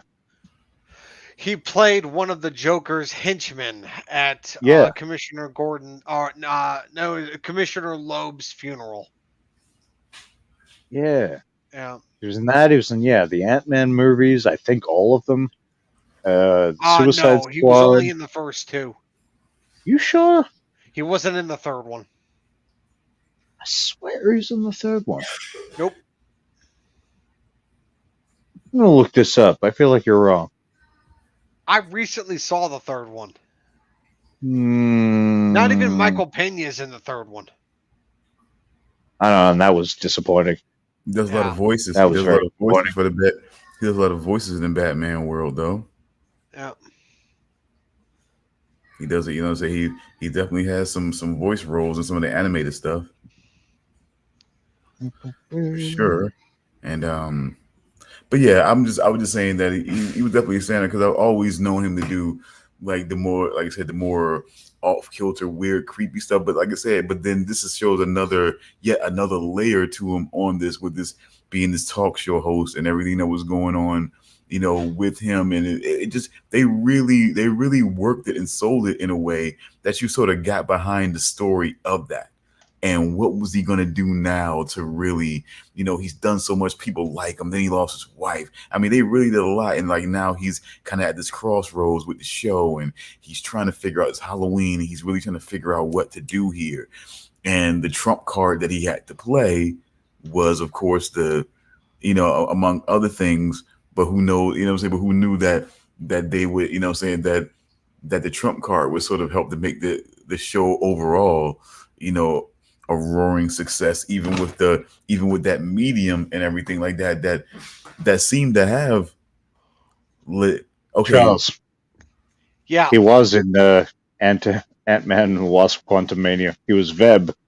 It's not focusing, but remember that pink blob thing? yeah. Yeah, that was him. Wait, he was that guy? Yeah, because I remember seeing the name in the credits at the time. I was like, oh, I must have missed like a brief cameo. Oh, That's just not going to focus. wow. But I'm gonna have yeah, to watch the movie again. Son of a bitch. god damn it, not the same character, but he was in it. So and like I said, so I just felt like this new kind of off kilter guy, this new sort of character that he was playing that's sort of like not what you might expect. I mean, it was just, but it's still in a way you found. I found myself rooting for him. I found myself really trying to see like what is he Oh, gonna do, definitely, yeah.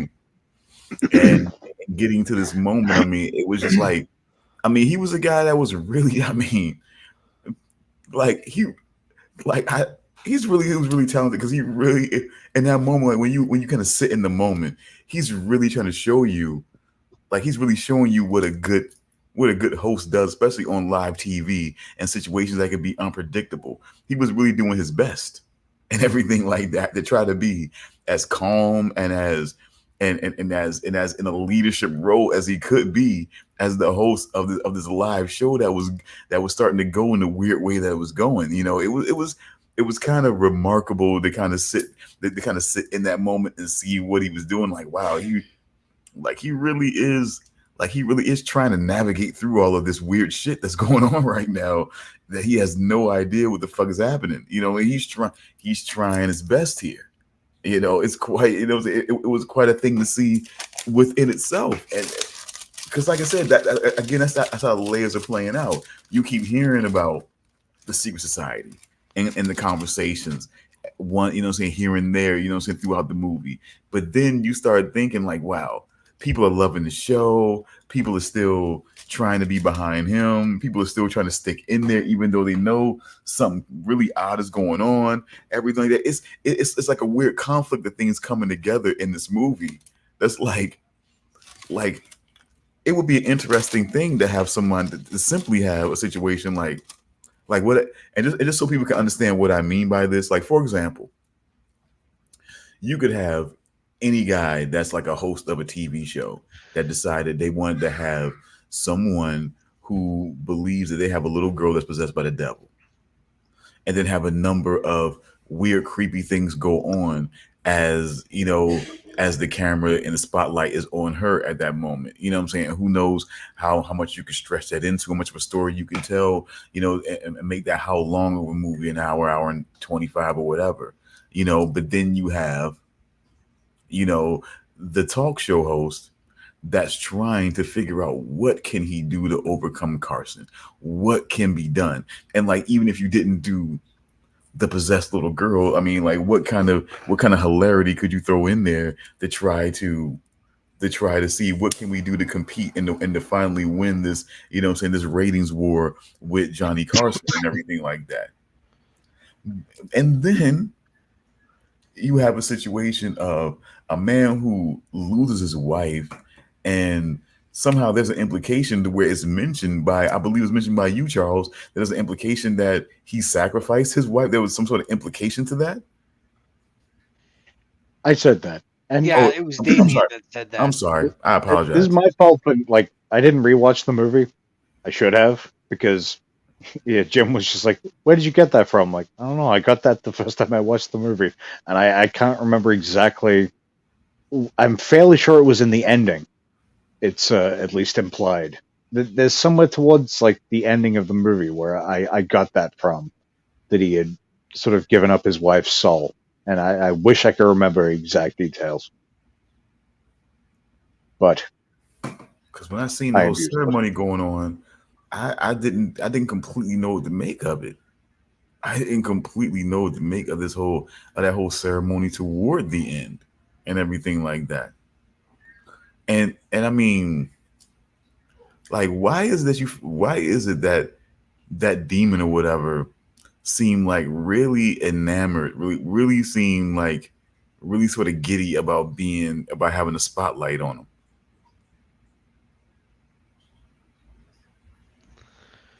Hmm. Hmm. Um, Like you didn't get that vibe. You didn't get that vibe off of off of the girl. You know what I'm saying? When it seemed like she was Yeah, kind I of. definitely noticed that. I'm just trying to. I guess because it's just like I maybe it is like the devil wants to be seen, wants to But be that's noticed, wants to be like. but that wasn't the. But see that's the whole thing that they always say when it comes to these possessions, that it's not exactly the devil. That there may be other powerful demons that are sort of at play. Well, yeah, because I don't think the actual devil would be like, yeah, call me Mr. Wriggles. I don't think so. Yeah. See that. Maybe, but it's like, is that your name when you put out shitty jazz albums? Like, what is that? Are you the real devil? that sounds like something you would name a stuffed animal that you put on the back of your shelf. Or something that you would name a Yeah. boogie, or something you would name a boogeyman. I don't know. It sounds like a teddy bear that ominously has its eyes glow red. I mean, What shit. was it? What was it? Was it The Exorcist that had Mr. Howdy? I have no idea. I never saw The Exorcist. Hmm. Huh. Hmm. Good I'm question. gonna I'm not. Google. I'm gonna Google Mr. Howdy, and hopefully I don't get anything too horrific. Oh God. You know, I'm because just it gonna is the do a internet. more proper search and do The Exorcist, Mr. Howdy. Yeah, well, I got balls. I don't search for shit like that. I play it. Captain Howdy. Sorry. Captain, yeah, you got to go Exorcist because right now there's a whole Wyatt thing going on, and it's been like that with that also with that name also. Just so you know, Okay, it was The Exorcist. so that's where he got that That from. was So that's where he that was like he's in sort of the early parts. That's what Pazuzu was going by, or what she referred to him as. so like little boogeyman names, and it was like so that's the whole thing of okay, wow. So the Wyatt like it's taking all little nightmares and just bunching it into this, making that whole collage, and making this whole faction. It was like it's weird. So that's what Captain Howdy was. That's the whole significance of that. I didn't even realize that. See, you know, okay, that was part of the exercise. Wow, I'm so young for that. Playing this Saturday at the Mercury Lounge, Captain Howdy and Mr. Wriggles. And the, I don't know, satanic players. That fell off real quick. Never mind. No worries, man. You tried. I mean, it's just I tried. I'm It's just late. I'm just saying, yeah, we're closing out. I'm just saying that when it came to this when it came to this movie, I just gotta say, like, I just feel like I like the way they intersected all of these things. I really, really do. Like it's really weird because I never thought, like, why no one ever thought about like why no one ever thought about doing something like this. Like they always tiptoe around it with these whole like documentary footage things, or things where they're in a mental institution or something like that, and you see certain things go on or whatever. But to have someone sort of like say, okay, like I guess they're not, I guess for some reason he wasn't being completely destructive. The demon wasn't being completely destructive like other movies and content would, would depict. So it was more of a thing that was sort of like he was sort of like existing and working, within the particular girl. I mean, because do you get a sense? Because let me ask you this: did you ever feel like we got like a sense of the real girl being really different from when she was like sort of like possessed by the demon? Because I wasn't sure. Mm, I not like wasn't. a night, not like a night and day difference. I wouldn't say no. See, that's kind of weird for me still.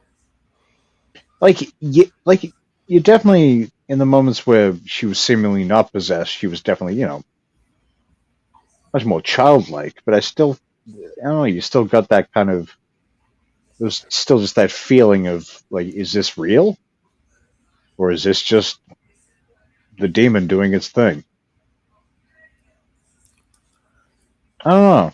At what moments do you feel like you were, you know what I'm saying, that we were dealing with just the actual girl and not sort of like the demon being sort of like charismatic and clever? Because I just felt like it was just, and Yeah, I that's what think I'm that's, sort of trying to think, because I feel like when she first came on, she was sort of more just regular, but I don't know.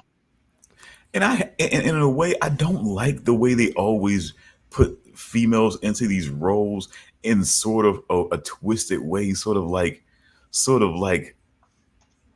and I feel like in a way there's sort of like an effort in certain ways to sort of like sexualize the whole thing of it. You know what I'm saying? Like the, but just in a very cerebral way. I don't know if I'm just being paranoid or just being suspicious of a lot of things, but it just always feels like a lot of the time that when you see a reasonably cute, you know what I'm saying, young girl, and she seems to be very sharp or very charismatic in a way, or very, or very cutesy in her ways, it's like it could be taken in a different direction, especially if she becomes a little bit more forward. You know what I'm saying? Like it doesn't have that sort of real life like child innocence. You mean? Yeah, but at least I'll give them credit for them kind of dialing it back and making it a little bit more elusive than that. I mean, because The Exorcist was like, I mean, goddamn, she's taking the damn crucifix and, you know what I'm saying? Yeah, that was. Eat me, Father. You know what I'm saying? It's like, what the fuck? Jesus Christ. I'm like, bro. I'm like, they are just fucking yikes. Like the fact that they managed to get that movie out is a is an amazing fact. Like it's amazing. Yeah, it was. Yeah. That must have been So, pre-Video Nasties era, right? Like they must have just snuck in before that all started becoming a thing. I don't. It was the. I mean, because I think that wasn't that the '70s though. Didn't that come out in the '70s? Yeah, that was like yeah, but I'm not sure. Was it like 74 or something? Because like towards the end of the 70s, that's when you really started getting like censorship kicking in pretty heavy. I mean, yeah, because the '70s was like, Because that was like like post George Carlin's Seven Dirty Words.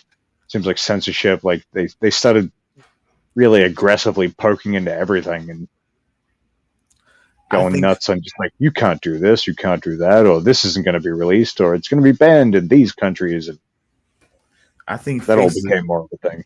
I do believe Faces of Death could have came into movie theaters in the '70s, and you not have to go and see it at midnight if it came out in the '70s. Oh yeah, like early to mid 70s, especially, or probably more mid. Like there's a certain period of the 70s where they were just going wild with stuff, Yeah. Oh. especially Yeah. the Italians did not give a fuck. You wouldn't have to, like I said, midnight showings, man. It's just so crazy. But anyway, I just but like I said, I really like the way, but it's like I don't know why. See, I think it's like two ways that they go with it. I think they just like, I think for some reason they like little girls and demon possession and things like this because they like to see, like they feel like little girls are the epitome of innocence and like to see innocence sort of like torn away in that very like it's like that very sort of like raw and brutal way. And then it's like when it comes to young boys, which is like why it don't come along. It's just like they make it like it's Damian. It's like the good Me? son. It's like what I'm saying is like the omen. It's got to be like he's gonna be the thing that takes the world down. You know, Yeah, like it's like, and there's very few examples I can think of where it's like little boys being possessed. But yeah, you're right. It usually does go more that way. It's like like this isn't a problem for your household. or maybe your neighborhood. This could be everyone's problem. Like, yeah, it's like everybody. It's like that's why the whole thing is like, man, it's like you get a couple of them joints. It's like it scared the bejesus out of people because they feel like it's like they create when they created and Damian Thorne was like, not only was this kid like of the damn devil, they paint him as the Antichrist. Everybody was working in concert to see him get into great power so that he could subjugate the world. It was like, damn, we can't make a load of movies like this. It's like we really cannot make a load of movies like this. I feel like it was. I just feel like it was just too much, or maybe that whole series of movies just really did a whole number on the evil little boy situation. They had to dial that shit back. Like Jesus, like they made Damian such a fucking terror on the world. I mean, like they just continued. He became a fucking adult and everything. Yeah, whereas things like The Exorcist and whatever is like, yeah, if you just sort of like barred that door, I don't think much would have happened elsewhere. Like, It's I think almost she like probably would have just been a possessed girl in a locked room. I don't think you're really gonna have to worry about too much. it's like this. It's like they're saying like, look, it's like they're saying the devil is like evil, but his demons are like deviants. So they like to possess little girls and see them act out in ways that would just, what I'm saying, like shock and repulse people.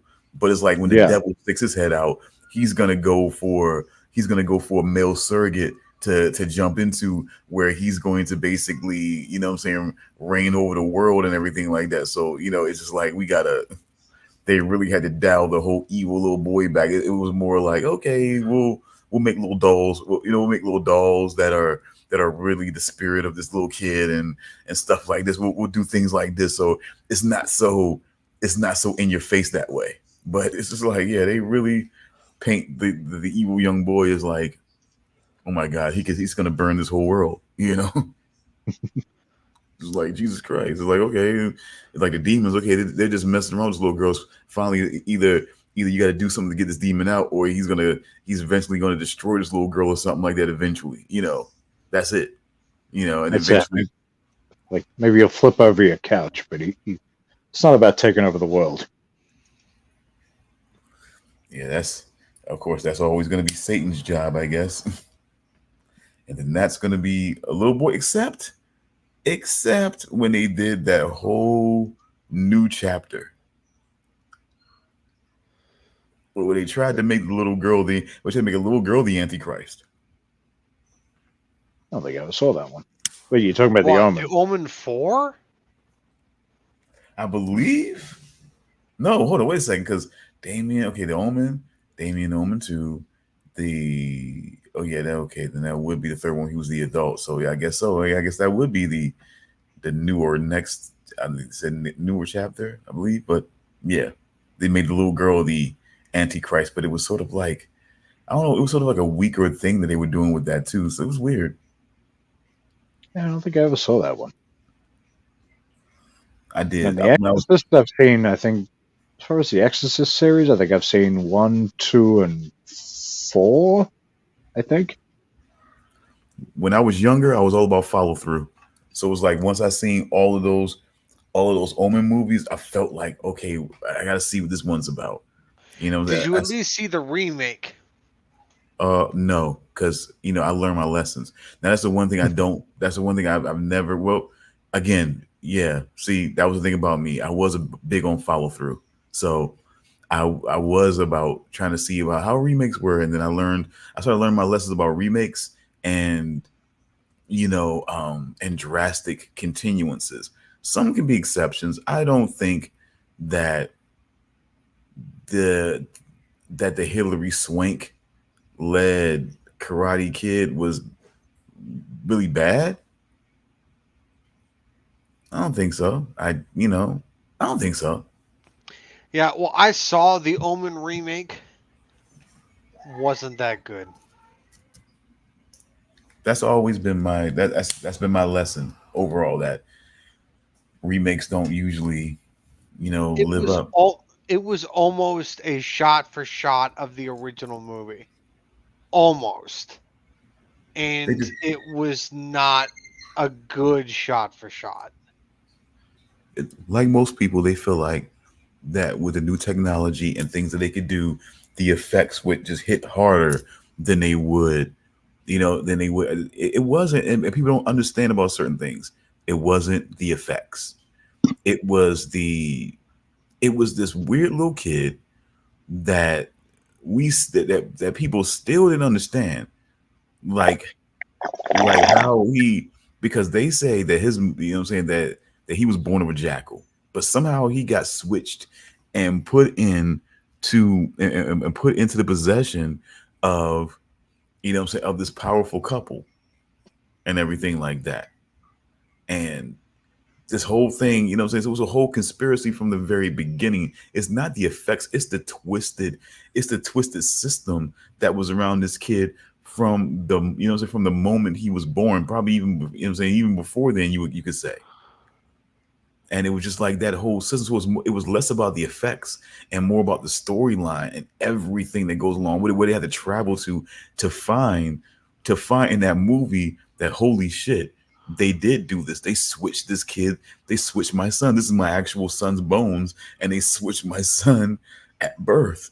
So to put, what I'm saying, to put this, what I'm saying, to put this Antichrist, in position, to be, what I'm saying, to be in our family, and to be, what I'm saying, and to basically take over this power and influence, that we're bringing at this point. Like, it's just, it was more than just about effects. Like, they gotta like, some people just gotta understand and do the research on what certain movies are really based on, and what really connected people to it, and then they will understand whether it can be remade, whether it should be remade, or what.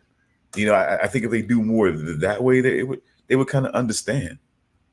Like, it's not about the effects. Maybe if you were trying to tell a new story, maybe a different angle, I don't know, but to think that you're gonna basically do well by telling the same story, but by giving it better effects because that's what it was missing. Come on, that's why The Shining. That's why you don't really try to, they tried to do The Shining remake and that whole little sort of like television thing, but it's like, come on, no, you just, you can't do it because it's not about giving it better effects. It's not. It's not. It's this Did you weird ever little see? show. You ever see Gus Van Sant's Psycho remake, which is, I think, literally shot for shot with Vince Vaughn, Anne Heche, and William H Macy? I see. You know what I think It's sometimes it's, pretty much the definition of a pointless remake. Like, I could be wrong, but I'm fairly sure it's like literally shot for shot.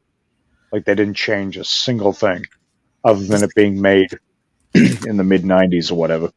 for some people, I think they may have been guilty of thinking like, you know what, if we do this remake as an, what I'm saying, in a way, it's like, maybe it was like meant to showcase Vince Vaughn in that way, that he could do this type of thing, and like he could really give you that same effect that Anthony Perkins did in Psycho and everything like that. It was not about trying to overtake it, but more about showing like he could do it. And I think that's the only point that I could see in that remake, was that it was trying to show that Vince Vaughn could do that type of shit. That he Which, could I do. mean, he wasn't terrible in the movie. I mean, none of the yeah, I don't remember any of the actors being terrible in the movie. And I had it pointed out to me years later that movie is one of the few movies where you'll see the lead actress's butthole in the movie. Okay. Okay. Fun fact, Yeah. butthole. But anyway, yeah, It's a fact. like, How I fun. don't remember any of them being terrible. I remember Vince Vaughn being like pretty convincing as that kind of character. It's And just felt pointless. out of deep concern to you, while we're here, is there any more that we would like to say about? Deep concern. Yeah, Thank you. I appreciate it. getting your sleep. I mean, just making sure that it's still on my mind too. I still got a little while before I have to get out of here and everything like that. And outside of a little, a little touch up of myself, I'm good. But you know, but is there anything any more that we wanted to say? I don't want to jump right into saying my thing. I just wanted, if you guys want to say any more about it. No, I got nothing Yeah, else to say. I recommend it. I will say that. I Yeah. was Aside from the last 10 minutes of the movie, I would say Late Night with the Devil is a fun movie. I would say that the thing is, folks,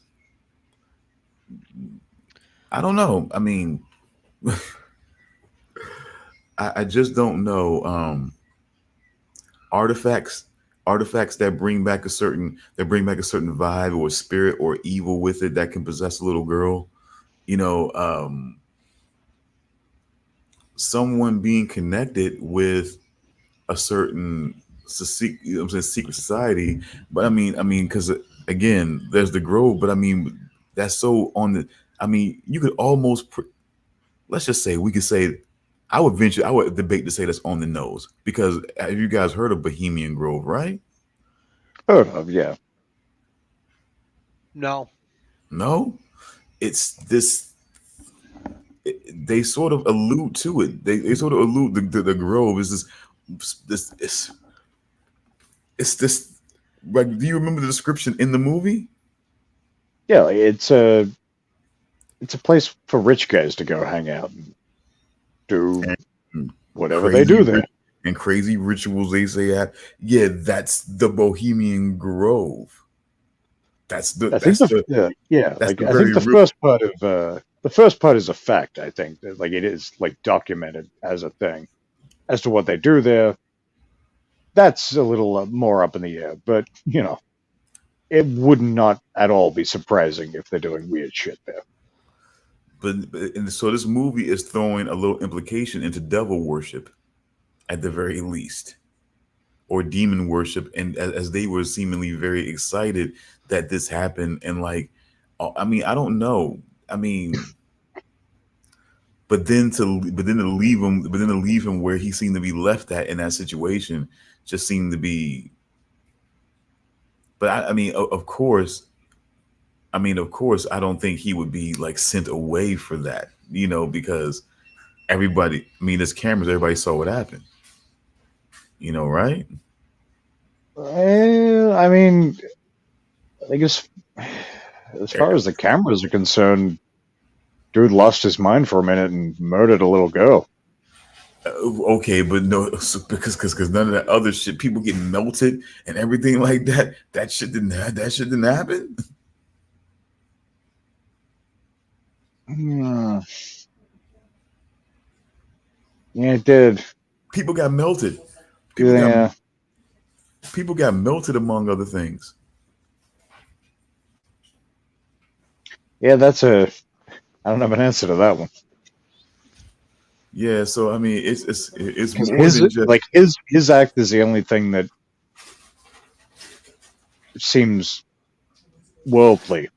Anything else is just like, yeah, I don't know how to explain that. Like on a practical level, That's why I because kind of all felt. the all the if you call it a hallucination, whatever that whole sequence was, that's not presented like in camera. So that's all like that's him. That's in his head or whatever I would say. You that's Do you agree with Whereas that, Charles? because Do when we you? get back from that, it's framed as like as the camera again, and it's him there on the stage on TV having accidentally 1 second, guys. murdered someone.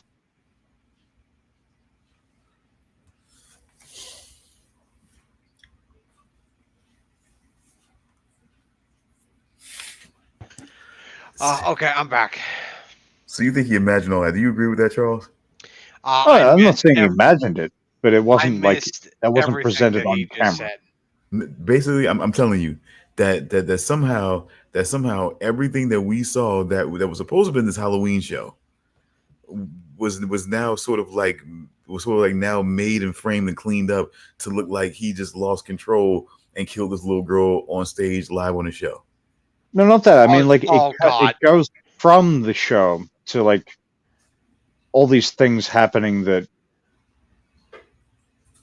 they have to be within his head. Like whatever goes on there, because you've got like you've got your very specific framing, and I look at it like you look at the aspect ratio of things. You're right. You got like your sort of square 4:3, whatever it's called, and then when it goes into a certain sequence, it's 2:3:5 or something like that.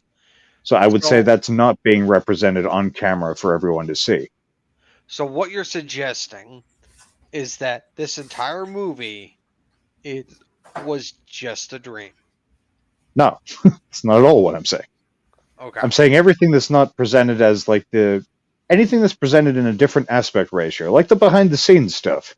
Okay, yeah. That's not what's being seen by the audience. Gotcha, yeah. And everything that is framed like a TV broadcast is. Okay, got it. Okay. And so that whole ritual that we see, okay, you're thinking that that's something that's something that he's spacing out on. Or it's like the people at home aren't seeing that. Okay, of course. But what I'm trying to get to is that happening, or is he imagining that happening? Because those people were still because they were still bodies. Because when he comes back, because the one thing I want to make sure of, because it's escaping my mind, when we come back to the studio and to the show, there's still dead bodies around them, right, along with the little girl. Yeah, I'm almost certain it was. Well, I'm fairly sure everything is as it was before, like that whole trippy sort of sequence that happened. Because people out in the audience were getting affected too. You know what I'm saying? If I remember correctly. I believe so. Yes. So I'm just saying, like, I don't think it's a thing that makes him look like he just kind of went crazy out there, because a lot more happened that would just that wouldn't bear out, that couldn't bear out. That's the thing, because I sort of wonder what that would have looked like to the camera. But it's certainly he certainly couldn't have created, you know what I'm saying, electrical failures and lightning crashes and all sorts of things like that was going on in that damn, you know what I'm saying, in that damn place though. No, that's what I mean. Like, but that all happened on camera though. I would have to say so, but if nothing else, at least in several different witnesses out in the audience's purview.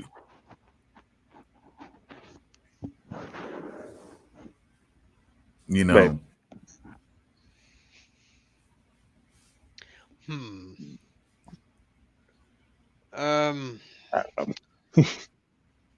We might have to put a pin in and do a continuation, at least on next week's show. This is my fault for not rewatching it. I thought my memory would be good enough, but yeah, I don't know. I mean,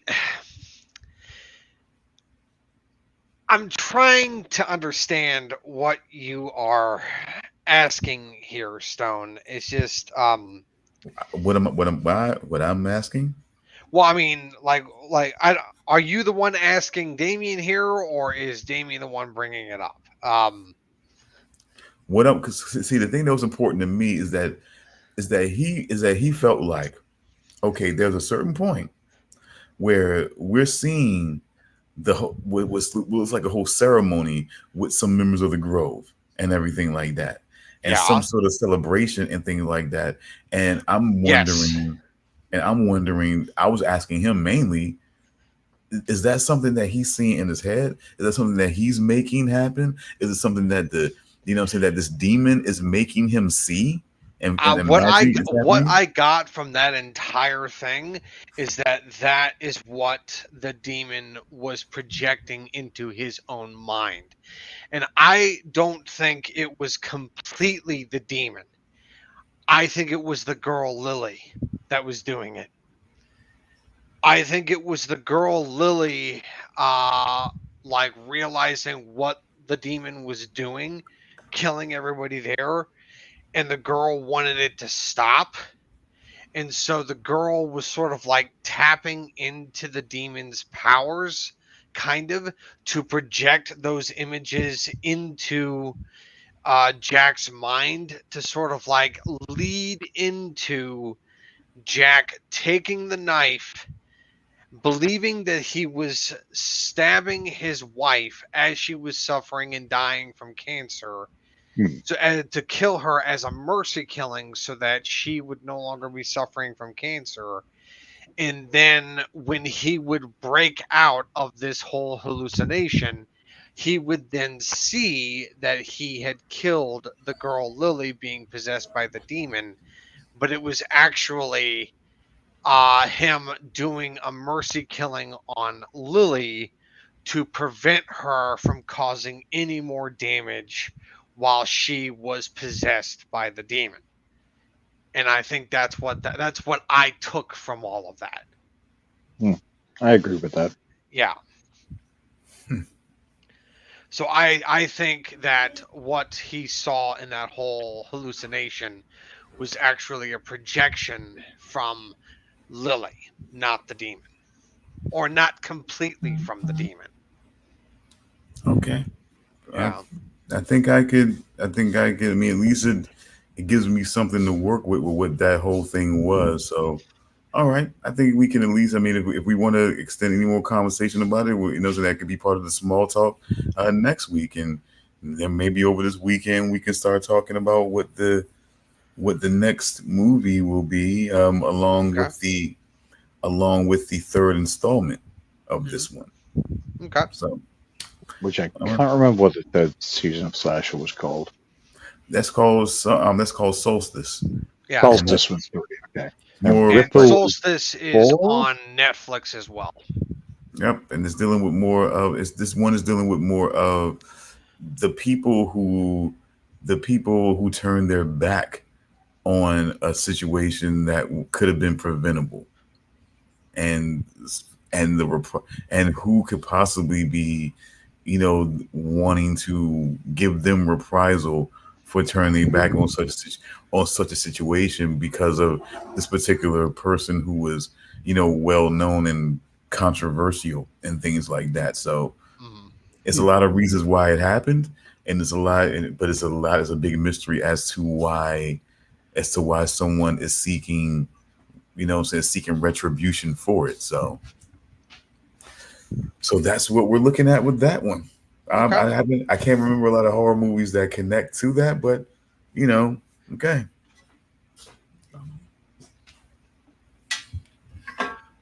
All right. Well, Well, so I guess I'll close us out. All right. So, for everyone who has watched us this week, thank you for stopping by. I hope you enjoyed your time here, and we will see you next week for another edition of TEE TV. We'll see you next time, everybody. Toodaloo. see you mañana, whatever Spanish for next week is. Yep. Bye. Bye-bye.